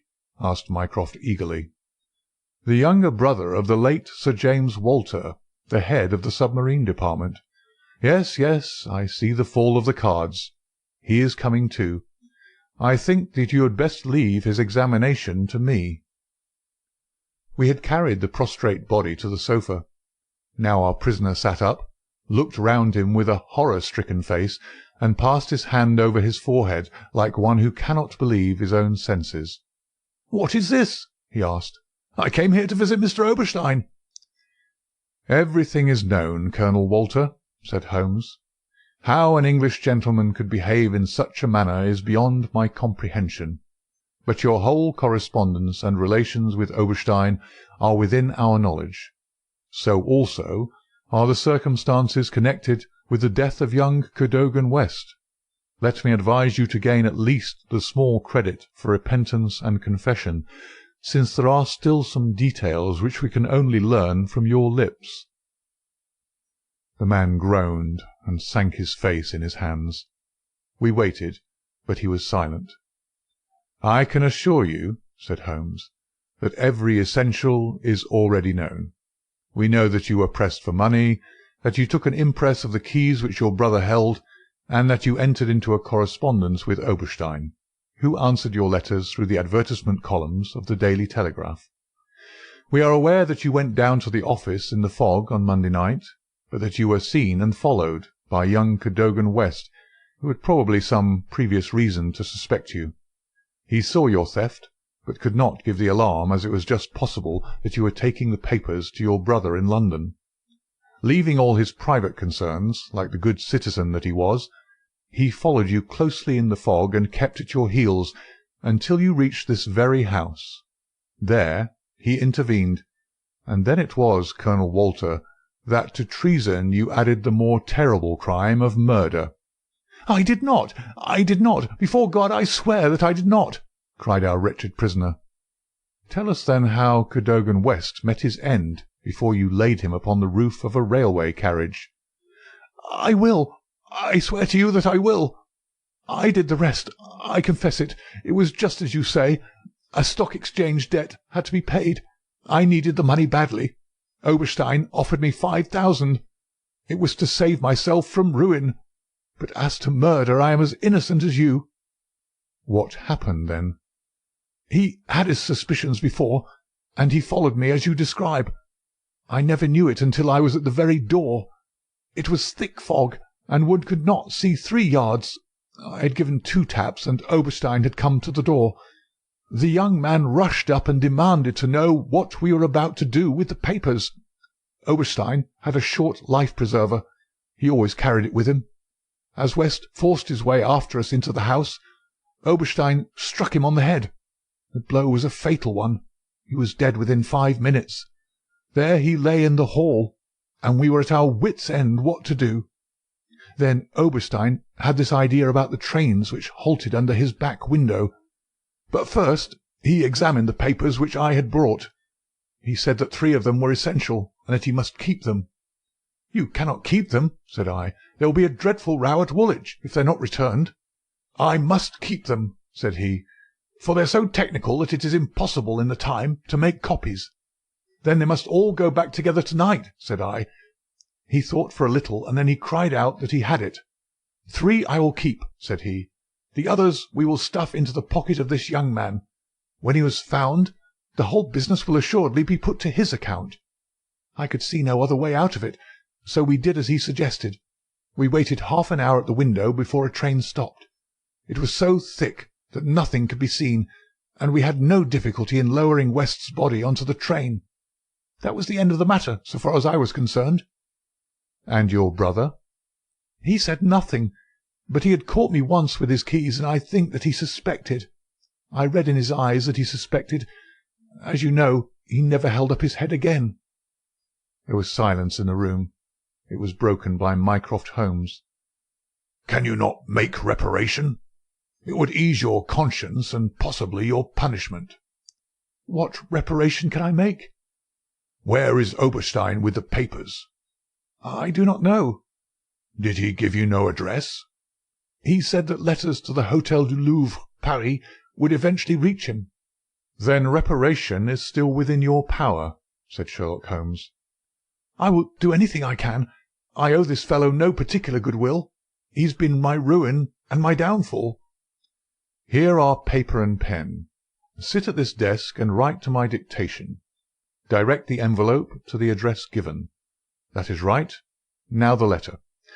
Dear Sir, with regard to our transaction, you will no doubt have observed by now that one essential detail is missing. I have a tracing which will make it complete. This has involved me in extra trouble, however, and I must ask you for a further advance of £500. I will not trust it to the post, nor will I take anything but gold or notes. I would come to you abroad, but it would excite remark if I left the country at present. Therefore, I shall expect to meet you in the smoking room of the Charing Cross Hotel at noon on Saturday. Remember that only English notes or gold will be taken." "That will do very well. I shall be very much surprised if it does not fetch our man." And it did. It is a matter of history, that secret history of a nation which is often so much more intimate and interesting than its public chronicles, that Oberstein, eager to complete the coup of his lifetime, came to the lure and was safely engulfed for 15 years in a British prison. In his trunk We found the invaluable Bruce-Partington Plans, which he had put up for auction in all naval centres of Europe. Colonel Walter died in prison towards the end of the second year of his sentence.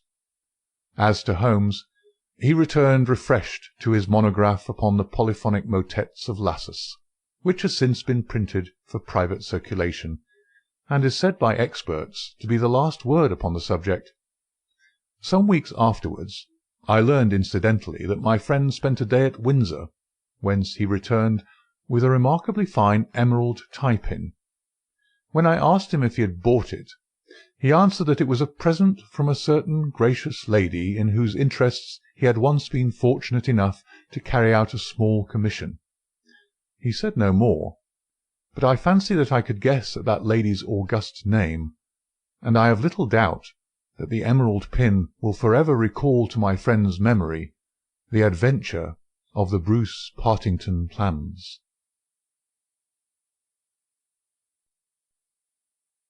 Adventure 5.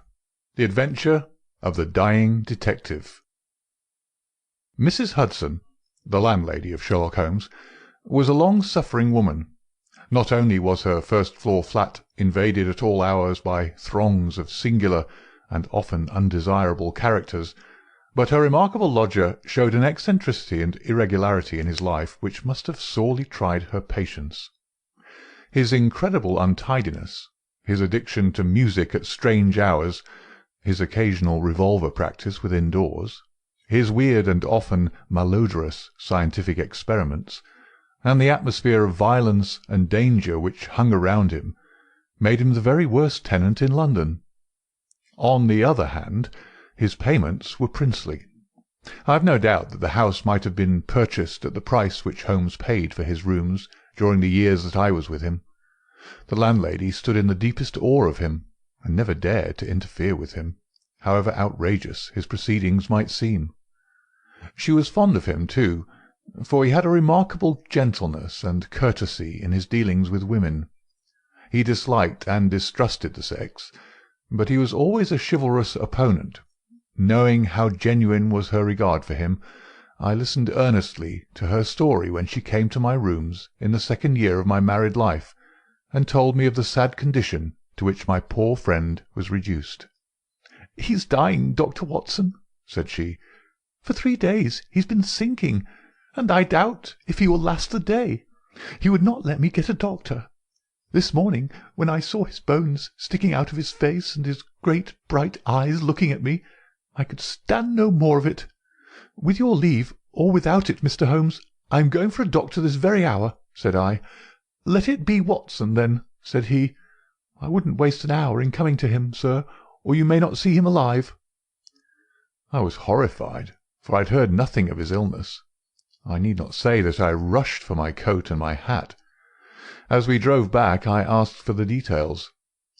"There is little I can tell you, sir. He has been working at a case down at Rotherhithe, in an alley near the river, and he has brought this illness back with him. He took to his bed on Wednesday afternoon, and has never moved since. For these 3 days neither food nor drink has passed his lips." "Good God! Why did you not call in a doctor?"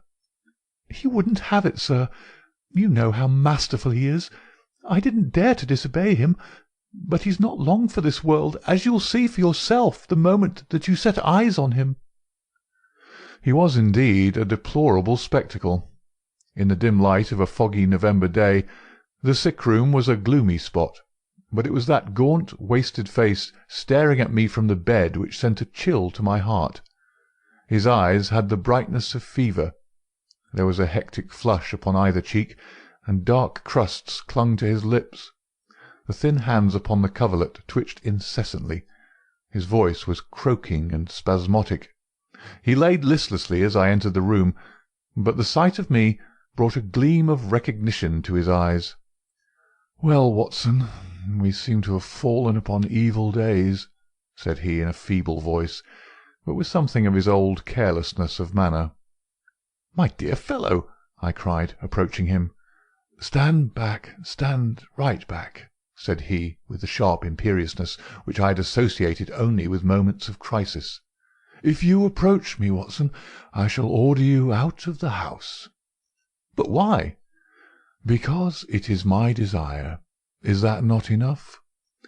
Yes, Mrs. Hudson was right. He was more masterful than ever. It was pitiful, however, to see his exhaustion. "I only wish to help," I explained. "Exactly. You will help best by doing what you are told." "Certainly, Holmes." He relaxed the austerity of his manner. "You are not angry?" he asked, gasping for breath. Poor devil! How could I be angry when I saw him lying in such a plight before me? "It's for your own sake, Watson," he croaked. "For my sake?" "I know what is the matter with me. It is a coolie disease from Sumatra, a thing that the Dutch know more about than we, though they may have made little of it up to date. One thing only is certain. It is infallibly deadly, and it is horribly contagious." He spoke now with a feverish energy, the long hands twitching and jerking as he motioned me away. "Contagious by touch, Watson. That's it, by touch. Keep your distance, and all is well." "Good heavens, Holmes! Do you suppose that such a consideration weighs with me of an instant? It would not affect me in the case of a stranger. Do you imagine it would prevent me from doing my duty to so old a friend?" Again I advanced, but he repulsed me with a look of furious anger.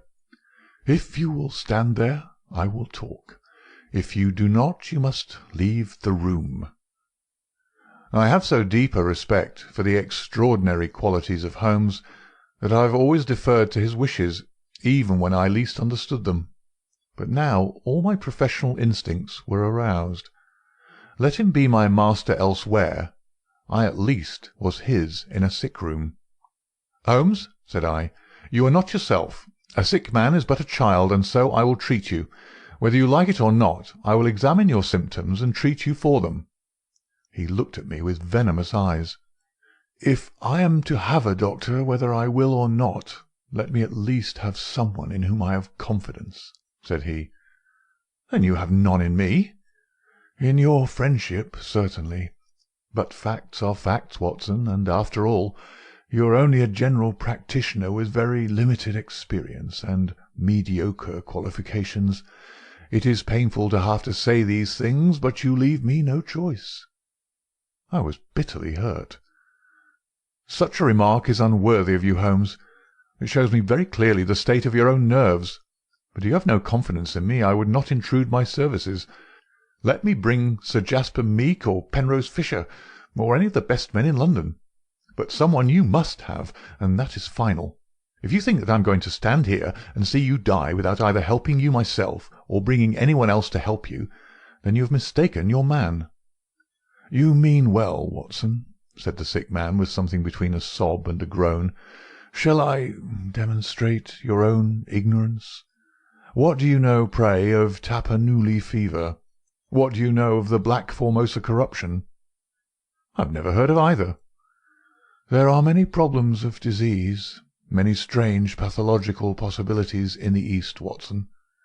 He paused after each sentence to collect his failing strength. "I have learned so much during some recent researches which have a medico-criminal aspect. It was in the course of them that I contracted this complaint. You can do nothing." "Possibly not.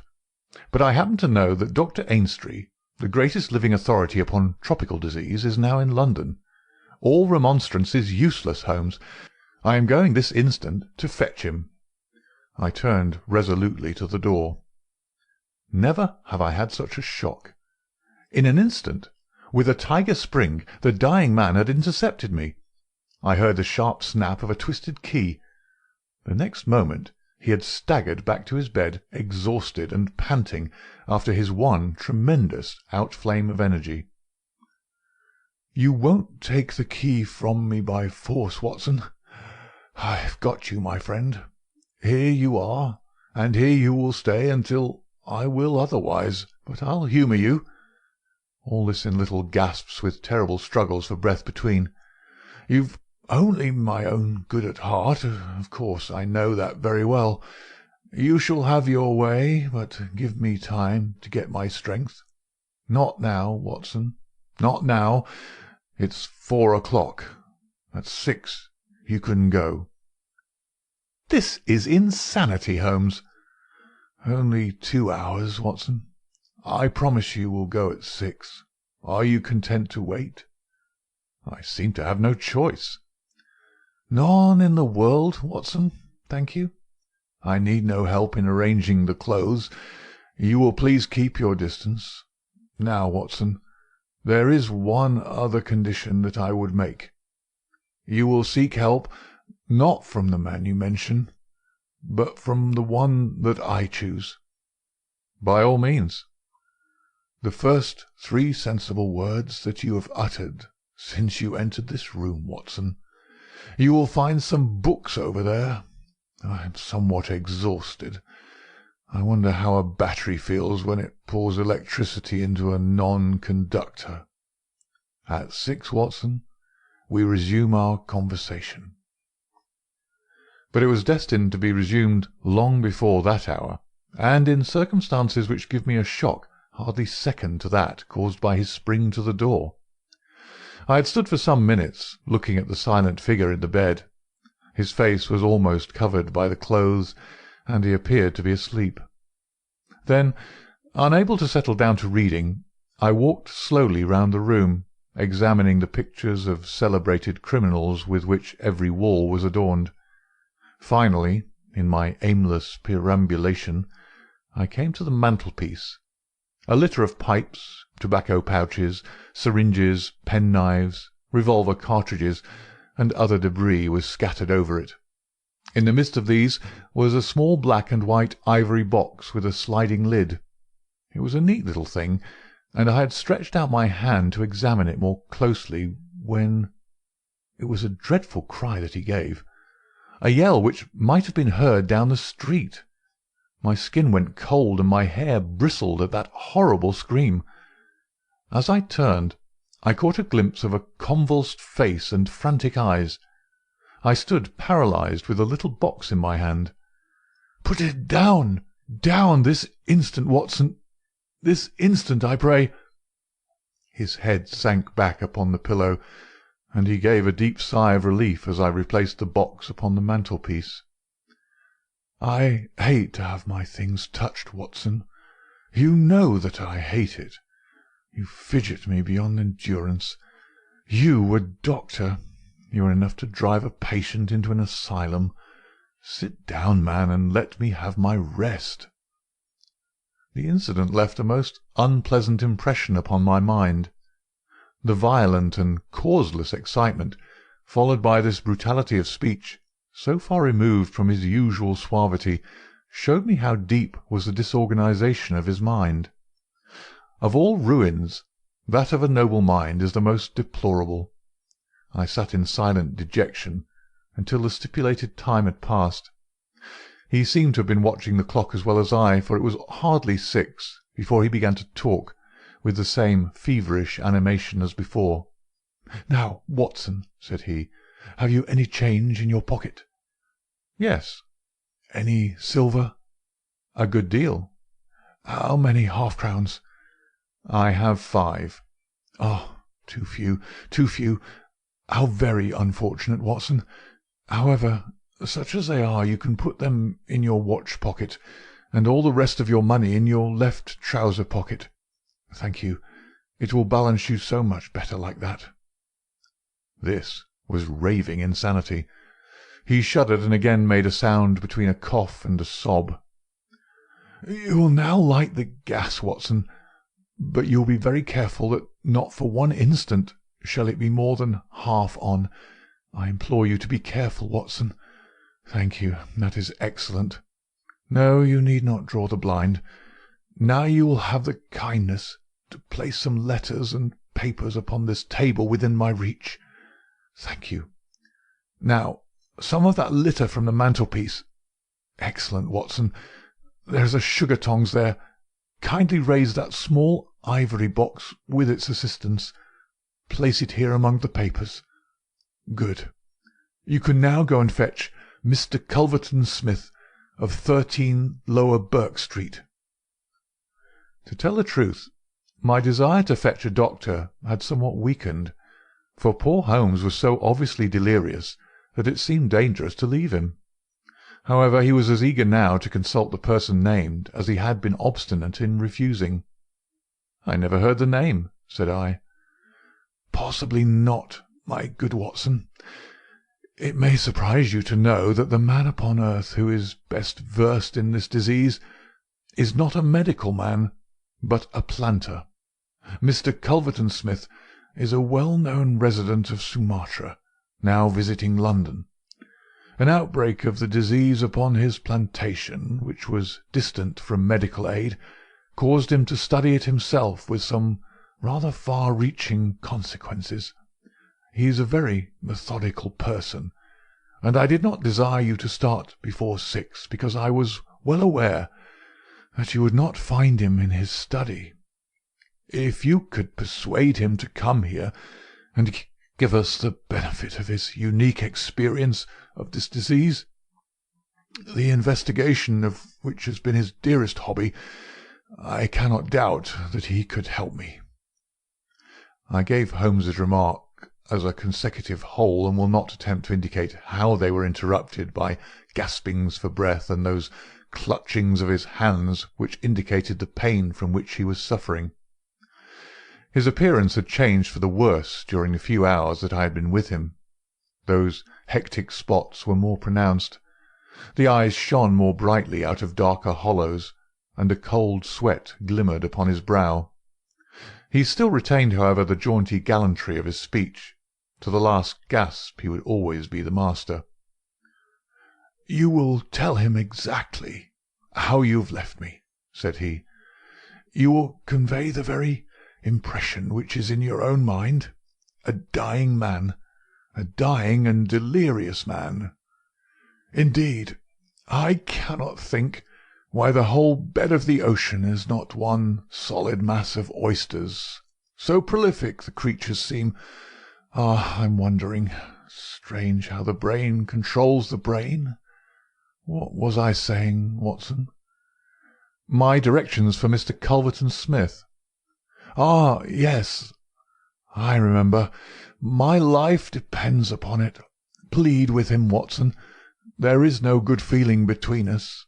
His nephew, Watson, I had suspicions of foul play, and I allowed him to see it. The boy died horribly. He has a grudge against me. You will soften him, Watson. Beg him, pray him, get him here by any means. He can save me. Only he." "I will bring him in a cab if I have to carry him down to it."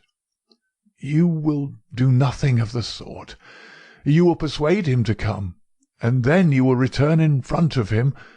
Make any excuse so as not to come with him. Don't forget, Watson, you won't fail me. You never did fail me. No doubt there are natural enemies which limit the increase of the creatures. You and I, Watson, we have done our part. Shall the world then be overrun by oysters? No, no, horrible. You'll convey all that is in your mind." I left him full of the image of this magnificent intellect, babbling like a foolish child. He had handed me the key, and with a happy thought I took it with me lest he should lock himself in. Mrs. Hudson was waiting, trembling and weeping, in the passage. Behind me, as I passed from the flat, I heard Holmes's high, thin voice in some delirious chant. Below, as I stood whistling for a cab, a man came on me through the fog. "How is Mr. Holmes, sir?" he asked. It was an old acquaintance, Inspector Morton of Scotland Yard, dressed in unofficial tweeds. "He's very ill," I answered. He looked at me in a most singular fashion. Had it not been too fiendish, I could have imagined that the gleam of the fanlight showed exultation in his face. "I heard some rumour of it," said he. The cab had driven up, and I left him. Lower Burke Street proved to be a line of fine houses lying in the vague borderland between Notting Hill and Kensington. The particular one at which my cabman pulled up had an air of smug and demure respectability in its old-fashioned iron railings, its massive folding door, and its shining brasswork. All was in keeping with a solemn butler, who appeared framed in the pink radiance of a tinted electrical light behind him. "Yes, Mr. Culverton-Smith is in, Dr. Watson. Very good, sir. I'll take up your card." My humble name and title did not appear to impress Mr. Culverton-Smith. Through the half-open door I heard a high, petulant, penetrating voice. "Who is this person? What does he want?" "Dear me, Staples, how often have I said that I'm not to be disturbed in my hours of study?" There came a gentle flow of soothing explanations from the butler. "Well, I won't see him, Staples. I can't have my work interrupted like this. I am not at home. Say so. Tell him to come in the morning, if you really must see me." Again the gentle murmur. "Well, well, give him that message. He can come in the morning, or he can stay away. My work must not be hindered." I thought of Holmes, tossing upon his bed of sickness and counting the minutes, perhaps until I could bring help to him. It was not a time to stand upon ceremony. His life depended upon my promptness. Before the apologetic butler had delivered his message, I had pushed past him and was in the room. With a shrill cry of anger, a man rose from a reclining chair beside the fire. I saw a great yellow face, coarse-grained and greasy, with heavy double chin and two sullen, menacing grey eyes which glared at me from under tufted and sandy brows. A high bald head had a small velvet smoking-cap poised coquettishly upon one side of its pink curve. The skull was of enormous capacity, and yet as I looked down I saw to my amazement that the figure of the man was small and frail, twisted in the shoulders and back like one who has suffered from rickets in his childhood. "What's this?" he cried in a high screaming voice. "What is the meaning of this intrusion? Didn't I send you word that I would see you tomorrow morning?" "I am sorry," said I, "but the matter cannot be delayed. Mr. Sherlock Holmes—" The mention of my friend's name had an extraordinary effect upon the little man. The look of anger passed in an instant from his face. His features became tense and alert. "Have you come from Mr. Holmes?" he asked. "I've just left him." "What about Holmes? How is he?" "He is desperately ill. That's why I've come." The man motioned me to a chair and turned to resume his own. As he did so, I caught a glimpse of his face in the mirror over the mantelpiece. I could have sworn that it was set in a malicious and abominable smile. Yet I persuaded myself that it must have been some nervous contraction which I had surprised, for he turned to me an instant later with genuine concern upon his features. "I am sorry to hear this," said he. "I only know Mr. Holmes through some business dealings which we've had. But I have every respect for his talents and his character.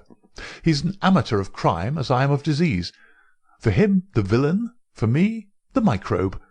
There are my prisons," he continued, pointing to a row of bottles and jars which stood upon a side table. "Among those gelatin cultivations, some of the very worst offenders in the world are now doing time." "It was on account of your special knowledge that Mr. Holmes desired to see you. He has a high opinion of you, and thought that you were the one man in London who could help him." The little man started, and the jaunty smoking-cap slid to the floor. "Why?" he asked. "Why should Mr. Holmes think that? I could help him in his trouble." "Because of your knowledge of Eastern diseases." "But why should he think that this disease which he has contracted is Eastern?" "Because in some professional inquiry he's been working among Chinese sailors down in the docks." Mr. Culverton-Smith smiled pleasantly and picked up his smoking-cap. "Oh, that's it, is it?" said he. "I trust the matter is not so grave as you suppose. How long has he been ill?" "About 3 days." "Is he delirious?" "Occasionally." "Tut, tut! This sounds serious. It would be inhuman not to answer his call. I very much resent any interruption to my work, Dr. Watson, but this case is certainly exceptional. I will come with you at once." I remembered Holmes's injunction. "I have another appointment," said I. "Very good. I will go alone. I have a note of Mr. Holmes's address. You can rely upon my being there within half an hour at most." It was with a sinking heart that I re-entered Holmes's bedroom. For all that I knew, the worst might have happened in my absence. To my enormous relief, he had improved greatly in the interval. His appearance was as ghastly as ever, but all trace of delirium had left him, and he spoke in a feeble voice, it is true, but with even more than his usual crispness and lucidity. "Well, did you see him, Watson?" "Yes, he is coming." "Admirable, Watson, admirable. You are the best of messengers." "He wished to return with me." "That would never do, Watson. That would be obviously impossible. Did he ask what ailed me?" "I told him about the Chinese in the East End." "Exactly. Well, Watson, you've done all that a good friend could. You can now disappear from the scene." "I must wait and hear his opinion, Holmes." "Of course you must. But I have reasons to suppose that this opinion would be very much more frank and valuable if he imagines that we are alone. There is just room behind the head of my bed, Watson." "My dear Holmes!"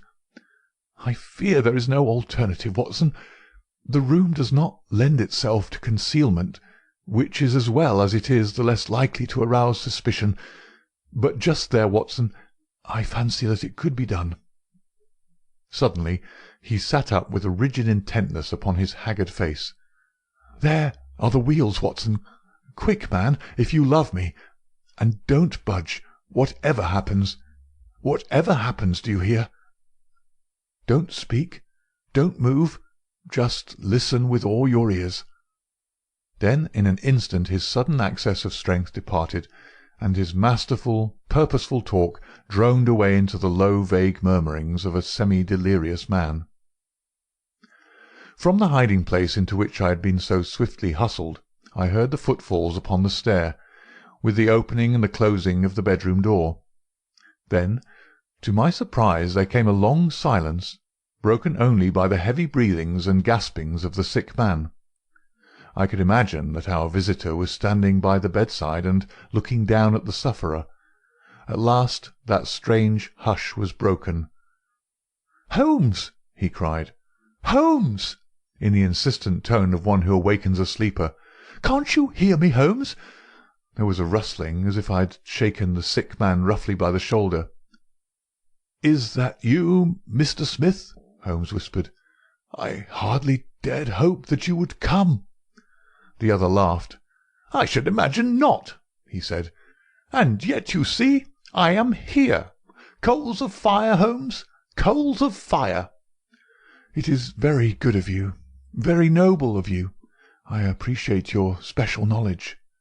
Our visitor sniggered. "You do. You are, fortunately, the only man in London who does. Do you know what is the matter with you?" "The same," said Holmes. "Ah! You recognize the symptoms?" "Only too well." "Well, I shouldn't be surprised, Holmes. I shouldn't be surprised if it were the same. A bad look-out for you it is. Poor Victor was a dead man on the 4th day. A strong, hearty young fellow. It was certainly, as you said, very surprising that he should have contracted an out-of-the-way Asiatic disease in the heart of London. A disease, too, of which I had made such a very special study. Singular coincidence, Holmes. Very smart of you to notice it, but rather uncharitable to suggest that it was cause and effect." "I knew that you did it." "Oh, you did you? Well, you couldn't prove it anyhow. But what do you think of yourself, spreading reports about me like that, and then crawling to me for help the moment you're in trouble? What sort of a game is that, eh?" I heard the rasping, laboured breathing of the sick man. "Give me the water," he gasped. "You're precious near your end, my friend, but I don't want you to go till I have had a word with you. That's why I give you water. There, don't slop it about. That's right. Can you understand what I say?" Holmes groaned. "Do what you can for me. Let bygones be bygones," he whispered. "I'll put the words out of my head. I swear I will. Only cure me, and I'll forget it." "Forget what?" "Well, about Victor Savage's death. You as good as admitted just now that you had done it. I'll forget it." You can forget it or remember it, just as you like. I don't see you in the witness box. Quite another shaped box, my good Holmes, I assure you. It matters nothing to me that you should know how my nephew died. It's not him we're talking about, it's you. Yes, yes. The fellow who came for me, I've forgotten his name, said that you contracted it down in the East End among the sailors. I could only account for it so. You are proud of your brains, Holmes, are you not? Think yourself smart, don't you? You came across someone who is smarter this time. Now cast your mind back, Holmes. Can you think of no other way you could have got this thing? I can't think. My mind is gone. For heaven's sake, help me. Yes, I will help you.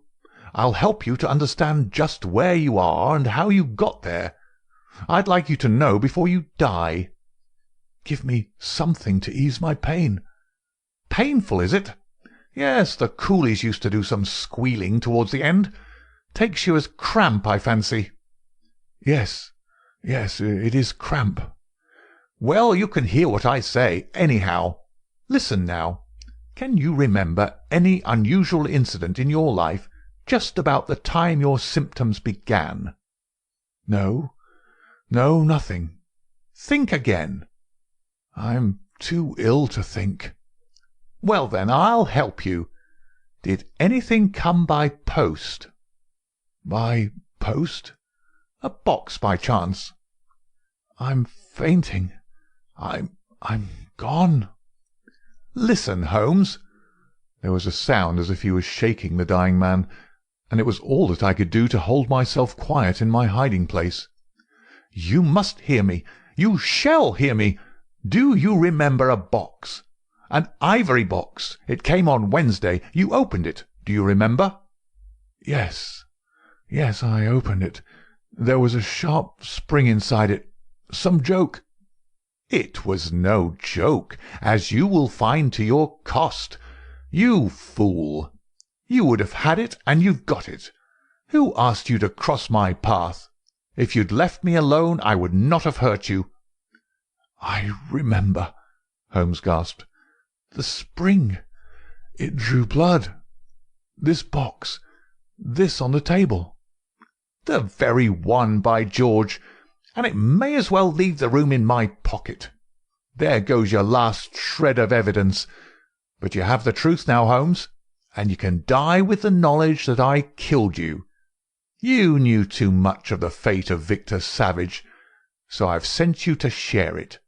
You're very near your end, Holmes. I'll sit here and I'll watch you die. Holmes's voice had sunk to an almost inaudible whisper. What is that? Said Smith. Turn up the gas? The shadows begin to fall, do they? Yes, I'll turn it up, that I may see you the better. He crossed the room, and the light suddenly brightened. Is there any other little service that I can do you, my friend? A match and a cigarette. I nearly called out in my joy and my amazement. He was speaking in his natural voice, a little weak perhaps, but the very voice I knew. There was a long pause, and I felt that Culverton Smith was standing in silent amazement, looking down at his companion. "What's the meaning of this?" I heard him say at last in a dry, rasping tone. "The best way of successfully acting a part is to be it," said Holmes. "I give you my word that for 3 days I have tasted neither food nor drink until you were good enough to pour me out that glass of water. But it is the tobacco which I find most irksome. Here are some cigarettes." I heard the striking of a match. "That is very much better. Hello! Hello! Do I hear the step of a friend?" There were footfalls outside. The door opened, and Inspector Morton appeared. "All is in order, and this is your man," said Holmes. The officer gave the usual cautions. "I arrest you on the charge of the murder of one Victor Savage," he concluded. "And you might add of the attempted murder of one Sherlock Holmes," remarked my friend with a chuckle. "To save an invalid trouble, Inspector, Mr. Culverton Smith was good enough to give our signal by turning up the gas.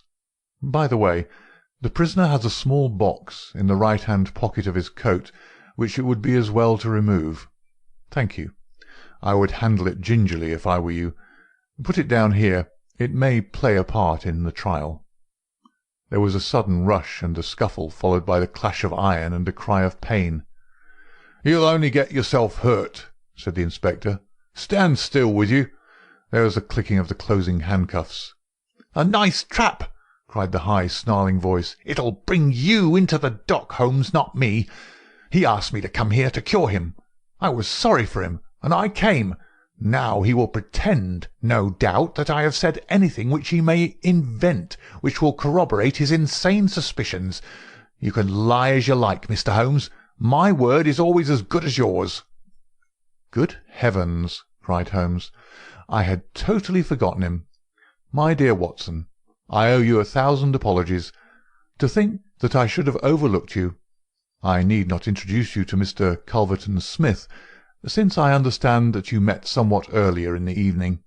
Have you the cab below? I will follow you when I am dressed, for I may be of some use at the station." "I never needed it more," said Holmes, as he refreshed himself with a glass of claret and some biscuits in the intervals of his toilet. "However, as you know, my habits are irregular, and such a feat means less to me than to most men. It was very essential that I should impress Mrs. Hudson with the reality of my condition, since she was to convey it to you, and you in turn to him. You won't be offended, Watson. You will realize that among your many talents dissimulation finds no place, and that if you had shared my secret you would never have been able to impress Smith with the urgent necessity of his presence, which was the vital point of the whole scheme. Knowing his vindictive nature, I was perfectly certain that he would come to look upon his handiwork. But your appearance, Holmes, your ghastly face! 3 days of absolute fast does not improve one's beauty, Watson. For the rest, there is nothing which a sponge may not cure. With Vaseline upon one's forehead, belladonna in one's eyes, rouge over the cheekbones, and crusts of beeswax round one's lips, a very satisfying effect can be produced. Malingering is a subject upon which I have sometimes thought of writing a monograph. A little occasional talk about half-crowns, oysters, or any other extraneous subject produces a pleasing effect of delirium. But why would you not let me near you, since there was in truth no infection? Can you ask, my dear Watson? Do you imagine that I have no respect for your medical talents? Could I fancy that your astute judgment would pass a dying man who, however weak, had no rise of pulse or temperature? At 4 yards I could deceive you. If I failed to do so, who would bring Mr. Smith within my grasp? No, Watson, I would not touch that box. You can just see if you look at it sideways, where the sharp spring like a viper's tooth emerges as you open it. I dare say it was by some such device that poor Savage, who stood between this monster and a reversion, was done to death. My correspondence, however, is, as you know, a varied one, and I am somewhat upon my guard against any packages which reach me. It was clear to me, however, that by pretending that he had really succeeded in his design, I might surprise a confession. That pretence I have carried out with the thoroughness of the true artist. Thank you, Watson. You must help me on with my coat. When we have finished at the police station, I think that something nutritious at Simpson's would not be out of place.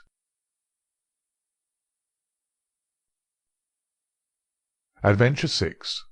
The Disappearance of Lady Frances Carfax. "But why Turkish?" asked Mr. Sherlock Holmes, gazing fixedly at my boots. I was reclining in a cane-backed chair at the moment, and my protruded feet had attracted his ever-active attention. "English," I answered in some surprise. "I got them at Latimer's in Oxford Street." Holmes smiled with an expression of weary patience. "The bath," he said. "The bath!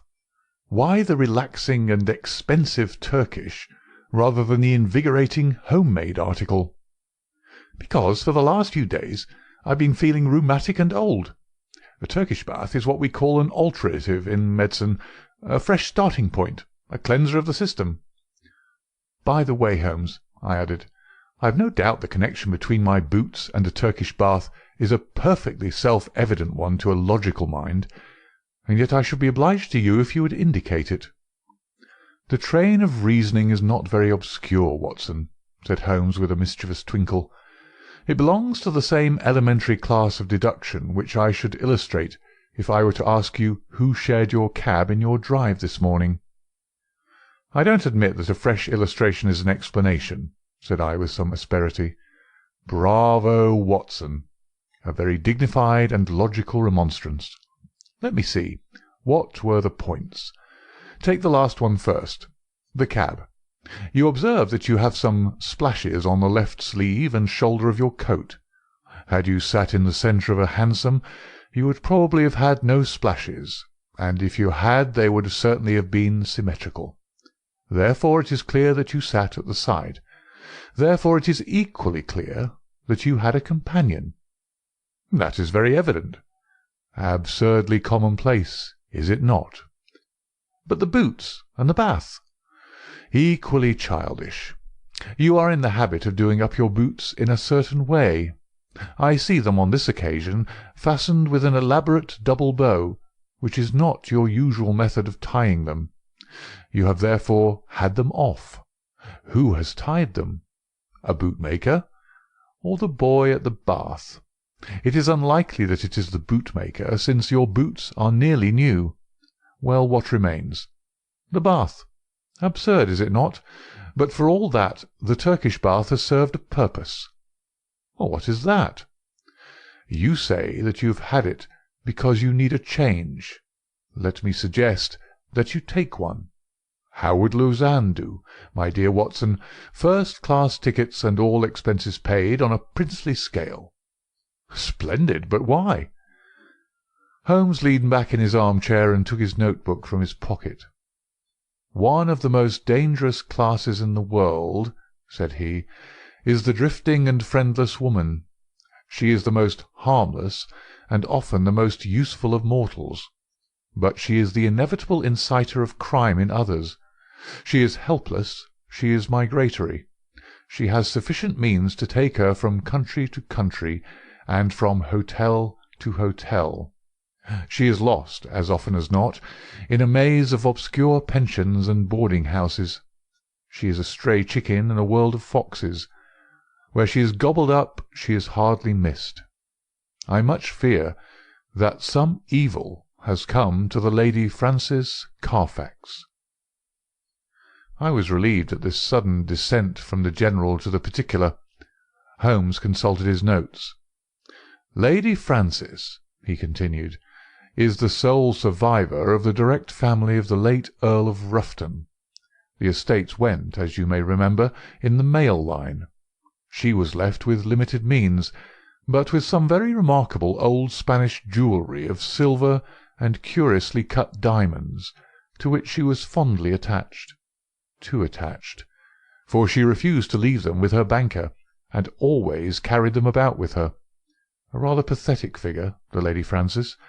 A beautiful woman, still in fresh middle age, and yet, by a strange change, the last derelict of what only 20 years ago was a goodly fleet." "What has happened to her, then?" "Ah, what has happened to the Lady Frances? Is she alive or dead? There is our problem. She is a lady of precise habits, and for 4 years it has been her invariable custom to write every second week to Miss Daubeny, her old governess, who has long retired and lives in Camberwell. It is this Miss Daubeny who has consulted me. Nearly 5 weeks have passed without a word. The last letter was from the Hotel National at Lausanne. Lady Frances seems to have left there and given no address. The family are anxious, and as they are exceedingly wealthy, no sum will be spared if we can clear the matter up." "Is Miss Daubeny the only source of information? Surely she had other correspondents?" "There is one correspondent who is a sure draw, Watson. That is the bank. Single ladies must live, and their passbooks are compressed diaries. She banks at Sylvester's. I have glanced over her account. The last cheque but one paid her bill at Lausanne, but it was a large one, and probably left her with cash in hand. Only one cheque has been drawn since. To whom and where? To Miss Marie Devine. There is nothing to show where the cheque was drawn. It was cashed at the Crédit Lyonnais at Montpellier less than 3 weeks ago. The sum was £50. And who is Miss Marie Devine? That also I have been able to discover. Miss Marie Devine was the maid of Lady Frances Carfax. Why she should have paid her this cheque we have not yet determined. I have no doubt, however, that your researches will soon clear the matter up. My researches? Hence the health-giving expedition to Lausanne. You know that I cannot possibly leave London while old Abrahams is in such mortal terror of his life. Besides, on general principles it is best that I should not leave the country. Scotland Yard feels lonely without me, and it causes an unhealthy excitement among the criminal classes. Go then, my dear Watson, and if my humble counsel can ever be valued at so extravagant a rate as 2d a word, it waits your disposal night and day at the end of the continental wire. 2 days later found me at the Hotel National at Lausanne, where I received every courtesy at the hands of Monsieur Mose, the well-known manager. Lady Frances, as he informed me, had stayed there for several weeks. She had been much liked by all who met her. Her age was not more than 40. She was still handsome, and bore every sign of having in her youth been a very lovely woman. Monsieur Mose knew nothing of any valuable jewellery, but it had been remarked by the servants that the heavy trunk in the lady's bedroom was always scrupulously locked. Marie Devine, the maid, was as popular as her mistress. She was actually engaged to one of the head waiters in the hotel, and there was no difficulty in getting her address. It was 11 Rue de Trajan, Montpellier. All this I jotted down, and felt that Holmes himself could not have been more adroit in collecting his facts.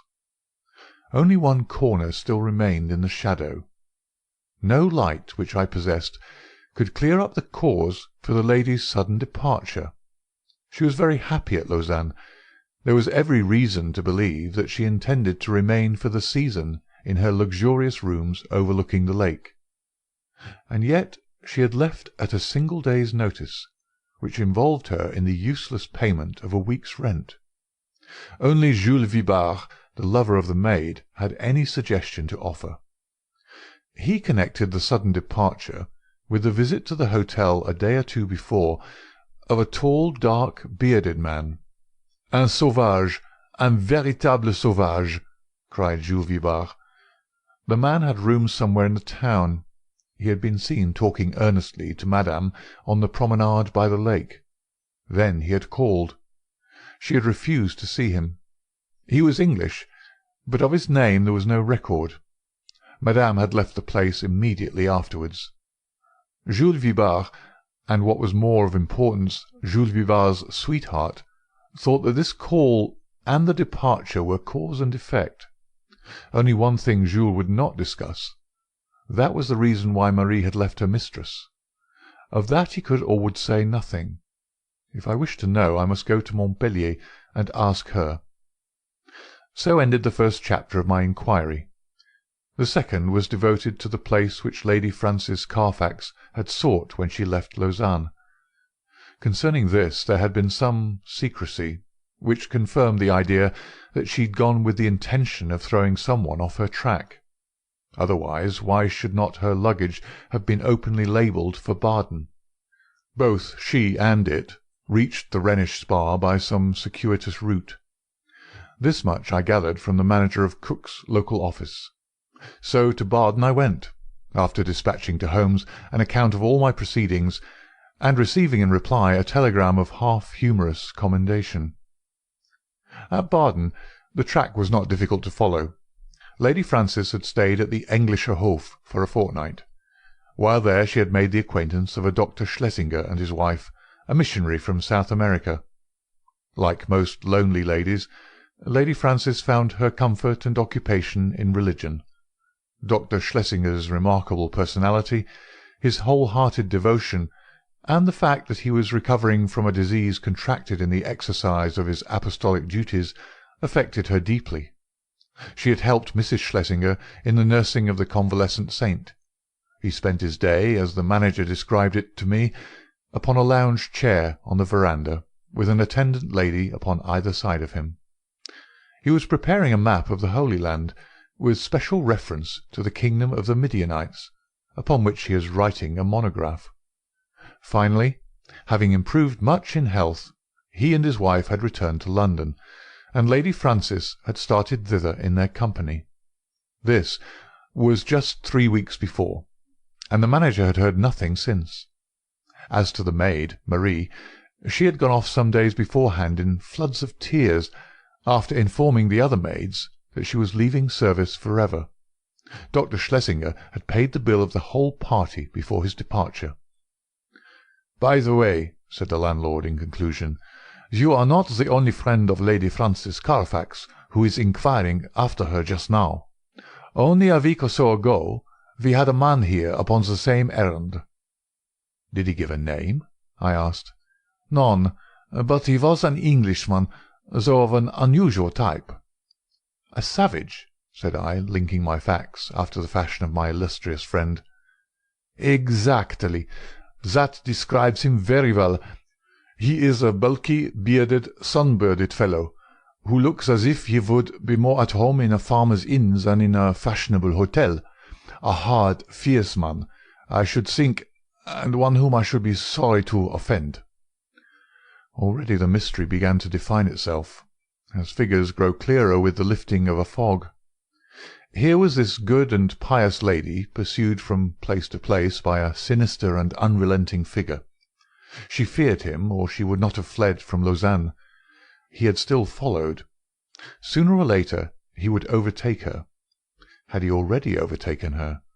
Was that the secret of her continued silence? Could the good people who were her companions not screen her from his violence or his blackmail? What horrible purpose, what deep design, lay behind this long pursuit? There was the problem which I had to resolve. To Holmes I wrote, showing how rapidly and surely I had got down to the roots of the matter. In reply I had a telegram, asking for a description of Dr. Schlesinger's left ear. Holmes's ideas of humour are strange, and occasionally offensive, so I took no notice of his ill-timed jest. Indeed, I had already reached Montpellier in my pursuit of the maid Marie before his message came. I had no difficulty in finding the ex-servant, and in learning all that she could tell me. She was a devoted creature, who had only left her mistress because she was sure that she was in good hands, and because her own approaching marriage made a separation inevitable in any case. Her mistress had, as she confessed with distress, shown some irritability of temper towards her during their stay in Baden, and had even questioned her once as if she had suspicions of her honesty, and this had made the parting easier than it would otherwise have been. Lady Frances had given her £50 as a wedding present. Like me, Marie viewed with deep distrust the stranger who had driven her mistress from Lausanne. With her own eyes she had seen him seize the lady's wrist with great violence on the public promenade by the lake. He was a fierce and terrible man. She believed that it was out of dread of him that Lady Frances had accepted the escort of the Schlesingers to London. She had never spoken to Marie about it, but many little signs had convinced the maid that her mistress lived in a state of continual nervous apprehension.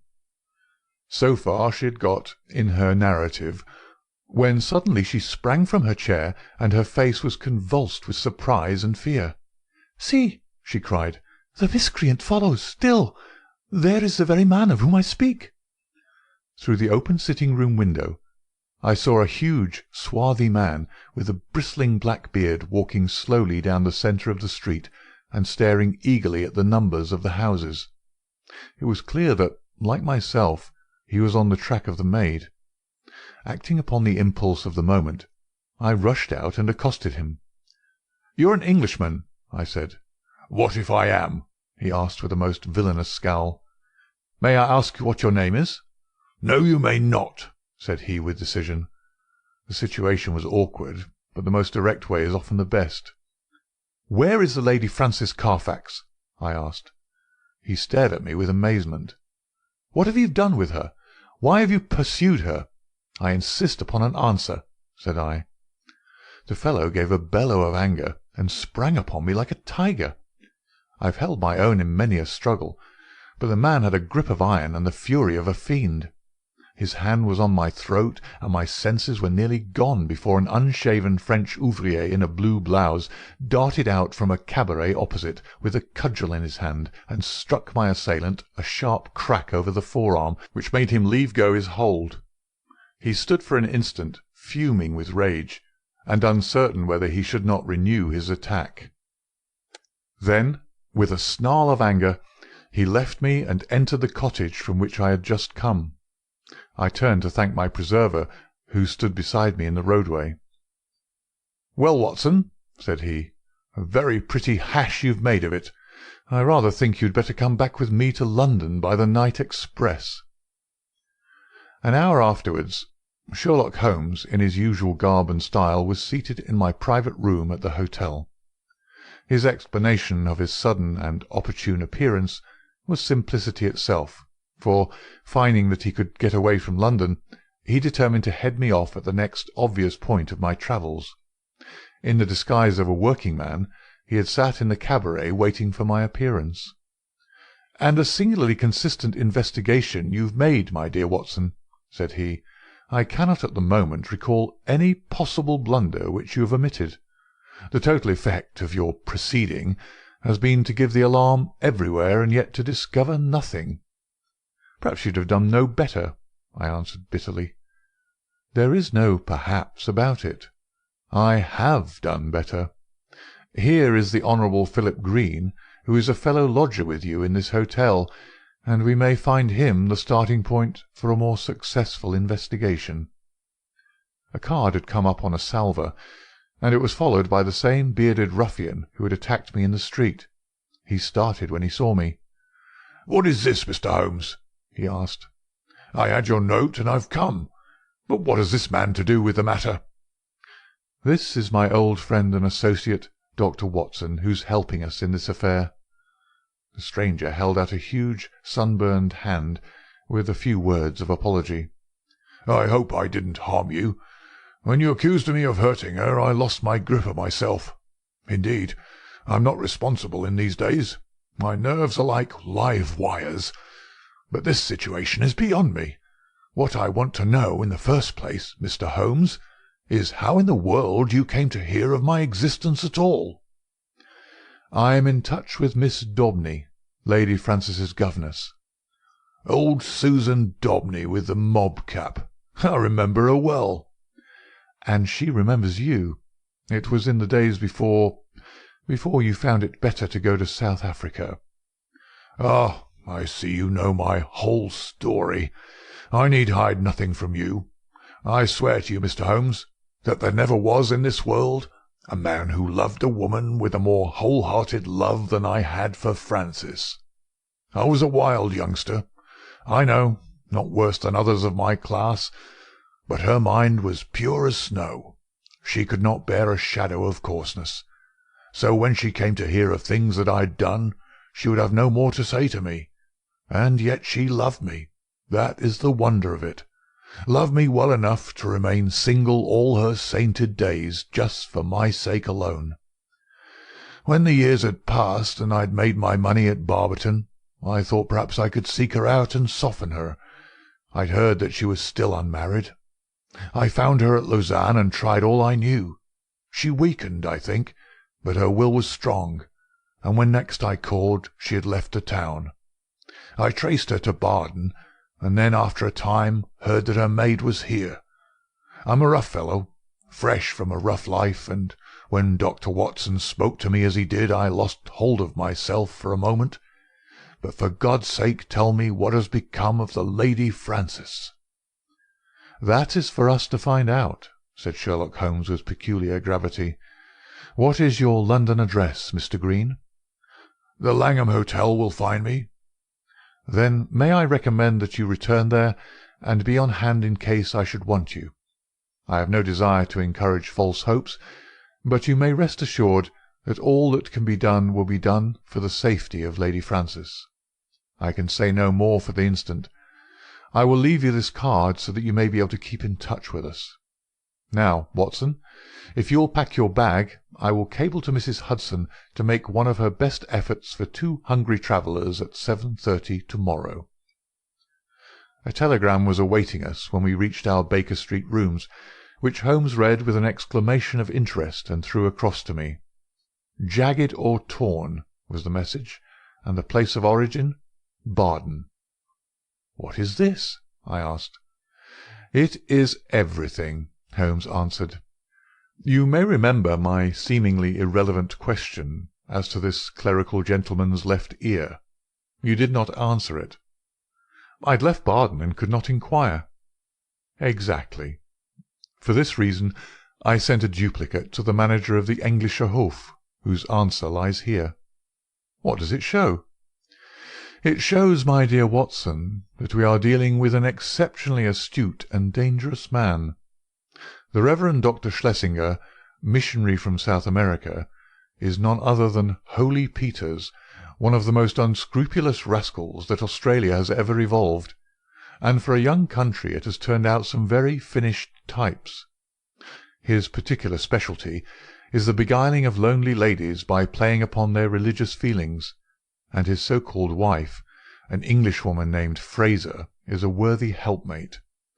The nature of his tactics suggested his identity to me, and this physical peculiarity (he was badly bitten in a saloon fight at Adelaide in '89) confirmed my suspicion. This poor lady is in the hands of a most infernal couple, who will stick at nothing, Watson.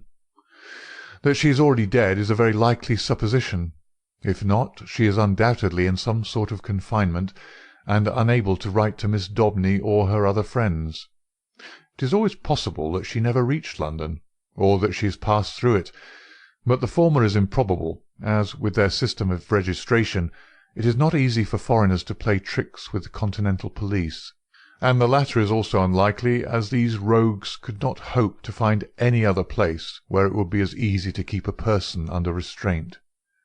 All my instincts tell me that she is in London, but as we have at present no possible means of telling where, we can only take the obvious steps, eat our dinner, and possess our souls in patience.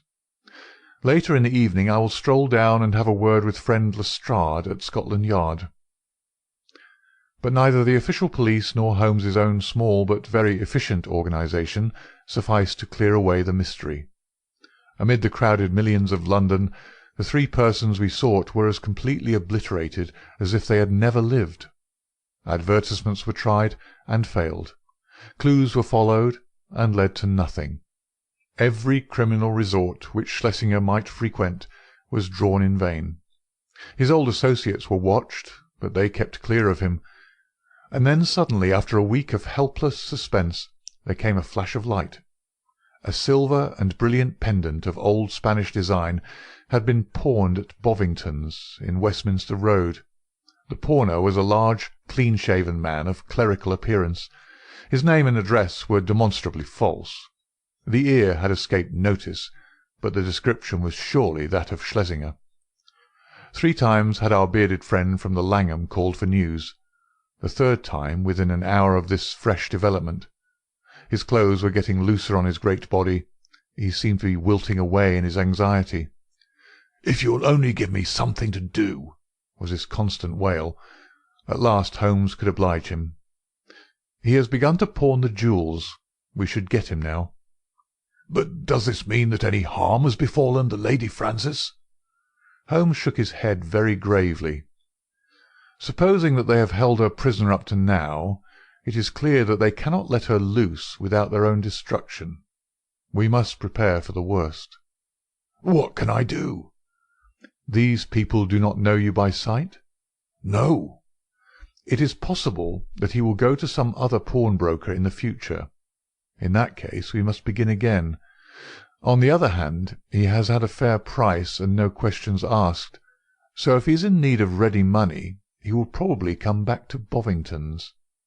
I will give you a note to them, and they will let you wait in the shop. If the fellow comes, you will follow him home, but no indiscretion, and above all no violence. I put you on your honour that you will take no step without my knowledge and consent." For 2 days the Honourable Philip Green (he was, I may mention, the son of the famous admiral of that name who commanded the Sea of Azov fleet in the Crimean War) brought us no news. On the evening of the 3rd he rushed into our sitting-room, pale, trembling, with every muscle of his powerful frame quivering with excitement. "We have him! We have him!" he cried. He was incoherent in his agitation. Holmes soothed him with a few words and thrust him into an armchair. "Come now, give us the order of events," said he. "She came only an hour ago. It was the wife this time, but the pendant she brought was the fellow of the other. She is a tall, pale woman with ferret eyes." "That is the lady," said Holmes. "She left the office, and I followed her. She walked up the Kennington Road, and I kept behind her. Presently she went into a shop. Mr. Holmes, it was an undertaker's." My companion started. "Well?" he asked in that vibrant voice which told of the fiery soul behind the cold grey face. "She was talking to the woman behind the counter. I enters as well. 'It is late,' I heard her say, or words to that effect. The woman was excusing herself. 'It should be there before now,' she answered. 'It took longer, being out of the ordinary.' They both stopped and looked at me. So I asked some questions and then left the shop." "You did excellently well. What happened next?" "The woman came out, but I had hid myself in a doorway. Her suspicions had been aroused, I think, for she looked round her. Then she called a cab and got in. I was lucky enough to get another, and so to follow her. She got down at last at No. 36 Pulteney Square, Brixton. I drove past, left my cab at the corner of the square, and watched the house." "Did you see anyone?" "The windows were all in darkness, save one on the lower floor. The blind was down, and I could not see in. I was standing there wondering what I should do next, when a covered van drove up with 2 men in it. They descended, took something out of the van, and carried it up the steps to the hall door. Mr. Holmes, it was a coffin." "Ah!" "For an instant I was on the point of rushing in. The door had been opened to admit the men and their burden. It was the woman who'd opened it, but as I stood there she caught a glimpse of me, and I think she recognized me. I saw her start, and she hastily closed the door. I remembered my promise to you, and here I am." "You have done excellent work," said Holmes, scribbling a few words upon a half-sheet of paper. "We can do nothing legal without a warrant, and you can serve the cause best by taking this note down to the authorities and getting one.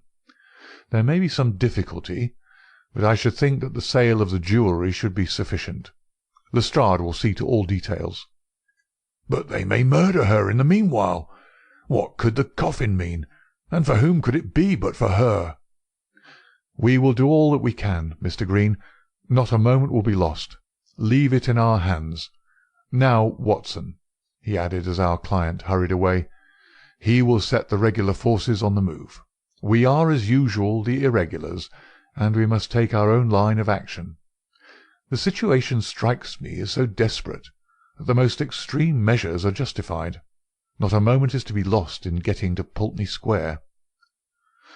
"Let us try to reconstruct the situation," said he as we drove swiftly past the Houses of Parliament and over Westminster Bridge. "These villains have coaxed this unhappy lady to London, after first alienating her from her faithful maid. If she has written any letters, they have been intercepted. Through some confederate, they have engaged a furnished house. Once inside it, they have made her a prisoner, and they have become possessed of the valuable jewellery which had been their object from the first.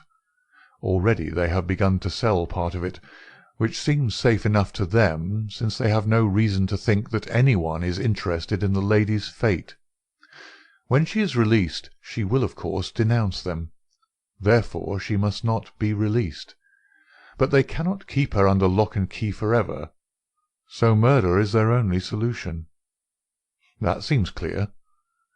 Now we will take another line of reasoning. When you follow two separate chains of thought, Watson, you will find some point of intersection which should approximate to the truth. We will start now not from the lady, but from the coffin, and argue backward. That incident proves, I fear, beyond all doubt, that the lady is dead. It points also to an orthodox burial with proper accompaniment of medical certificate and official sanction. Had the lady been obviously murdered, they would have buried her in a hole in the back garden. But here all is open and regular.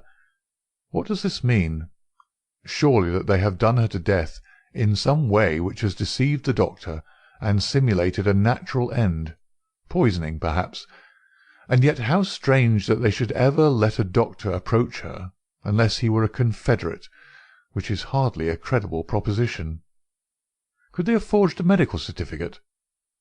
Dangerous, Watson, very dangerous. No, I hardly see them doing that. Pull up, cabby.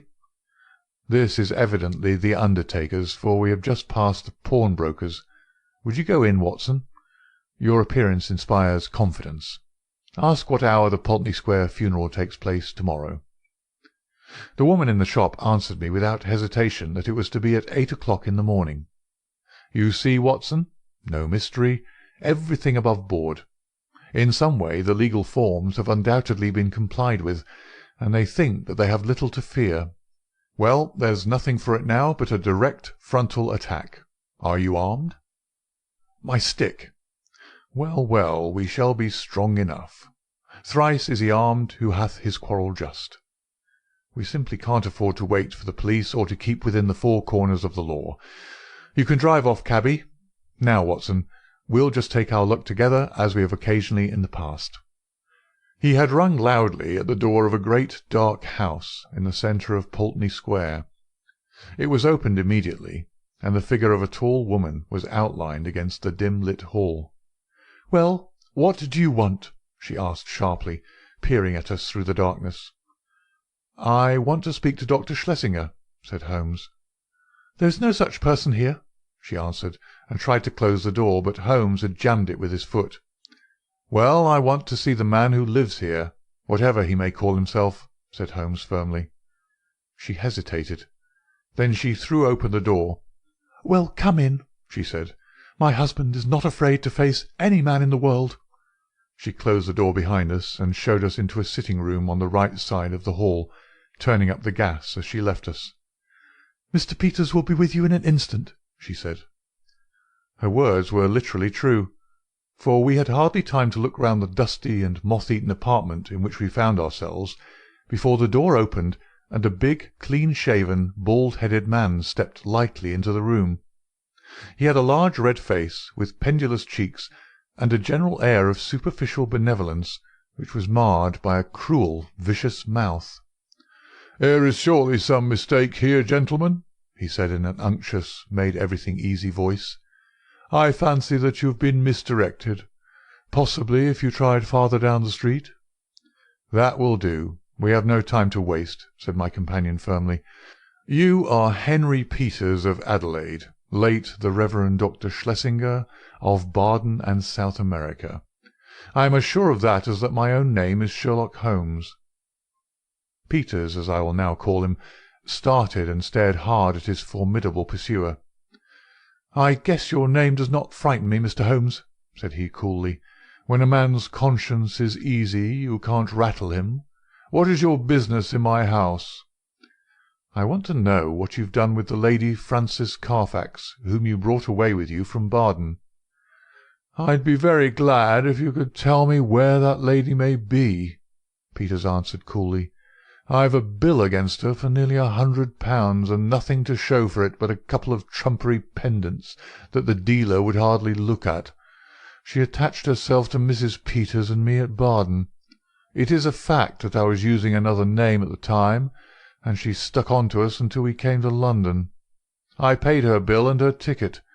Once in London she gave us the slip, and, as I say, left these out-of-date jewels to pay her bills. You find her, Mr. Holmes, and I'm your debtor." "I mean to find her," said Sherlock Holmes. "I'm going through this house till I do find her. Where is your warrant?" Holmes half drew a revolver from his pocket. "This will have to serve till a better one comes." "Why, you're a common burglar." "So you might describe me," said Holmes cheerfully. "My companion is also a dangerous ruffian, and together we're going through your house." Our opponent opened the door. "Fetch a policeman, Annie," said he. There was a whisk of feminine skirts down the passage, and the hall door was opened and shut. "Our time is limited, Watson," said Holmes. "If you try to stop us, Peters, you'll most certainly get hurt. Where is that coffin which was brought into the house?" "What do you want with the coffin? It is in use. There is a body in it." "I must see the body." "Never, with my consent." "Then without it." With a quick movement, Holmes pushed the fellow to one side and passed into the hall. A door half open stood immediately before us. We entered. It was the dining-room. On the table, under a half-lit chandelier, the coffin was lying. Holmes turned up the gas and raised the lid. Deep down in the recesses of the coffin lay an emaciated figure. The glare from the lights above beat down upon an aged and withered face. By no possible process of cruelty, starvation, or disease could this worn-out wreck be the still beautiful Lady Frances. Holmes's face showed his amazement, and also his relief. "Thank God," he muttered. "It's someone else." "Ah, you've blundered badly for once, Mr. Sherlock Holmes," said Peters, who had followed us into the room. "Who is the dead woman?" "Well, if you really must know, she is an old nurse of my wife's, Rose Spender by name, whom we found in the Brixton Workhouse Infirmary. We brought her round here, called in Dr. Horsam of 13 Furbank Villas, mind you take the address, Mr. Holmes, and had her carefully tended, as Christian folk should. On the third day she died. Certificate says senile decay, but that's only the doctor's opinion, and of course you know better. We ordered her funeral to be carried out by Stimson and Co. of the Kennington Road, who will bury her at 8 o'clock tomorrow morning. Can you pick any hole in that, Mr. Holmes? You've made a silly blunder, and you may as well own up to it. I'd give something for a photograph of your gaping, staring face when you pulled aside that lid expecting to see the Lady Frances Carfax, and only found a poor old woman of 90. Holmes's expression was as impassive as ever under the jeers of his antagonist, but his clenched hands betrayed his acute annoyance. "I am going through your house," said he. "Are you, though?" cried Peters, as a woman's voice and heavy steps sounded in the passage. "We'll soon see about that. This way, officers, if you please. These men have forced their way into my house, and I cannot get rid of them. Help me to put them out." A sergeant and a constable stood in the doorway. Holmes drew his card from his case. "This is my name and address. This is my friend, Dr. Watson." "Bless you, sir, we know you very well," said the sergeant. "But you can't stay here without a warrant." "Of course not. I quite understand that." "Arrest him!" cried Peters. "We know where to lay our hands on this gentleman if he's wanted," said the sergeant majestically. "But you'll have to go, Mr. Holmes." "Yes, Watson, we shall have to go." A minute later we were in the street once more. Holmes was as cool as ever, but I was hot with anger and humiliation. The sergeant had followed us. "Sorry, Mr. Holmes, but that's the law." "Exactly, Sergeant, you could not do otherwise." "I expect there was good reason for your presence there. If there's anything I can do—" "It's a missing lady, Sergeant, and we think she is in that house. I expect a warrant presently." "Then I'll keep my eye on the parties, Mr. Holmes. If anything comes along, I'll surely let you know." It was only 9 o'clock, and we were off full cry upon the trail at once. First we drove to Brixton Workhouse Infirmary, where we found that it was indeed the truth that a charitable couple had called some days before, that they had claimed an imbecile old woman as a former servant, and that they had obtained permission to take her away with them.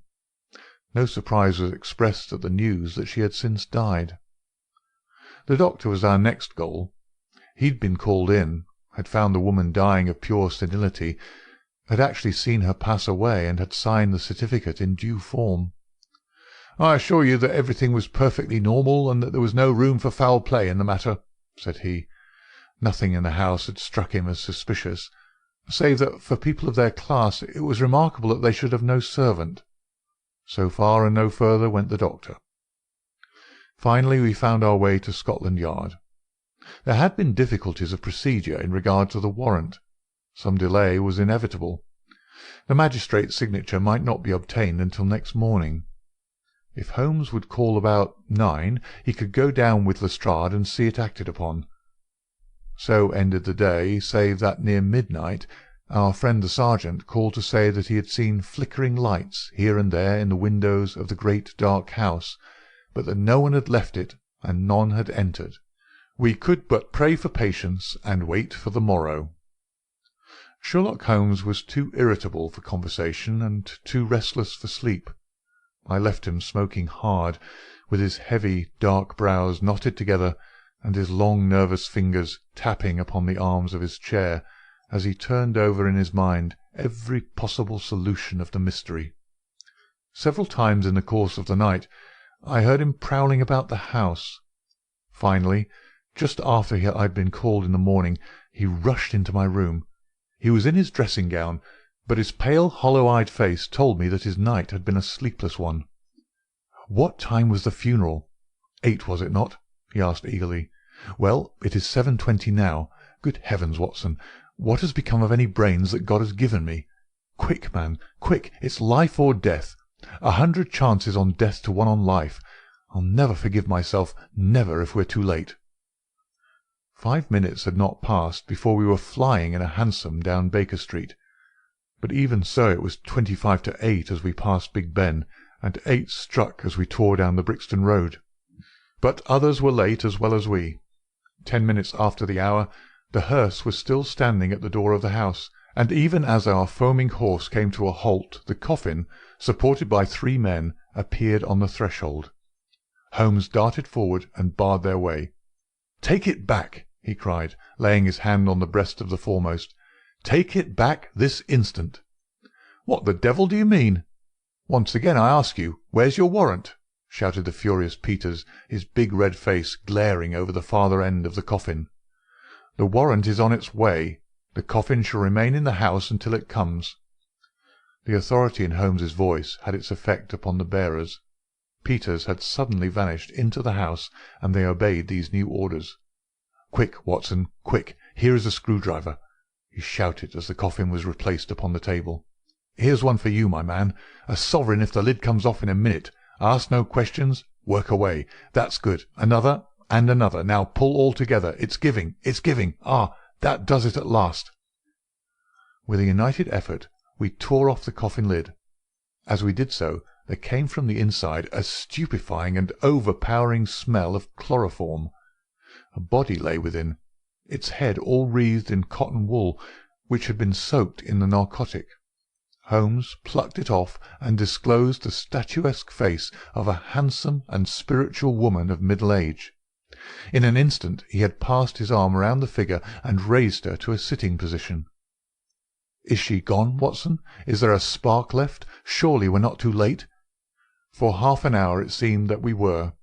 What with actual suffocation, and what with the poisonous fumes of the chloroform, the Lady Frances seemed to have passed the last point of recall, and then, at last, with artificial respiration, with injected ether, and with every device that science could suggest, some flutter of life, some quiver of the eyelids, some dimming of a mirror spoke of the slowly returning life.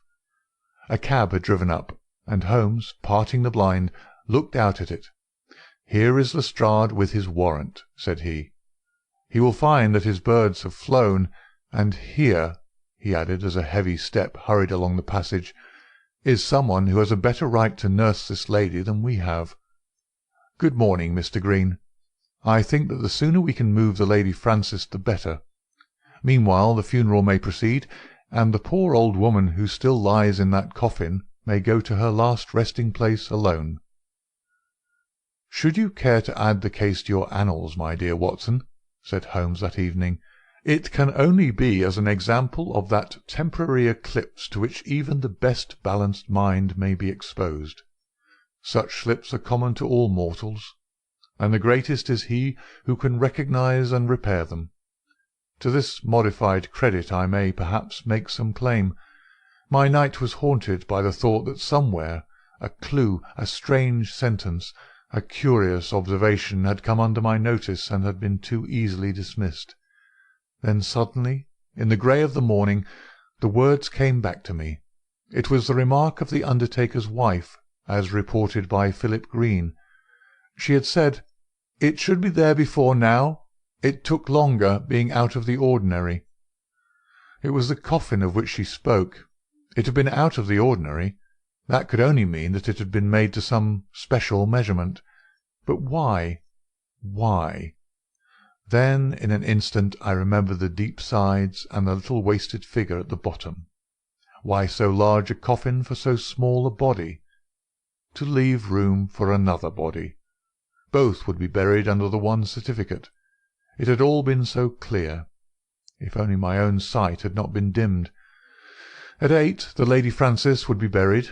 Our one chance was to stop the coffin before it left the house. It was a desperate chance that we might find her alive, but it was a chance, as the result showed. These people had never, to my knowledge, done a murder.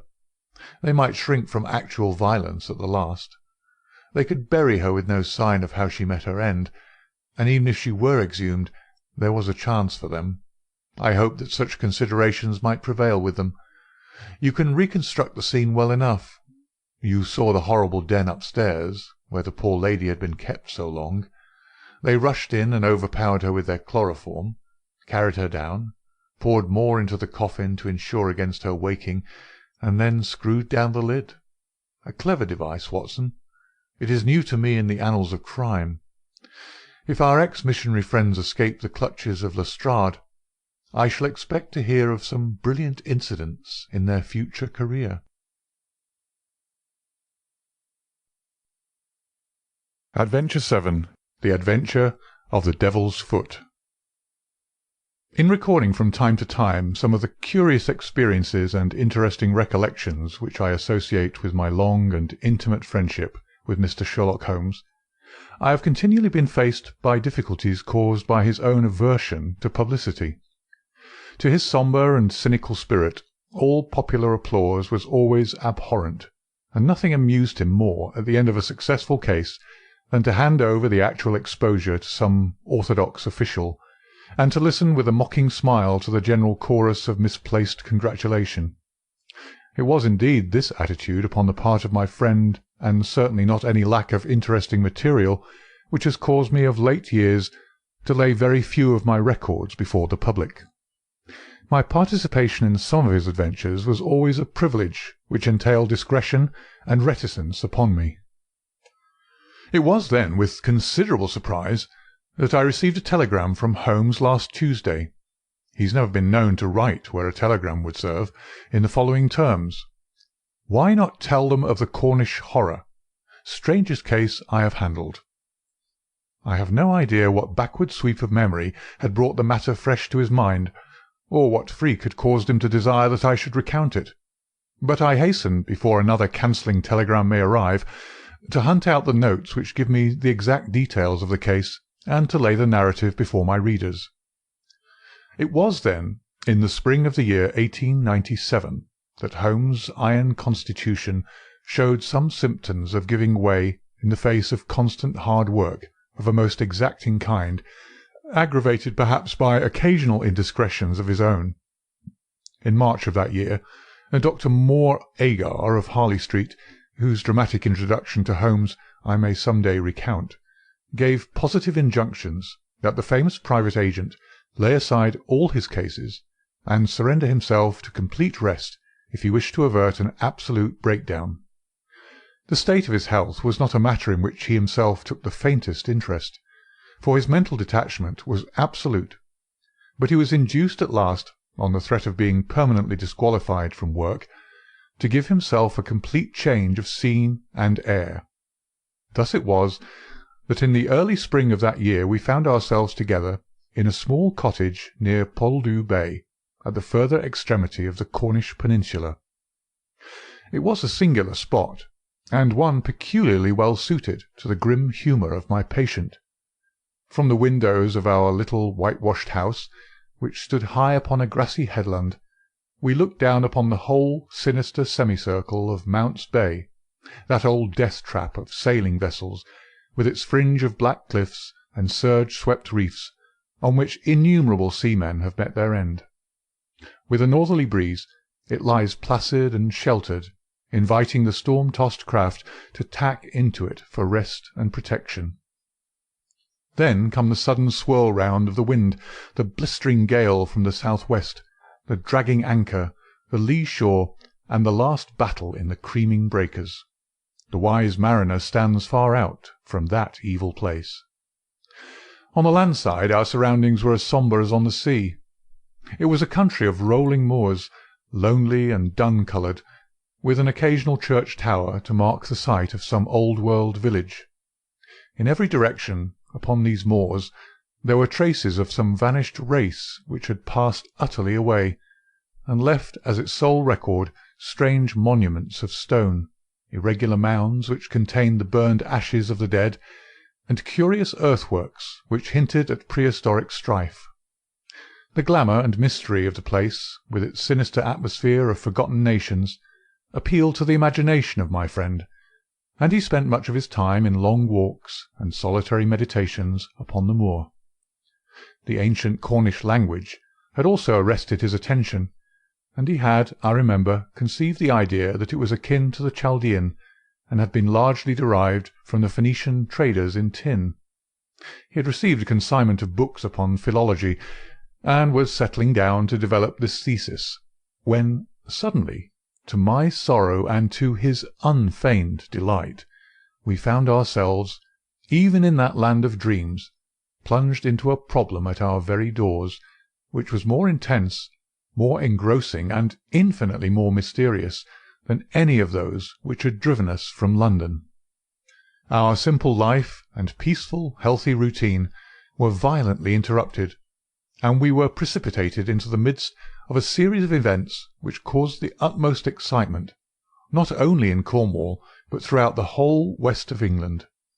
Many of my readers may retain some recollection of what was called at the time the Cornish horror, though a most imperfect account of the matter reached the London press.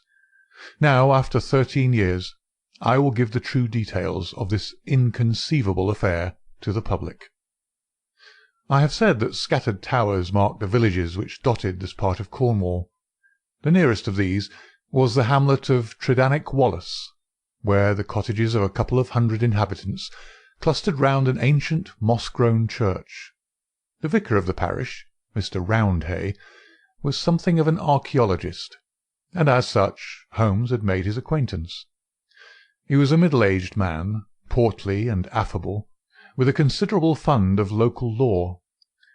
At his invitation we had taken tea at the vicarage, and had come to know also Mr. Mortimer Tregennis, an independent gentleman who increased the clergyman's scanty resources by taking rooms in his large, straggling house.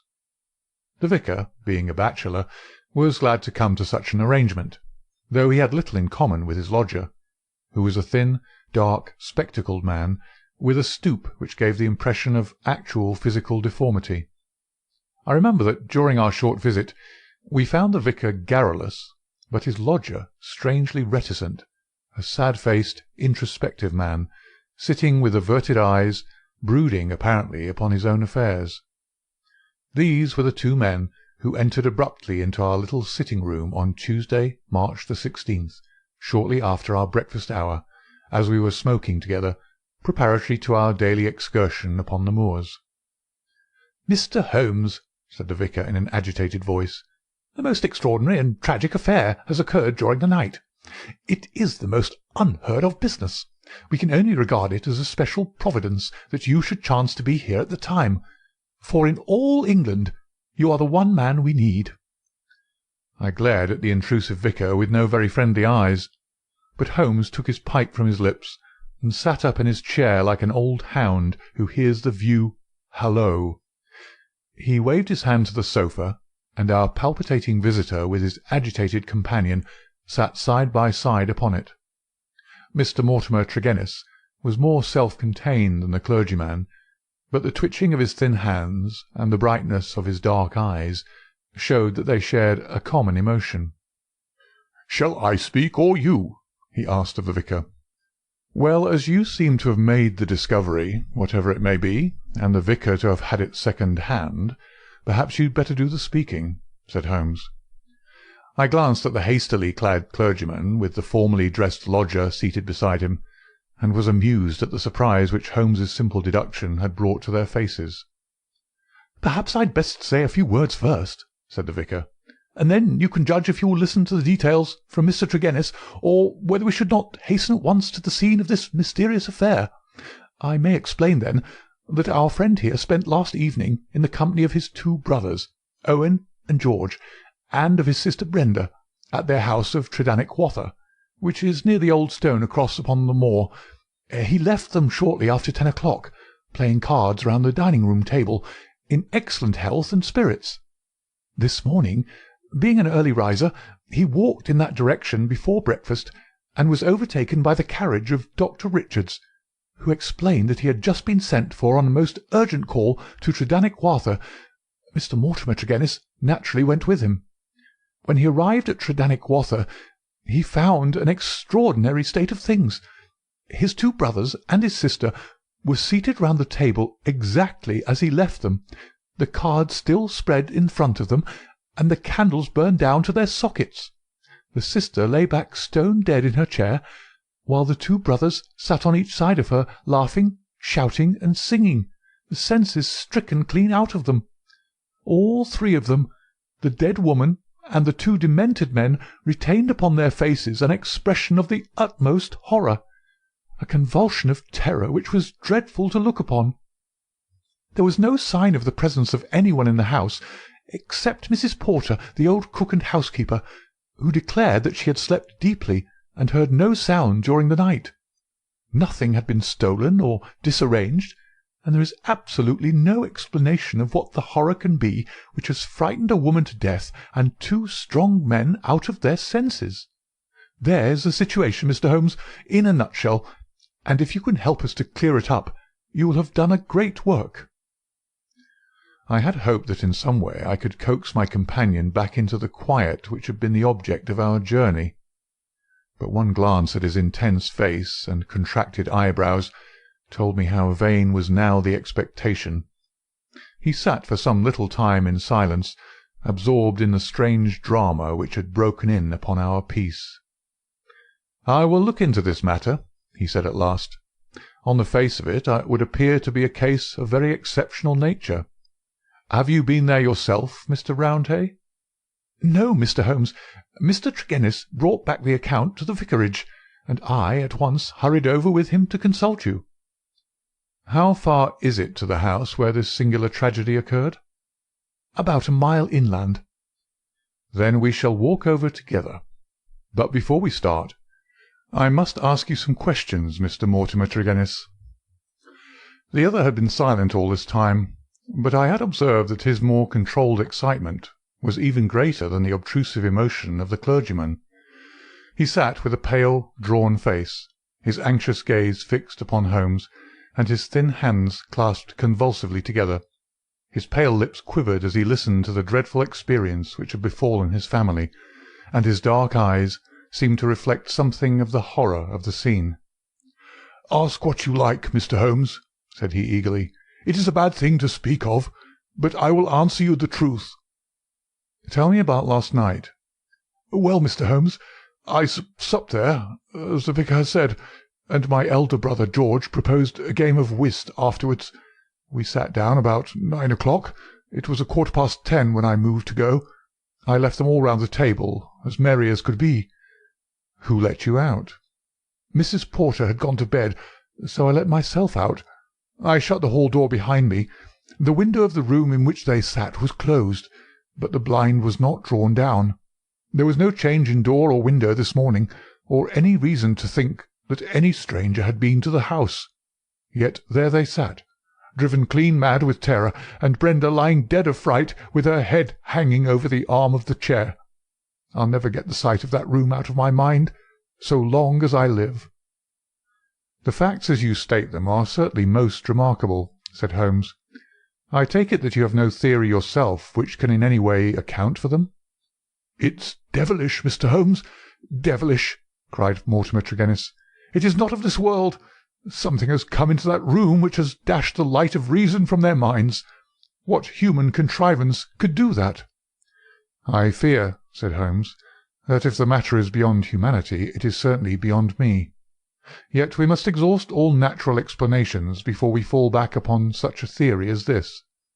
As to yourself, Mr. Tregennis, I take it you were divided in some way from your family since they lived together and you had some rooms apart?"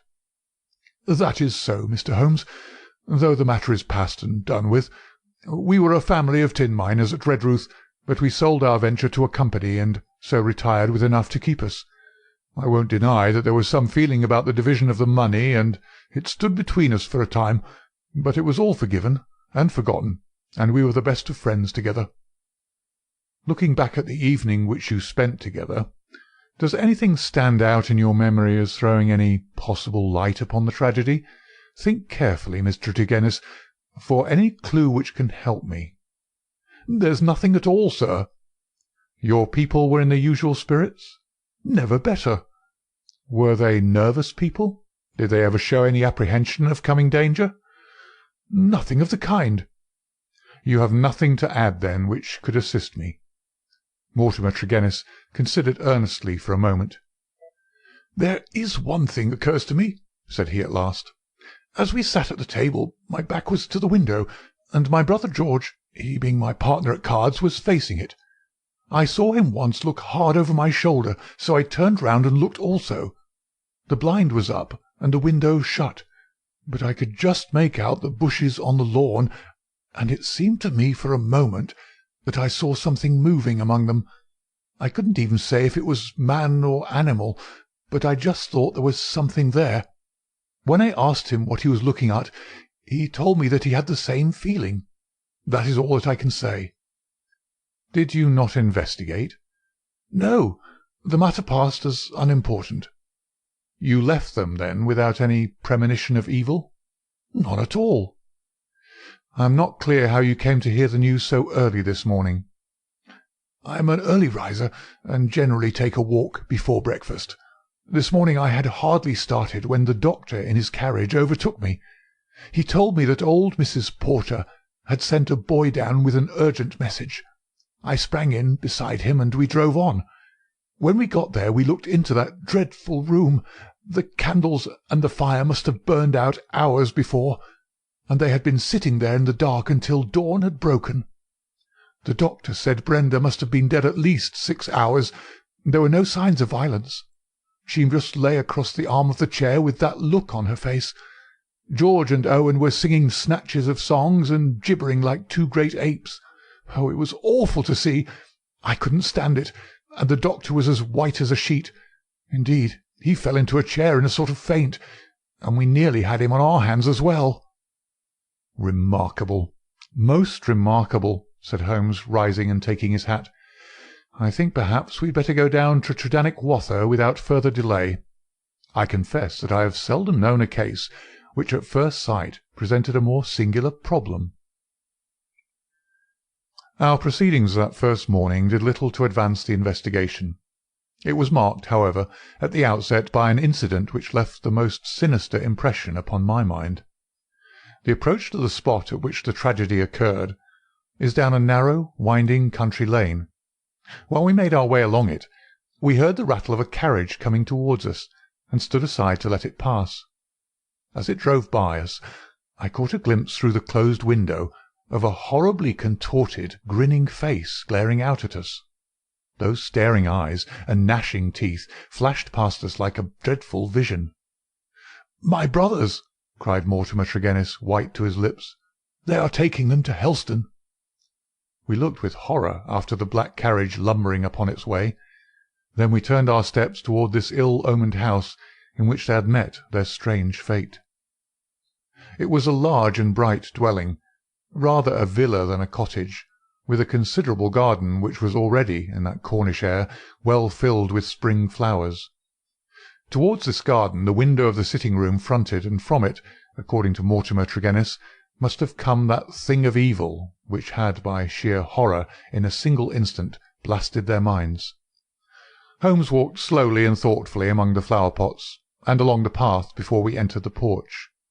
So absorbed was he in his thoughts, I remember, that he stumbled over the watering-pot, upset its contents, and deluged both our feet and the garden path. Inside the house we were met by the elderly Cornish housekeeper, Mrs. Porter, who, with the aid of a young girl, looked after the wants of the family. She readily answered all Holmes's questions. She had heard nothing in the night. Her employers had all been in excellent spirits lately, and she had never known them more cheerful and prosperous. She had fainted with horror upon entering the room in the morning and seeing that dreadful company around the table. She had, when she recovered, thrown open the window to let the morning air in, and had run down to the lane, when she sent a farm lad for the doctor. The lady was on her bed upstairs if we cared to see her. It took 4 strong men to get the brothers into the asylum carriage. She would not herself stay in the house another day, and was starting that very afternoon to rejoin her family at St. Ives. We ascended the stairs and viewed the body. Miss Brenda Tregennis had been a very beautiful girl, though now verging upon middle age. Her dark, clear-cut face was handsome even in death, but there still lingered upon it something of that convulsion of horror which had been her last human emotion. From her bedroom we descended to the sitting-room, where this strange tragedy had actually occurred. The charred ashes of the overnight fire lay in the grate. On the table were the 4 guttered and burned-out candles, with the cards scattered over its surface. The chairs had been moved back against the walls, but all else was as it had been the night before. Holmes paced with light, swift steps about the room. He sat in the various chairs, drawing them up and reconstructing their positions. He tested how much of the garden was visible. He examined the floor, the ceiling, and the fireplace, but never once did I see that sudden brightening of his eyes and tightening of his lips which would have told me that he saw some gleam of light in this utter darkness. "Why a fire?" he asked once. "Had they always a fire in this small room on a spring evening?" Mortimer Tregennis explained that the night was cold and damp. For that reason, after his arrival, the fire was lit. "What are you going to do now, Mr. Holmes?" he asked. My friend smiled and laid his hand upon my arm. "I think, Watson, that I shall resume that course of tobacco poisoning which you have so often and so justly condemned," said he. "With your permission, gentlemen, we will now return to our cottage, for I am not aware that any new factor is likely to come to our notice here. I will turn the facts over in my mind, Mr. Tregennis, and should anything occur to me, I will certainly communicate with you and the vicar. In the meantime, I wish you both good morning." It was not until long after we were back in Poldhu Cottage that Holmes broke his complete and absorbed silence. He sat coiled in his arm-chair, his haggard and ascetic face hardly visible amid the blue swirl of his tobacco smoke, his black brows drawn down, his forehead contracted, his eyes vacant and far away. Finally he laid down his pipe and sprang to his feet. "It won't do, Watson," said he with a laugh. "Let us walk along the cliffs together and search for flint arrows. We are more likely to find them than clues to this problem. To let the brain work without sufficient material is like racing an engine. It racks itself to pieces. The sea air, sunshine, and patience, Watson. All else will come. Now let us calmly define our position, Watson," he continued as we skirted the cliffs together. "Let us get a firm grip of the very little which we do know, so that when fresh facts arise we may be ready to fit them into their places. I take it, in the first place, that neither of us is prepared to admit diabolical intrusions into the affairs of men.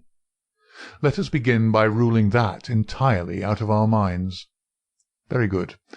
There remain 3 persons who have been grievously stricken by some conscious or unconscious human agency.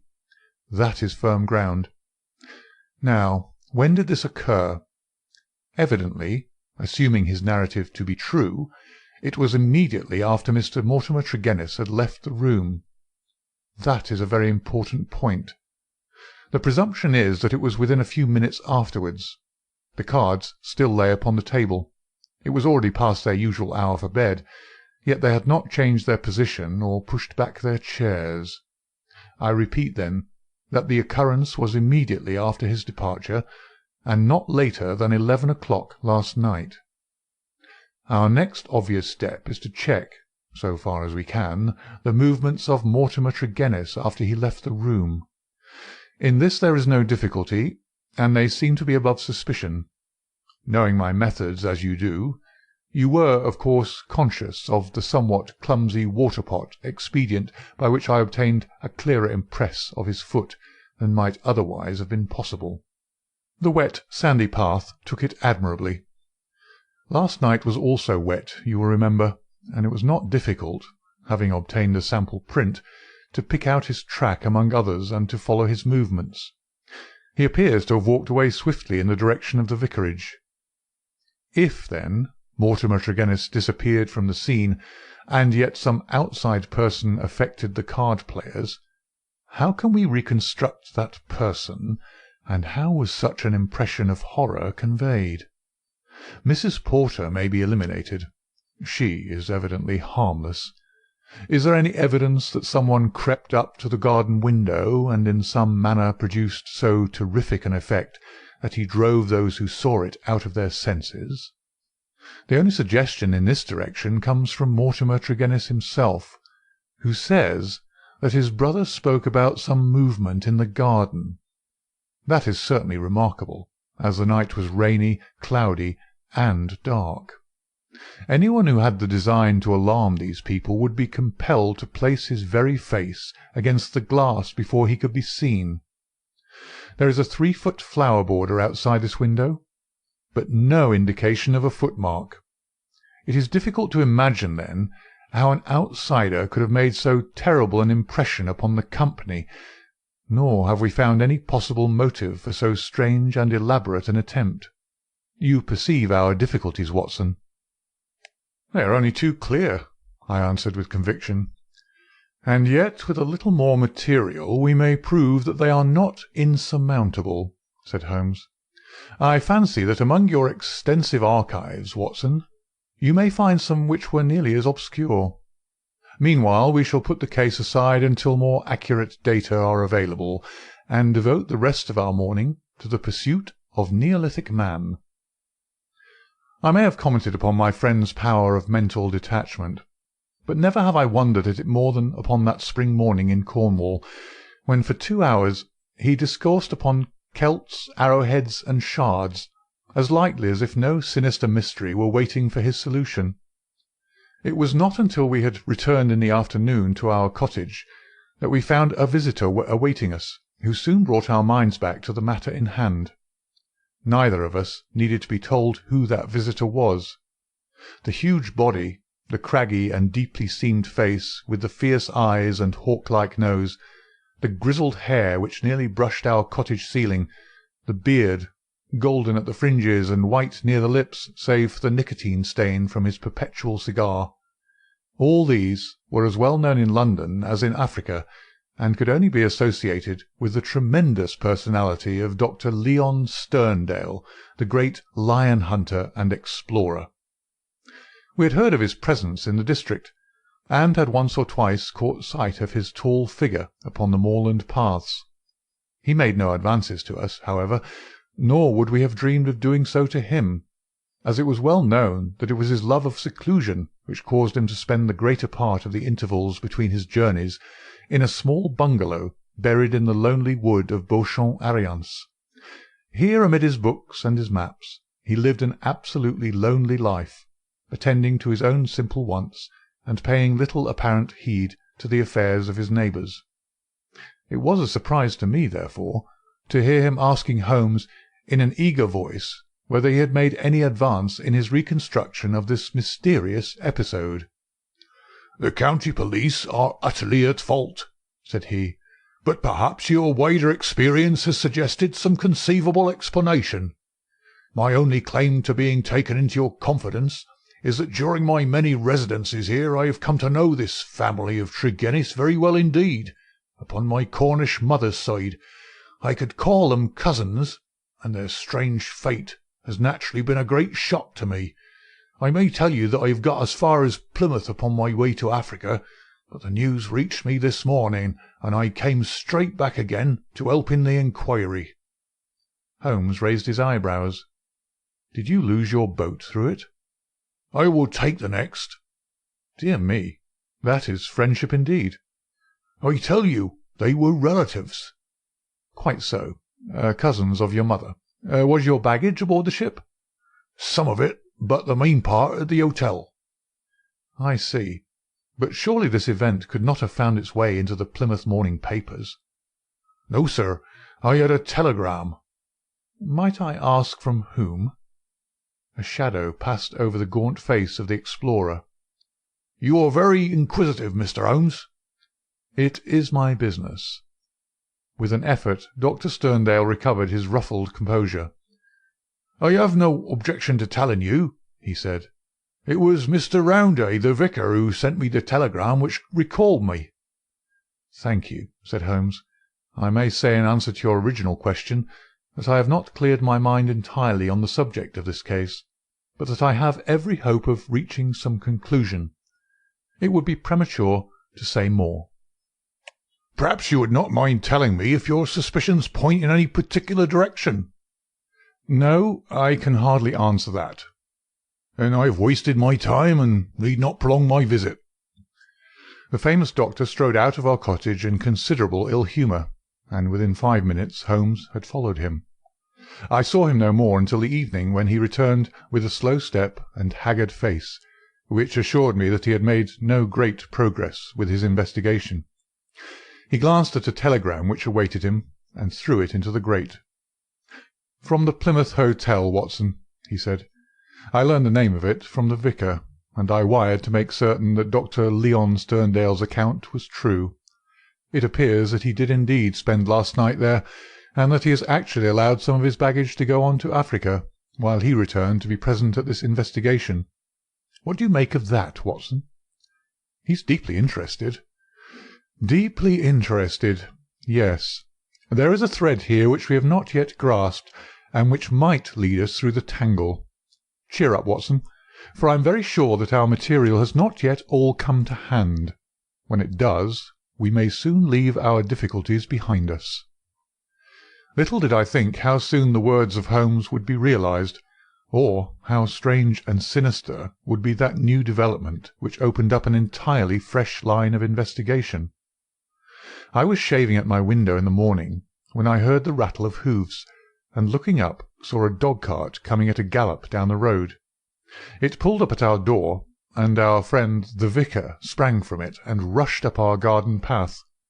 Holmes was already dressed, and we hastened down to meet him.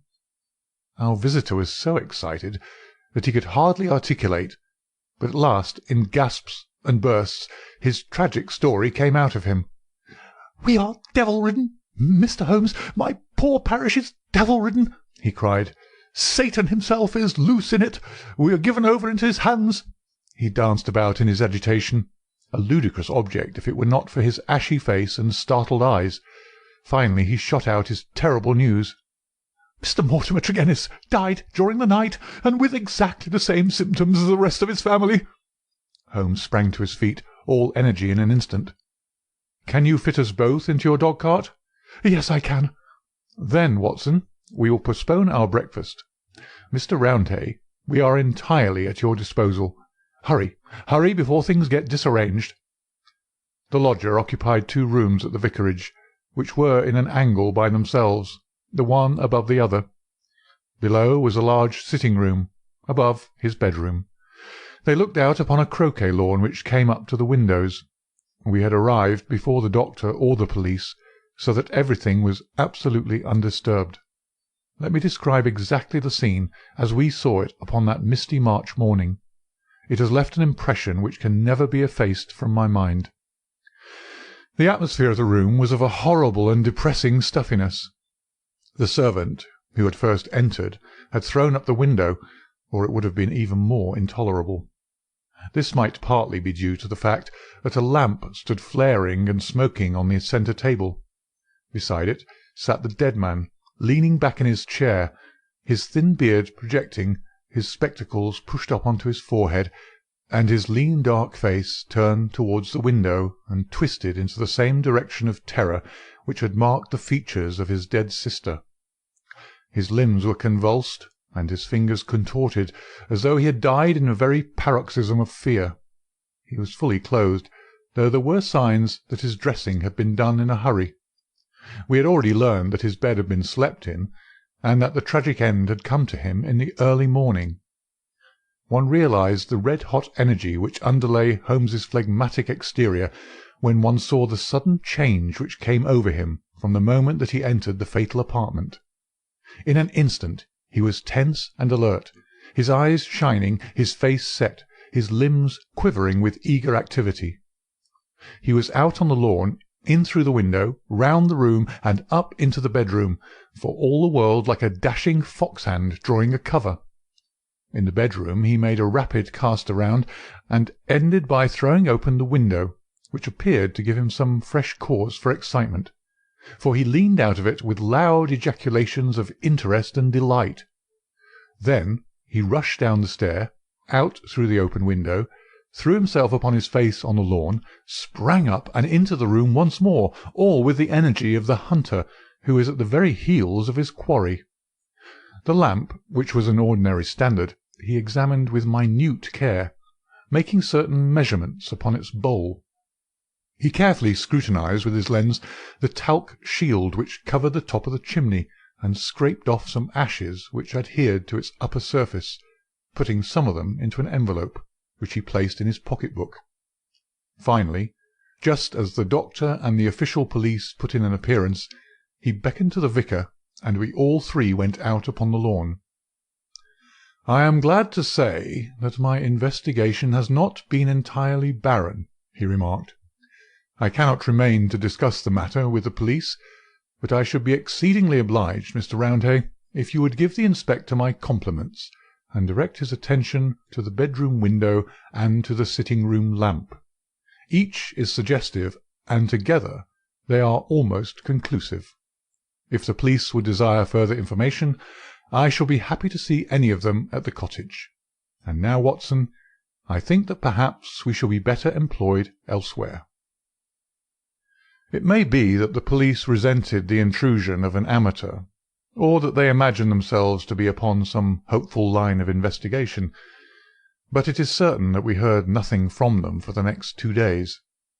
During this time Holmes spent some of his time smoking and dreaming in the cottage, but a greater portion in country walks which he undertook alone, returning after many hours without remark as to where he had been. One experiment served to show me the line of his investigation.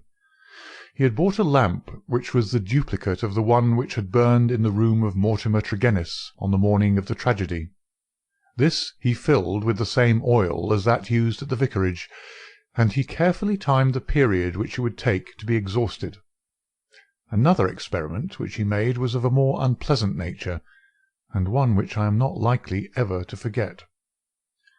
"You will remember, Watson," he remarked one afternoon, "that there is a single common point of resemblance in the varying reports which have reached us. This concerns the effect of the atmosphere of the room in each case upon those who had first entered it. You will recollect that Mortimer Tregennis, in describing the episode of his last visit to his brother's house, remarked that the doctor, on entering the room, fell into a chair. You had forgotten? Well, I can answer for it that it was so. Now, you will remember also that Mrs. Porter, the housekeeper, told us that she herself fainted upon entering the room, and had afterwards opened the window in the second case, that of Mortimer Tregennis himself. You cannot have forgotten the horrible stuffiness of the room when we arrived, though the servant had thrown open the window. That servant, I found upon inquiry, was so ill that she had gone to her bed. You will admit, Watson, that these facts are very suggestive. In each case there is evidence of a poisonous atmosphere. In each case, also, there is combustion going on in the room. In the one case a fire, in the other a lamp. The fire was needed, but the lamp was lit, as a comparison of the oil consumed will show, long after it was broad daylight. Why?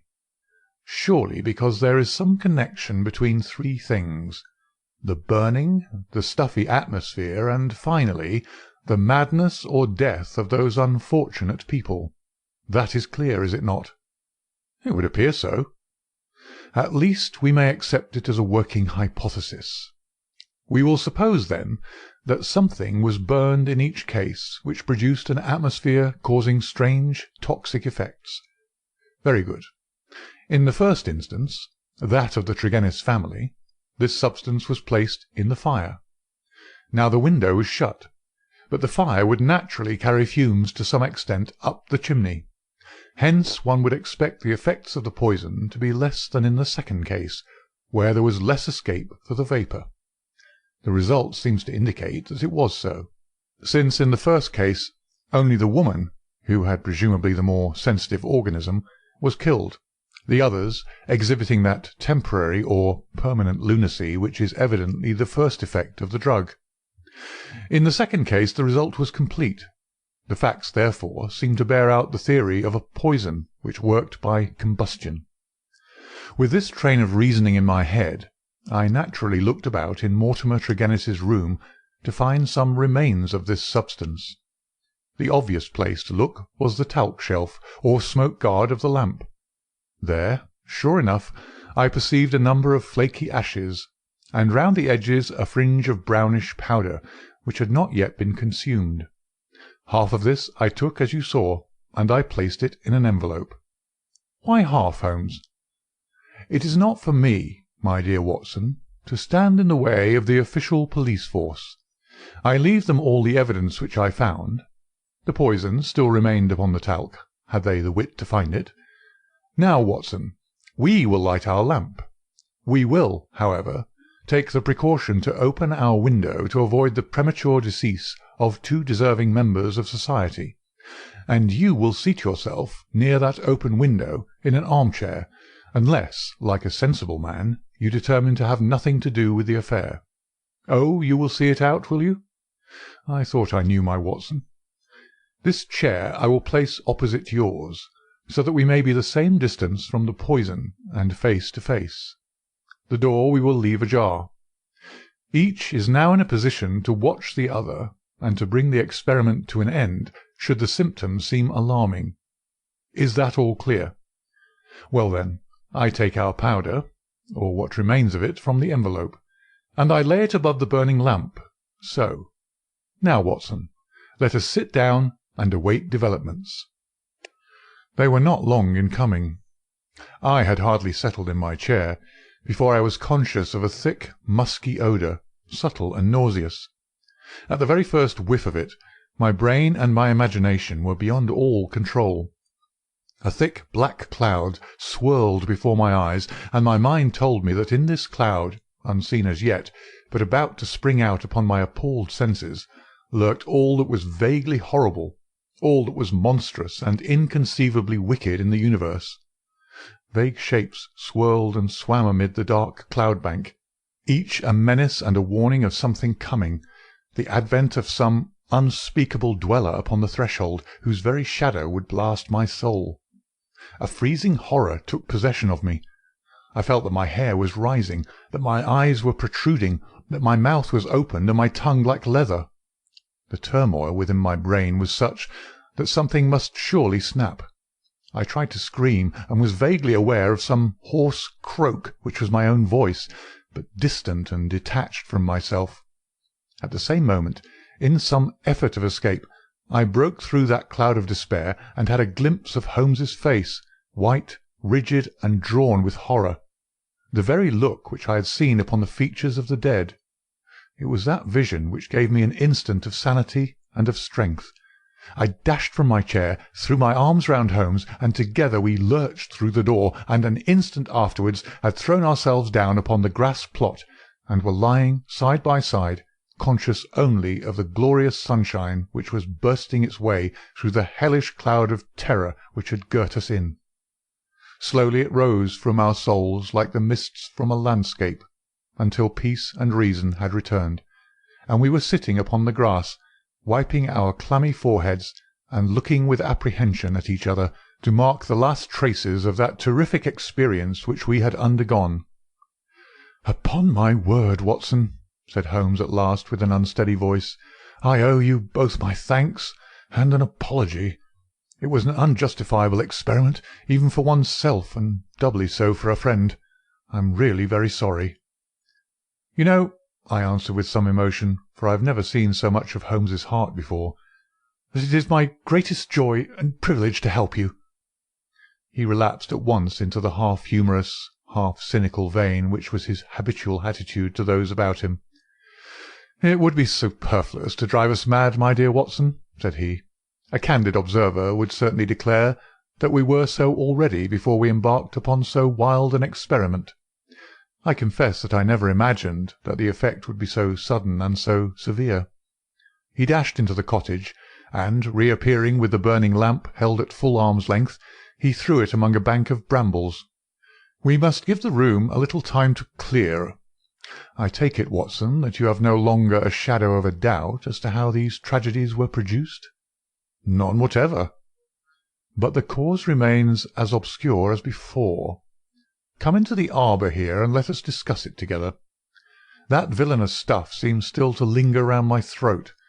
I think we must admit that all the evidence points to this man Mortimer Tregennis having been the criminal in the first tragedy, though he was the victim in the second one. We must remember, in the first place, that there is some story of a family quarrel followed by a reconciliation. How bitter that quarrel may have been, or how hollow the reconciliation, we cannot tell. When I think of Mortimer Tregennis, with the foxy face and the small, shrewd, beady eyes behind the spectacles, he is not a man whom I should judge to be of a particularly forgiving disposition. Well, in the next place, you will remember that this idea of someone moving in the garden, which took our attention for a moment from the real cause of the tragedy, emanated from him. He had a motive in misleading us. Finally, if he did not throw the substance into the fire at the moment of leaving the room, who did do so?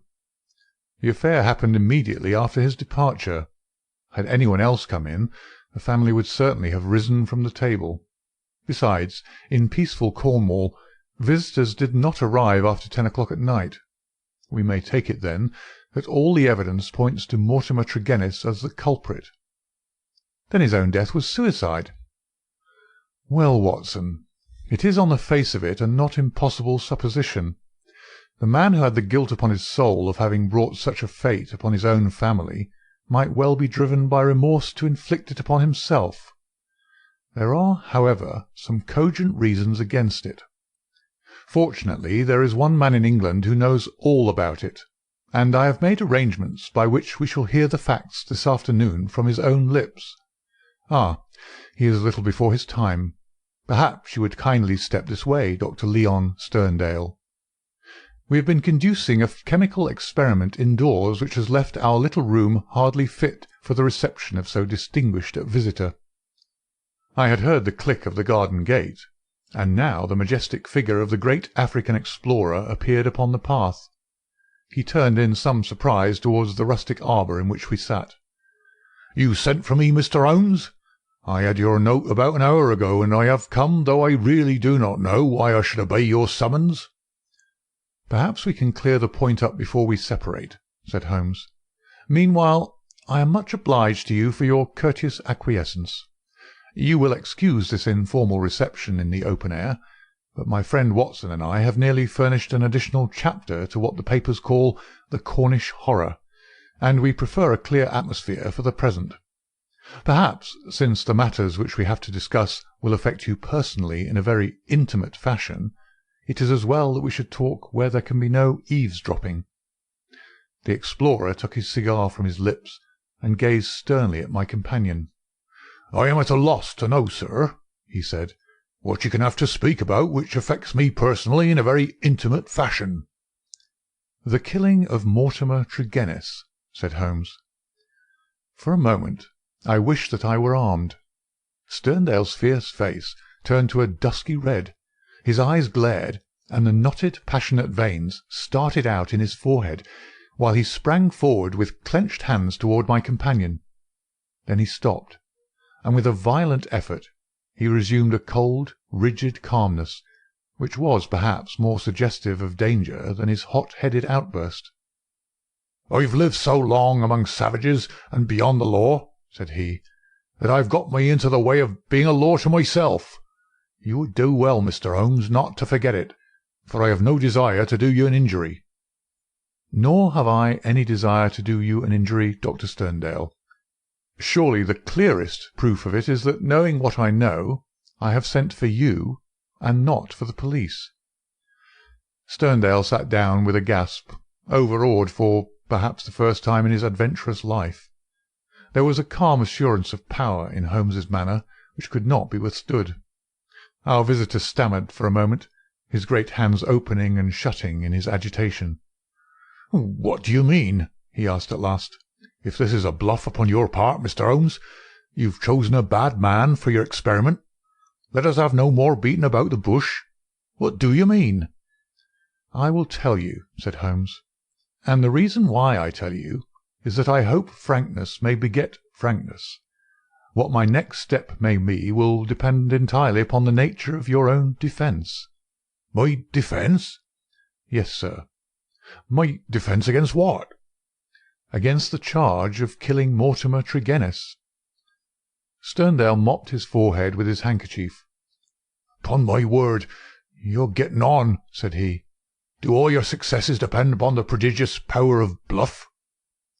"The bluff," said Holmes sternly, "is upon your side, Dr. Leon Sterndale, and not upon mine. As a proof, I will tell you some of the facts upon which my conclusions are based.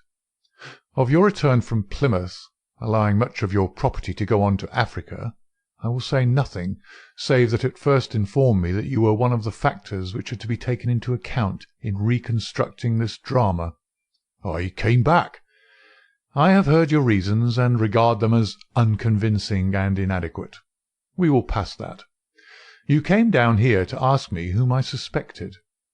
I refused to answer you. You then went to the vicarage, waited outside it for some time, and finally returned to your cottage." "How do you know that?" "I followed you." "I saw no one." "That is what you may expect to see when I follow you. You spent a restless night at your cottage, and you formed certain plans, which in the early morning you proceeded to put into execution. Leaving your door just as day was breaking, you filled your pocket with some reddish gravel that was lying heaped beside your gate." Sterndale gave a violent start, and looked at Holmes in amazement. "You then walked swiftly for the mile which separated you from the vicarage. You were wearing, I may remark, the same pair of ribbed tennis shoes which are at the present moment upon your feet. At the vicarage you passed through the orchard and the side hedge, coming out under the window of the lodger Tregennis. It was now daylight, but the household was not yet stirring. You drew some of the gravel from your pocket, and you threw it up at the window above you." Sterndale sprang to his feet. "I believe that you are the devil himself!" he cried. Holmes smiled at the compliment. "It took 2 or possibly 3 handfuls before the lodger came to the window.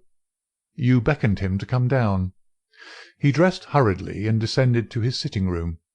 You entered by the window. There was an interview, a short one, during which you walked up and down the room. Then you passed out and closed the window, standing on the lawn outside, smoking a cigar and watching what occurred. Finally, after the death of Tregennis, you withdrew as you had come. Now, Dr. Sterndale, how do you justify such conduct, and what were the motives for your actions? If you prevaricate or trifle with me, I give you my assurance that the matter will pass out of my hands forever." Our visitor's face had turned ashen grey as he listened to the words of his accuser. Now he sat for some time in thought, with his face sunk in his hands.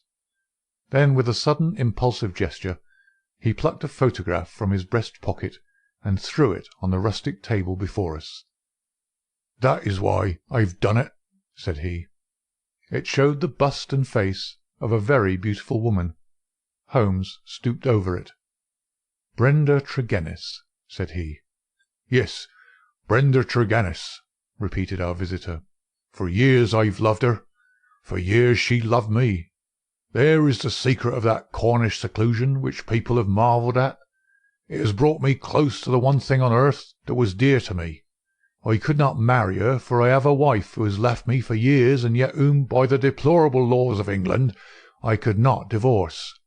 For years Brenda waited. For years I waited. And this is what we have waited for." A terrible sob shook his great frame, and he clutched his throat under his brindled beard. Then, with an effort, he mastered himself and spoke on. "The vicar knew. He was in our confidence. He would tell you that she was an angel upon earth. That was why he telegraphed to me, and I returned.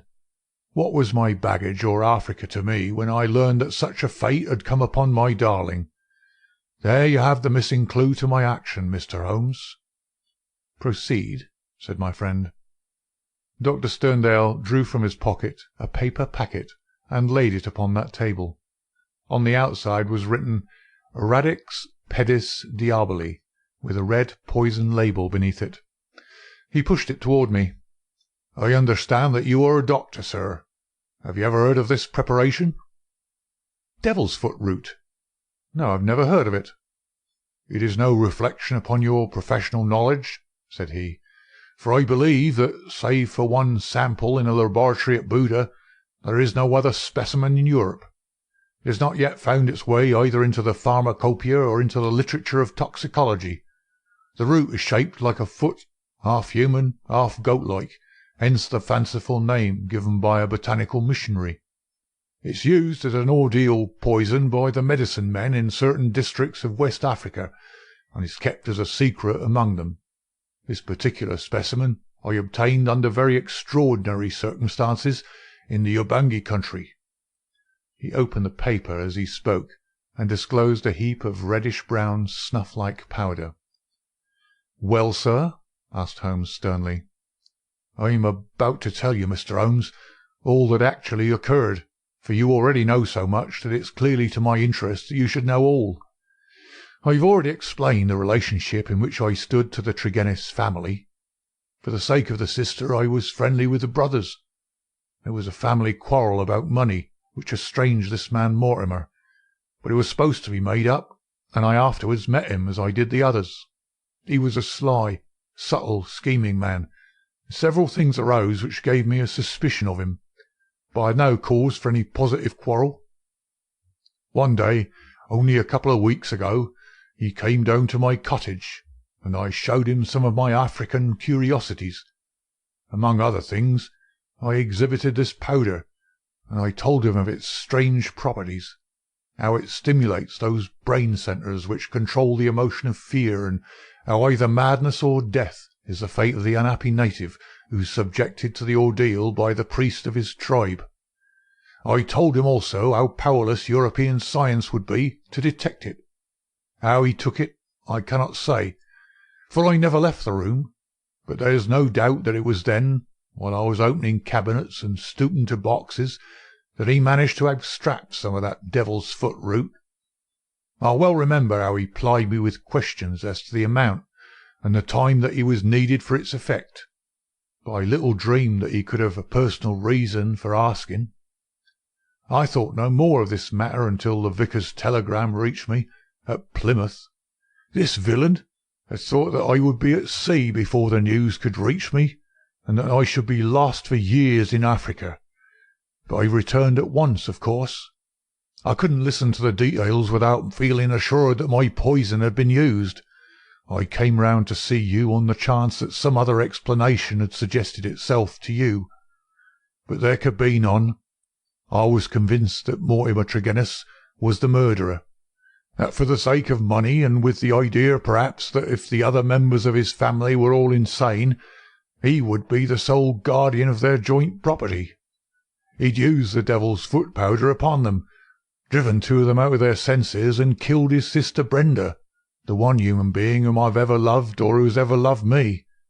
There was his crime. What was to be his punishment? Should I appeal to the law?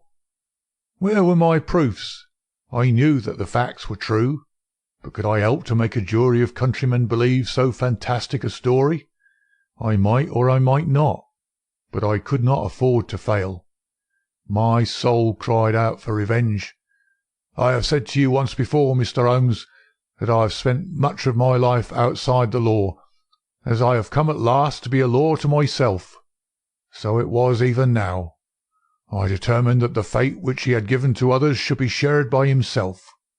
Either that, or I would do justice upon him with my own hand. In all England there can be no man who sets less value upon his own life than I do at the present moment. Now, I've told you all. You have yourself supplied the rest. I did as you say after a restless night, set off early from my cottage. I foresaw the difficulty of arousing him, so I gathered some gravel from the pile which you have mentioned, and I used it to throw up to his window. He came down and admitted me through the window of the sitting-room. I laid his offence before him. I told him that I had come both as judge and executioner. The wretch sank into a chair, paralysed at the sight of my revolver. I lit the lamp, put the powder above it, and stood outside the window, ready to carry out my threat to shoot him should he try to leave the room. In 5 minutes he died. My God, how he died! But my heart was flint, for he endured nothing which my innocent darling had not felt before him. There's my story, Mr. Holmes. Perhaps if you loved a woman, you'd have done as much yourself. At any rate, I'm in your hands. You can take what steps you like. As I've already said, there's no man living who can fear death less than I do." Holmes sat for some little time in silence. "What were your plans?" he asked at last. "I had intended to bury myself in Central Africa. My work there is but half finished."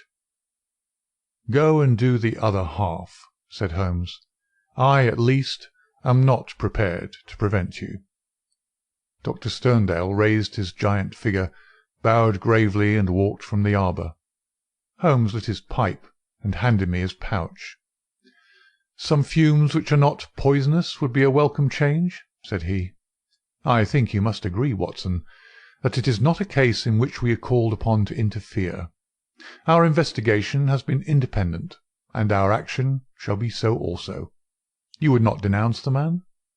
"Certainly not," I answered. "I have never loved, Watson, but if I did, and if the woman I loved had met such an end, I might act even as our lawless lion-hunter has done. Who knows? Well, Watson, I will not offend your intelligence by explaining what is obvious. The gravel upon the window-sill was, of course, the starting point of my research. It was unlike anything in the vicarage garden. Only when my attention had been drawn to Dr. Sterndale and his cottage did I find its counterpart. The lamp shining in broad daylight, and the remains of powder upon the shield, were successive links in a fairly obvious chain. And now, my dear Watson, I think we may dismiss the matter from our mind, and go back with a clear conscience to the study of those Chaldean roots which are surely to be traced in the Cornish branch of the great Celtic speech.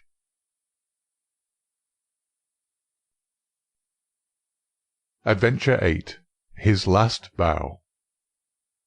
It was 9 o'clock at night upon the 2nd of August, the most terrible August in the history of the world. One might have thought already that God's curse hung heavy over a degenerate world, for there was an awesome hush and a feeling of vague expectancy in the sultry and stagnant air.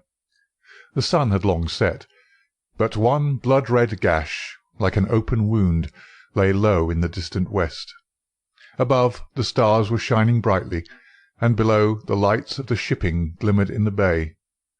The two famous Germans stood beside the stone parapet of the garden walk, with the long, low, heavily gabled house behind them, and they looked down upon the broad sweep of the beach at the foot of the great chalk cliff in which von Bork, like some wandering eagle, had perched himself 4 years before.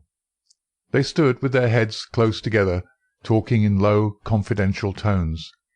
From below, the two glowing ends of their cigars might have been the smouldering eyes of some malignant fiend looking down in the darkness. A remarkable man, this von Bork, a man who could hardly be matched among all the devoted agents of the Kaiser. It was his talents which had first recommended him for the English mission, the most important mission of all. But since he had taken it over, those talents had become more and more manifest to the half-dozen people in the world who were really in touch with the truth.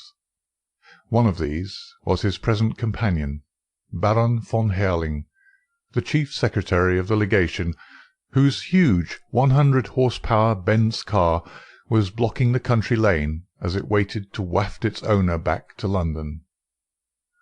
"So far as I can judge the trend of events, you will probably be back in Berlin within the week," the secretary was saying. "When you get there, my dear von Bork, I think you'll be surprised at the welcome you will receive. I happen to know what is thought in the highest quarters of your work in this country." He was a huge man, the secretary, deep, broad, and tall, with a slow, heavy fashion of speech which had been his main asset in his political career. Von Bork laughed. "They are not very hard to deceive," he remarked. "A more docile, simple folk could not be imagined." "I don't know about that," said the other thoughtfully. "They have strange limits, and one must learn to observe them. It is that surfaced simplicity of theirs which makes a trap for the stranger. One's first impression is that they are entirely soft. Then one comes suddenly upon something very hard, and you know that you have reached the limit and must adapt yourself to the fact. They have, for example, their insular conventions, which simply must be observed." "Meaning good form, and what sort of thing?" Von Bork sighed as one who had suffered much. "Meaning British prejudice in all its queer manifestations. As an example, I may quote one of my own worst blunders. I can afford to talk of my blunders, for you know my work very well, to be aware of my successes. It was on my first arrival. I was invited to a week-end gathering at the country house of a cabinet minister. The conversation was amazingly indiscreet." Von Bork nodded. "I've been there," said he dryly. "Exactly. Well, I naturally sent a résumé of the information to Berlin. Unfortunately, our good Chancellor is a little heavy-handed in these matters, and he transmitted a remark which showed that he was aware of what had been said. This, of course, took the trail straight up to me. You've no idea the harm that it did me. There was nothing soft about our British hosts on that occasion, I can assure you. I was 2 years living it down. Now you, with this sporting pose of yours—" "No, no, don't call it a pose. A pose is an artificial thing. This is quite natural. I am a born sportsman. I enjoy it." "Well, that makes it more effective. You yacht against them, you hunt with them, you play polo. You match them in every game. Your four in hand takes the prize at Olympia. I've even heard that you go the length of boxing with the young officers. What is the result? Nobody takes you seriously. You are a good old sport, quite a decent fellow for a German, a hard-drinking, night-club, knockabout town, devil-may-care young fellow. And all the time this quiet country house of yours is the centre of half the mischief in England, and the sporting squire the most astute secret service man in Europe. Genius, my dear von Bork, genius." "You flatter me, Baron, but certainly I may claim for 4 years in this country they have not been unproductive. I've never shown you my little store. Would you mind stepping in for a moment?" The door of the study opened straight onto the terrace. Von Bork pushed it back, and, leading the way, he clicked the switch of the electric light. He then closed the door behind the bulky form which followed him, and carefully adjusted the heavy curtain over the latticed window. Only when all these precautions had been taken and tested did he turn his sunburned aquiline face to his guest. "Some of my papers have gone," said he. "When my wife and the household left yesterday for Flushing, they took the less important with them. I must of course claim the protection of the embassy for the others."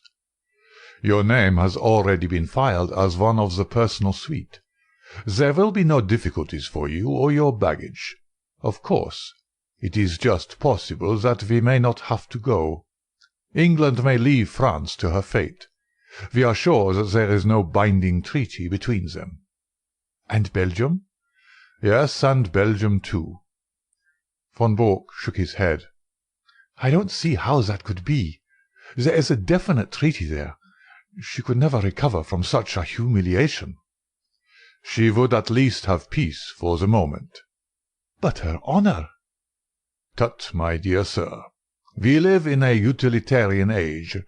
Honour is a medieval conception. Besides, England is not ready.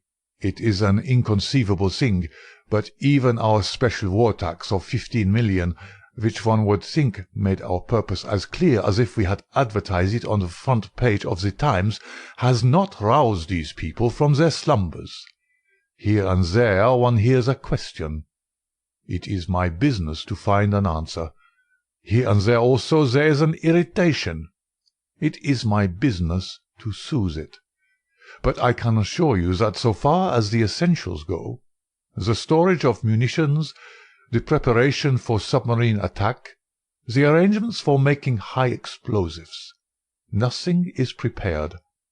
How then can England come in, especially when we have stirred her up such a devil's brew of Irish civil war, window-breaking furies, and God knows what, to keep her thoughts at home?" "She must think of her future."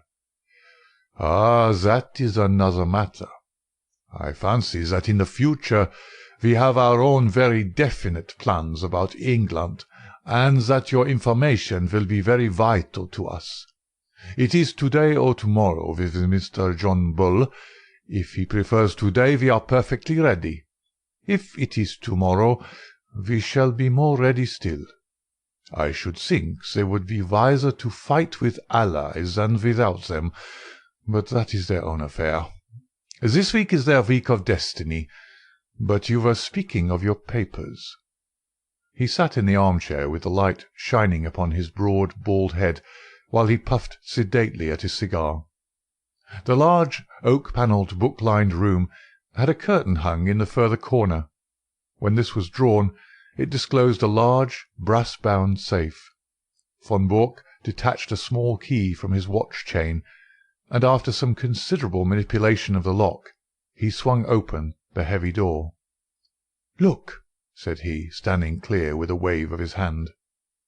The light shone vividly into the opened safe, and the secretary of the embassy gazed with an absorbed interest at the rows of stuffed pigeon-holes with which it was furnished. Each pigeon-hole had its label, and his eyes, as he glanced along them, read a long series of such titles as Fords, Harbour Defences, Aeroplanes, Ireland, Egypt, Portsmouth Forts, the Channel, Rosyth, and a score of others. Each compartment was bristling with papers and plans. "Colossal!" said the secretary, putting down his cigar. He softly clapped his fat hands. "And in all 4 years, Baron, not such a bad show for the hard-drinking, hard-riding country squire. But the gem of my collection is coming, and there is the setting all ready for it." He pointed to a space over which Naval Signals was printed. "But you have a good dossier there already." "Out of date and waste paper. The Admiralty in some way got the alarm, and every code has been changed. It was a blow, Baron, the worst setback in my whole campaign. But thanks to my cheque-book and the good Altamont, all will be well tonight." The Baron looked at his watch and gave a guttural exclamation of disappointment. "Well, I can really wait no longer.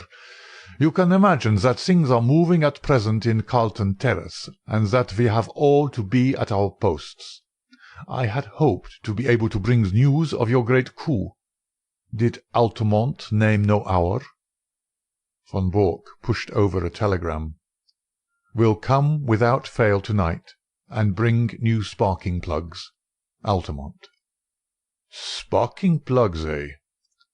"You see, he poses as a motor expert, and I keep a full garage. In our code everything likely to come up is named after some spare part. If he talks of a radiator, it is a battleship, of an oil pump a cruiser, and so on. Sparking plugs are naval signals." From Portsmouth at midday, said the secretary, examining the superscription. By the way, what do you give him?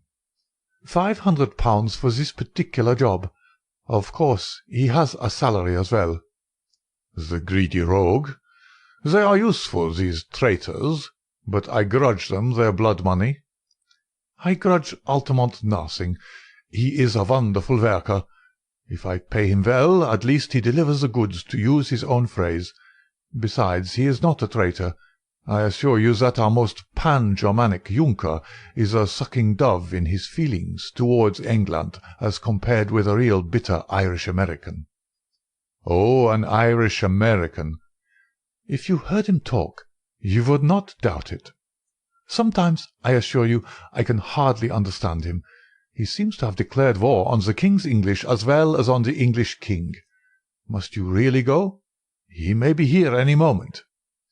"No, I am sorry, but I have already overstayed my time. We shall expect you early tomorrow, and when you get that signal book through the little door on the Duke of York's steps, you can put a triumphant fine to your record in England." "What? Tokay?" He indicated a heavily sealed dust-covered bottle which stood with 2 high glasses upon a salver. "May I offer you a glass before your journey?" "No, thanks, but it looks like revelry." "Altamont has a nice taste in wines, and he took a fancy to my Tokay. He is a touchy fellow and needs humouring in small things. I have to study him, I assure you." They had strolled out onto the terrace again, and along it to the further end, where, at a touch from the Baron's chauffeur, the great car shivered and chuckled. "Those are the lights of Harwich, I suppose?" said the secretary, pulling on his dust-coat. "How still and peaceful it all seems. There may be other lights within the week, and the English coast a less tranquil place. The heavens, too, may not be quite so peaceful, if all that the good Zeppelin promises us comes true. By the way, who is that?" Only one window showed a light behind them. In it there stood a lamp, and beside it, seated at a table, was a dear old ruddy-faced woman in a country cap. She was bending over her knitting, and stopping occasionally to stroke a large black cat upon a stool beside her. "That is Martha, the only servant I have left." The secretary chuckled. "She might almost personify Britannia," said he, "with her complete self-absorption and general air of comfortable somnolence. Well, au revoir, Von Bork." With a final wave of his hand he sprang into the car, and a moment later the 2 golden cones from the headlights shot through the darkness. The secretary lay back in the cushions of the luxurious limousine, with his thoughts so full of the impending European tragedy that he hardly observed that as his car swung round the village street it nearly passed over a little ford coming in the opposite direction. Von Bork walked slowly back to the study when the last gleams of the motor lamps had faded into the distance. As he passed, he observed that his old housekeeper had put out her lamp and retired. It was a new experience to him, the silence and darkness of his widespread house, for his family and household had been a large one. It was a relief to him, however, to think that they were all in safety, and that, but for that one old woman who had lingered in the kitchen, he had the whole place to himself. There was a good deal of tidying up to do inside his study, and he set himself to do it until his keen, handsome face was flushed with the heat of the burning papers. A leather valise stood beside his table, and into this he began to pack very neatly and systematically the precious contents of his safe. He had hardly got started with the work, however, when his quick ears caught the sounds of a distant car. Instantly he gave an exclamation of satisfaction, strapped up the valise, shut the safe, locked it, and hurried out onto the terrace. He was just in time to see the lights of a small car come to a halt at the gate. A passenger sprang out of it and advanced swiftly toward him, while the chauffeur, a heavily built elderly man with a grey moustache, settled down like one who resigns himself to a long vigil. "Well?" asked von Bork eagerly, running forward to meet his visitor. For answer the man waved a small brown paper parcel triumphantly above his head. "You can give me the glad hand tonight, mister," he cried.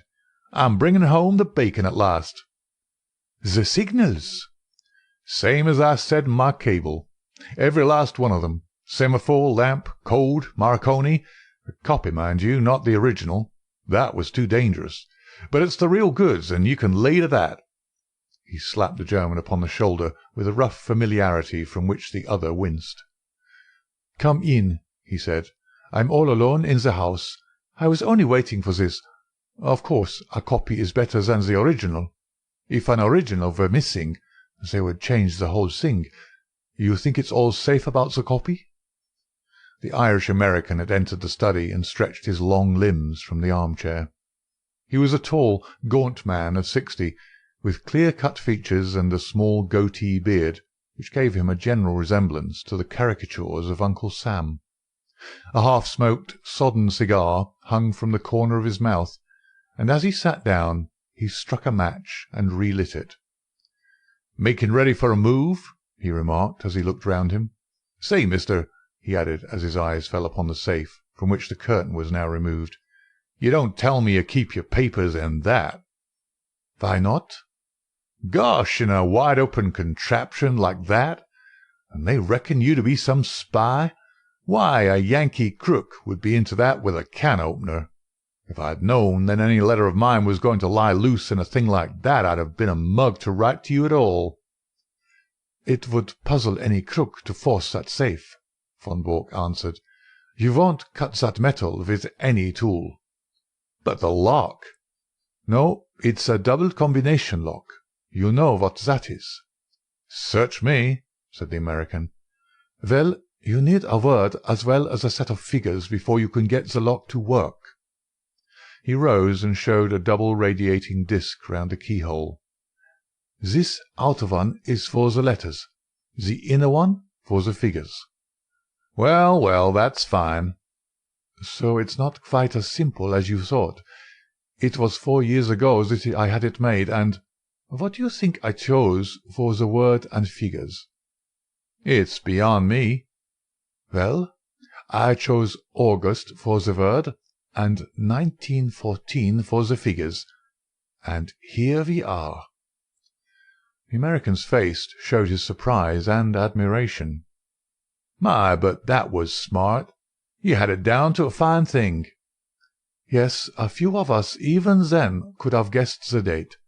Here it is, and I'm shutting down tomorrow morning." "Well, I guess you'll have to fix me up also. I'm not staying in this goddam country all my lonesome. In a week or less, from what I see, John Bull will be on his hind legs and fair ramping. I'd rather watch him from over the water." "But you're an American citizen." "Well, so is Jack James an American citizen. But he's doing time in Portland all the same. It cuts no ice with a British copper to tell him you're an American citizen. It's British law and order over here, says he. By the way, mister, talking of Jack James, it seems to me you don't do much to cover your men." "What do you mean?" von Bork asked sharply. "Well, you're their employer, ain't you? It's up to you to see they don't fall down. But they do fall down, and then when did you ever pick 'em up? There's James—" "It was James' own fault. You know that yourself. He was too self-willed for the job." "James was a bonehead, I give you that. Then there was Hollis." "The man was mad." "Well, he went a bit woozy toward the end. It's enough to make a man bughouse when he has to play a part from morning to night with 100 guys all ready to set the coppers wise to him. But now there's Steiner." Von Bork started violently, and his ruddy face turned a shade paler. "What about Steiner?" "Well, they got him, that's all. They raided his store last night, and he and his papers are all in Portsmouth jail. You'll go off, and he, poor devil, will have to stand the racket, and lucky if he gets off with his life. That's why I went to get over the water as soon as you do." Von Bork was a strong, self-contained man, but it was easy to see that the news had shaken him. "How could they have got on to Steiner?" he muttered. "That's the worst blow yet." "Well, you nearly had a worse one, for I believe they're not far off me." "You don't mean that?" "Sure thing. My landlady down Fratton way had some inquiries, and when I heard of it I guessed it was time for me to hustle. But what I want to know, mister, is how the coppers knew these things. Steiner is the 5th man you've lost since I signed on with you, and I know the name of the 6th if I don't get a move on. How do you explain it? And ain't you ashamed to see your men go down like this?" Von Bork flushed crimson. "How dare you speak in such a way?" "If I didn't dare things, mister, I wouldn't be in your service. But I'll tell you straight what's in my mind. I've heard that with you German politicians, when an agent has done his work, you're not sorry to see him put away." Von Bork sprang to his feet.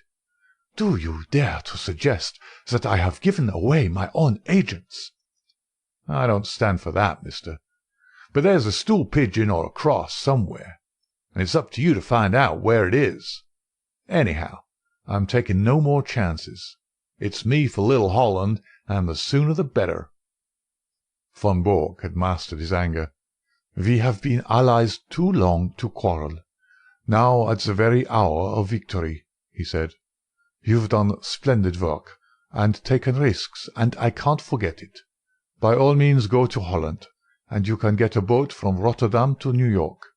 No other line will be safe for a week from now. I'll take that book and pack it with the rest." The American held a small parcel in his hand, but made no motion to give it up. "What about the dough?" he asked. "The what?" "The boodle, the reward, the £500. The gunner turned damn nasty at the last, and I had to square him with an extra $100, or it would have been Nitsky for you and me. 'Nothing doing,' says he, and he meant it. But the last 100 did it. It's cost me £200 from first to last, so it isn't likely I give it up without getting my wad." Von Bork smiled with some bitterness.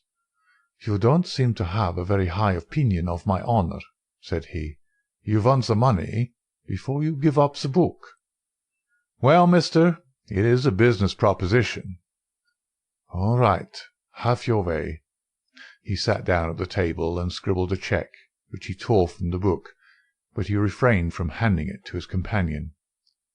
"After all, since we are to be on such terms, Mr. Altamont," said he, "I don't see why I should trust you any more than you trust me.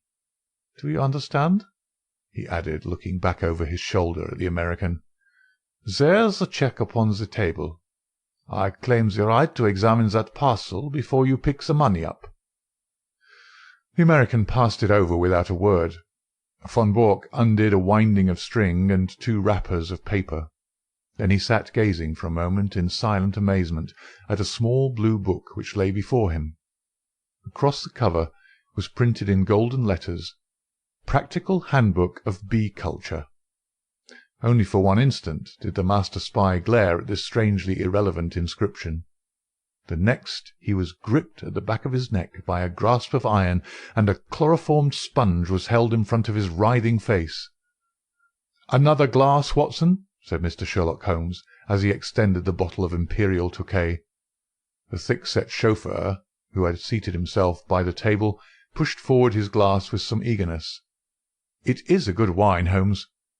"A remarkable wine, Watson. Our friend upon the sofa has assured me that it is from Franz Josef's special cellar at the Schönbrunn Palace. Might I trouble you to open the window, for chloroform vapour does not help the palate." The safe was ajar, and Holmes, standing in front of it, was removing dossier after dossier, swiftly examining each, and then packing it neatly in von Bork's valise. The German lay upon the sofa, sleeping stertorously, with a strap round his upper arms and another around his legs. "We need not hurry ourselves, Watson. We are safe from interruption. Would you mind touching the bell? There is no one in the house except old Martha, who has played her part to admiration. I got to the situation here when first I took the matter up. Ah, Martha, you will be glad to hear that all is well." The pleasant old lady had appeared in the doorway. She curtsied with a smile to Mr. Holmes, but glanced with some apprehension at the figure upon the sofa. "It is all right, Martha. He has not been hurt at all." "I am glad of that, Mr. Holmes. According to his lights, he has been a kind master. He wanted me to go with his wife to Germany yesterday, but that would hardly have suited your plans, would it, sir?" "No, indeed, Martha. So long as you were here I was easy in my mind. We waited some time for your signal to-night." "It was the secretary, sir." "I know. His car passed ours." "I thought he would never go. I knew that it would not suit your plans, sir, to find him here." "No, indeed. Well, it only meant that we waited half an hour or so until I saw your lamp go out, and knew that the coast was clear. You can report to me to-morrow in London, Martha, at Claridge's Hotel." "Very good, sir." "I suppose you have everything ready to leave?" "Yes, sir. He posted 7 letters to-day. I have the addresses as usual." "Very good, Martha. I will look into them to-morrow. Good night. These papers," he continued as the old lady vanished, "are not of very great importance, for of course the information which they represent has been sent off long ago to the German government. These are the originals which could not safely be got out of the country." "Then they're of no use." "I should not go so far as to say that, Watson. They will at least show our people what is known and what is not. I may say that a good many of these papers have come through me, and I need not add are thoroughly untrustworthy.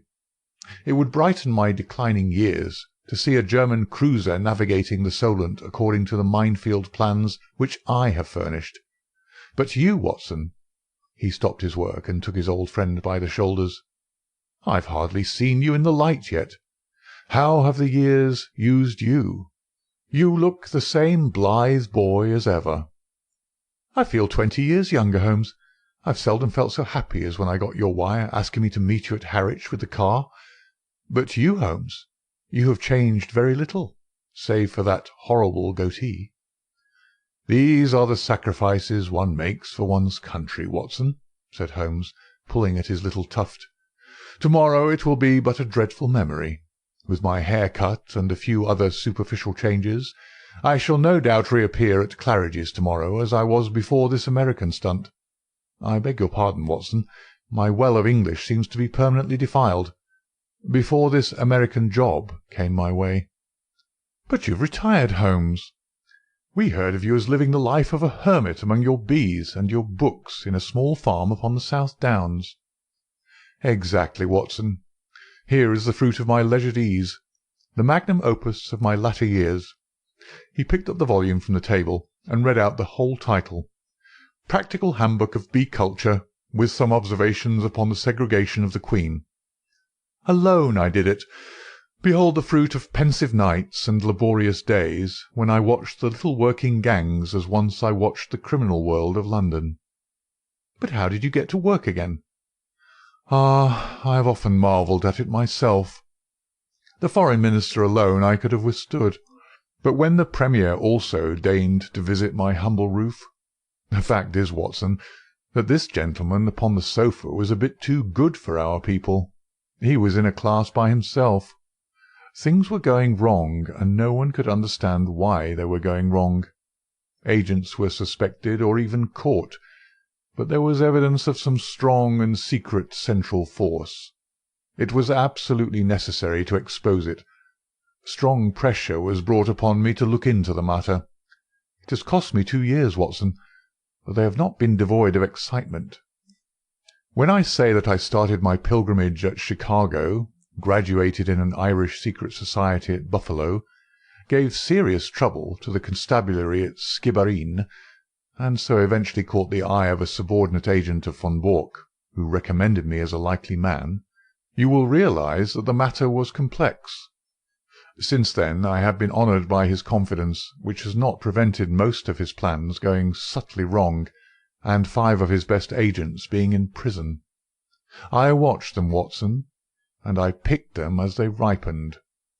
Well, sir, I hope that you are none the worse." The last remark was addressed to von Bork himself, who, after much gasping and blinking, had lain quietly listening to Holmes's statement. He broke out now into a furious stream of German invective, his face convulsed with passion. Holmes continued his swift investigation of documents, while his prisoner cursed and swore. "Though unmusical, German is the most expressive of all languages," he observed when von Bork had stopped from pure exhaustion. "Hullo! Hullo!" he added as he looked hard at the corner of a tracing before putting it in the box. "This should put another bird in the cage. I had no idea that the paymaster was such a rascal, though I have long had an eye upon him. Mr. von Bork, you have a great deal to answer for." The prisoner had raised himself with some difficulty upon the sofa, and was staring with a strange mixture of amazement and hatred at his captor. "I shall get level with you, Altamont," he said, speaking with slow deliberation. "If it takes me all my life, I shall get level with you." "The old sweet song," said Holmes. "How often have I heard it in days gone by! It was a favourite ditty of the late lamented Professor Moriarty. Colonel Sebastian Moran has also been known to warble it. And yet I live and keep bees upon the South Downs." "Curse you, you double traitor!" cried the German, straining against his bonds and glaring murder from his furious eyes. "No, no, it is not so bad as that," said Holmes, smiling. "As my speech surely shows you, Mr. Altamont of Chicago had no existence, in fact. I used him, and he is gone." "Then who are you?" "It is really immaterial who I am. But since the matter seems to interest you, Mr. von Bork, I may say that this is not my first acquaintance with the members of your family. I have done a good deal of business in Germany in the past, and my name is probably familiar to you." "I would wish to know it," said the Prussian grimly. "It was I who brought about the separation between Irene Adler and the late King of Bohemia when your cousin Heinrich was the imperial envoy. It was I also who saved from murder by the nihilist Klopman Count von and zu Grafenstein, who was your mother's elder brother. It was I—" Von Bork sat up in amazement. "There is only one man," he cried. "Exactly," said Holmes. Von Bork groaned and sank back on the sofa. "And most of that information came through you," he cried. "What is it worth? What have I done? It is my ruin forever." "It is certainly a little untrustworthy," said Holmes. "It will require some checking, and you have little time to check it. Your admiral may find the new guns rather larger than he expects, and the cruisers perhaps a trifle faster." Von Bork clutched at his own throat in despair. "There are a good many other points of detail which will, no doubt, come to light in good time. But you have one quality which is very rare in a German, Mr. von Bork. You are a sportsman, and you will bear me no ill will when you realize that you, who have outwitted so many other people, have at last been outwitted yourself. After all, you have done your best for your country, and I have done my best for mine, and what could be more natural? Besides," he added not unkindly, as he laid his hand upon the shoulder of the prostrate man, "it is better than to fall before some ignoble foe. These papers are now ready, Watson. If you will help me with our prisoner, I think that we may get started for London at once." It was no easy task to move von Bork, for he was a strong and a desperate man. Finally, holding either arm, the two friends walked him very slowly down the garden walk which he had trod with such proud confidence when he received the congratulations of the famous diplomatist only a few hours before. After a short final struggle he was hoisted, still bound hand and foot, into the spare seat of the little car. His precious valise was wedged in beside him. "I trust that you are as comfortable as circumstances permit," said Holmes, when the final arrangements were made. "Should I be guilty of a liberty if I lit a cigar and placed it between your lips?" But all amenities were wasted upon the angry German. "I suppose you realize, Mr. Sherlock Holmes," said he, "that if your government bears you out in this treatment it becomes an act of war." "What about your government and all this treatment?" said Holmes, tapping the valise. "You are a private individual. You have no warrant for my arrest. The whole proceeding is absolutely illegal and outrageous." "Absolutely," said Holmes. "Kidnapping a German subject." "And stealing his private papers." "Well, you realize your position, you and your accomplice here, if I were to shout for help as we pass through the village?" "My dear sir, if you did anything so foolish, you would probably enlarge the too limited titles of our village inns by giving us the Dangling Prussian as a signpost. The Englishman is a patient creature, but at present his temper is a little inflamed, and it would be as well not to try him too far. No, Mr. von Bork, you will go with us in a quiet, sensible fashion to Scotland Yard, whence you can send for your friend Baron von Herling, and see if even now you may not fill that place which he has reserved for you in the ambassadorial suite. As to you, Watson, you are joining us with your old service, as I understand, so London won't be out of your way. Stand with me here upon the terrace, for it may be the last quiet talk that we shall ever have." The two friends chatted in intimate converse for a few minutes, recalling once again the days of the past, while their prisoner vainly wriggled to undo the bonds that held him. As they turned to the car, Holmes pointed back to the moonlit sea and shook a thoughtful head. "There's an east wind coming, Watson." "I think not, Holmes. It is very warm." "Good old Watson. You are the one fixed point in a changing age. There's an east wind coming all the same. Such a wind as never blew on England yet. It will be cold and bitter, Watson, and a good many of us may wither before its blast. But it's God's own wind none the less, and a cleaner, better, stronger land will lie in the sunshine when the storm has cleared. Start her up, Watson, for it's time that we were on our way.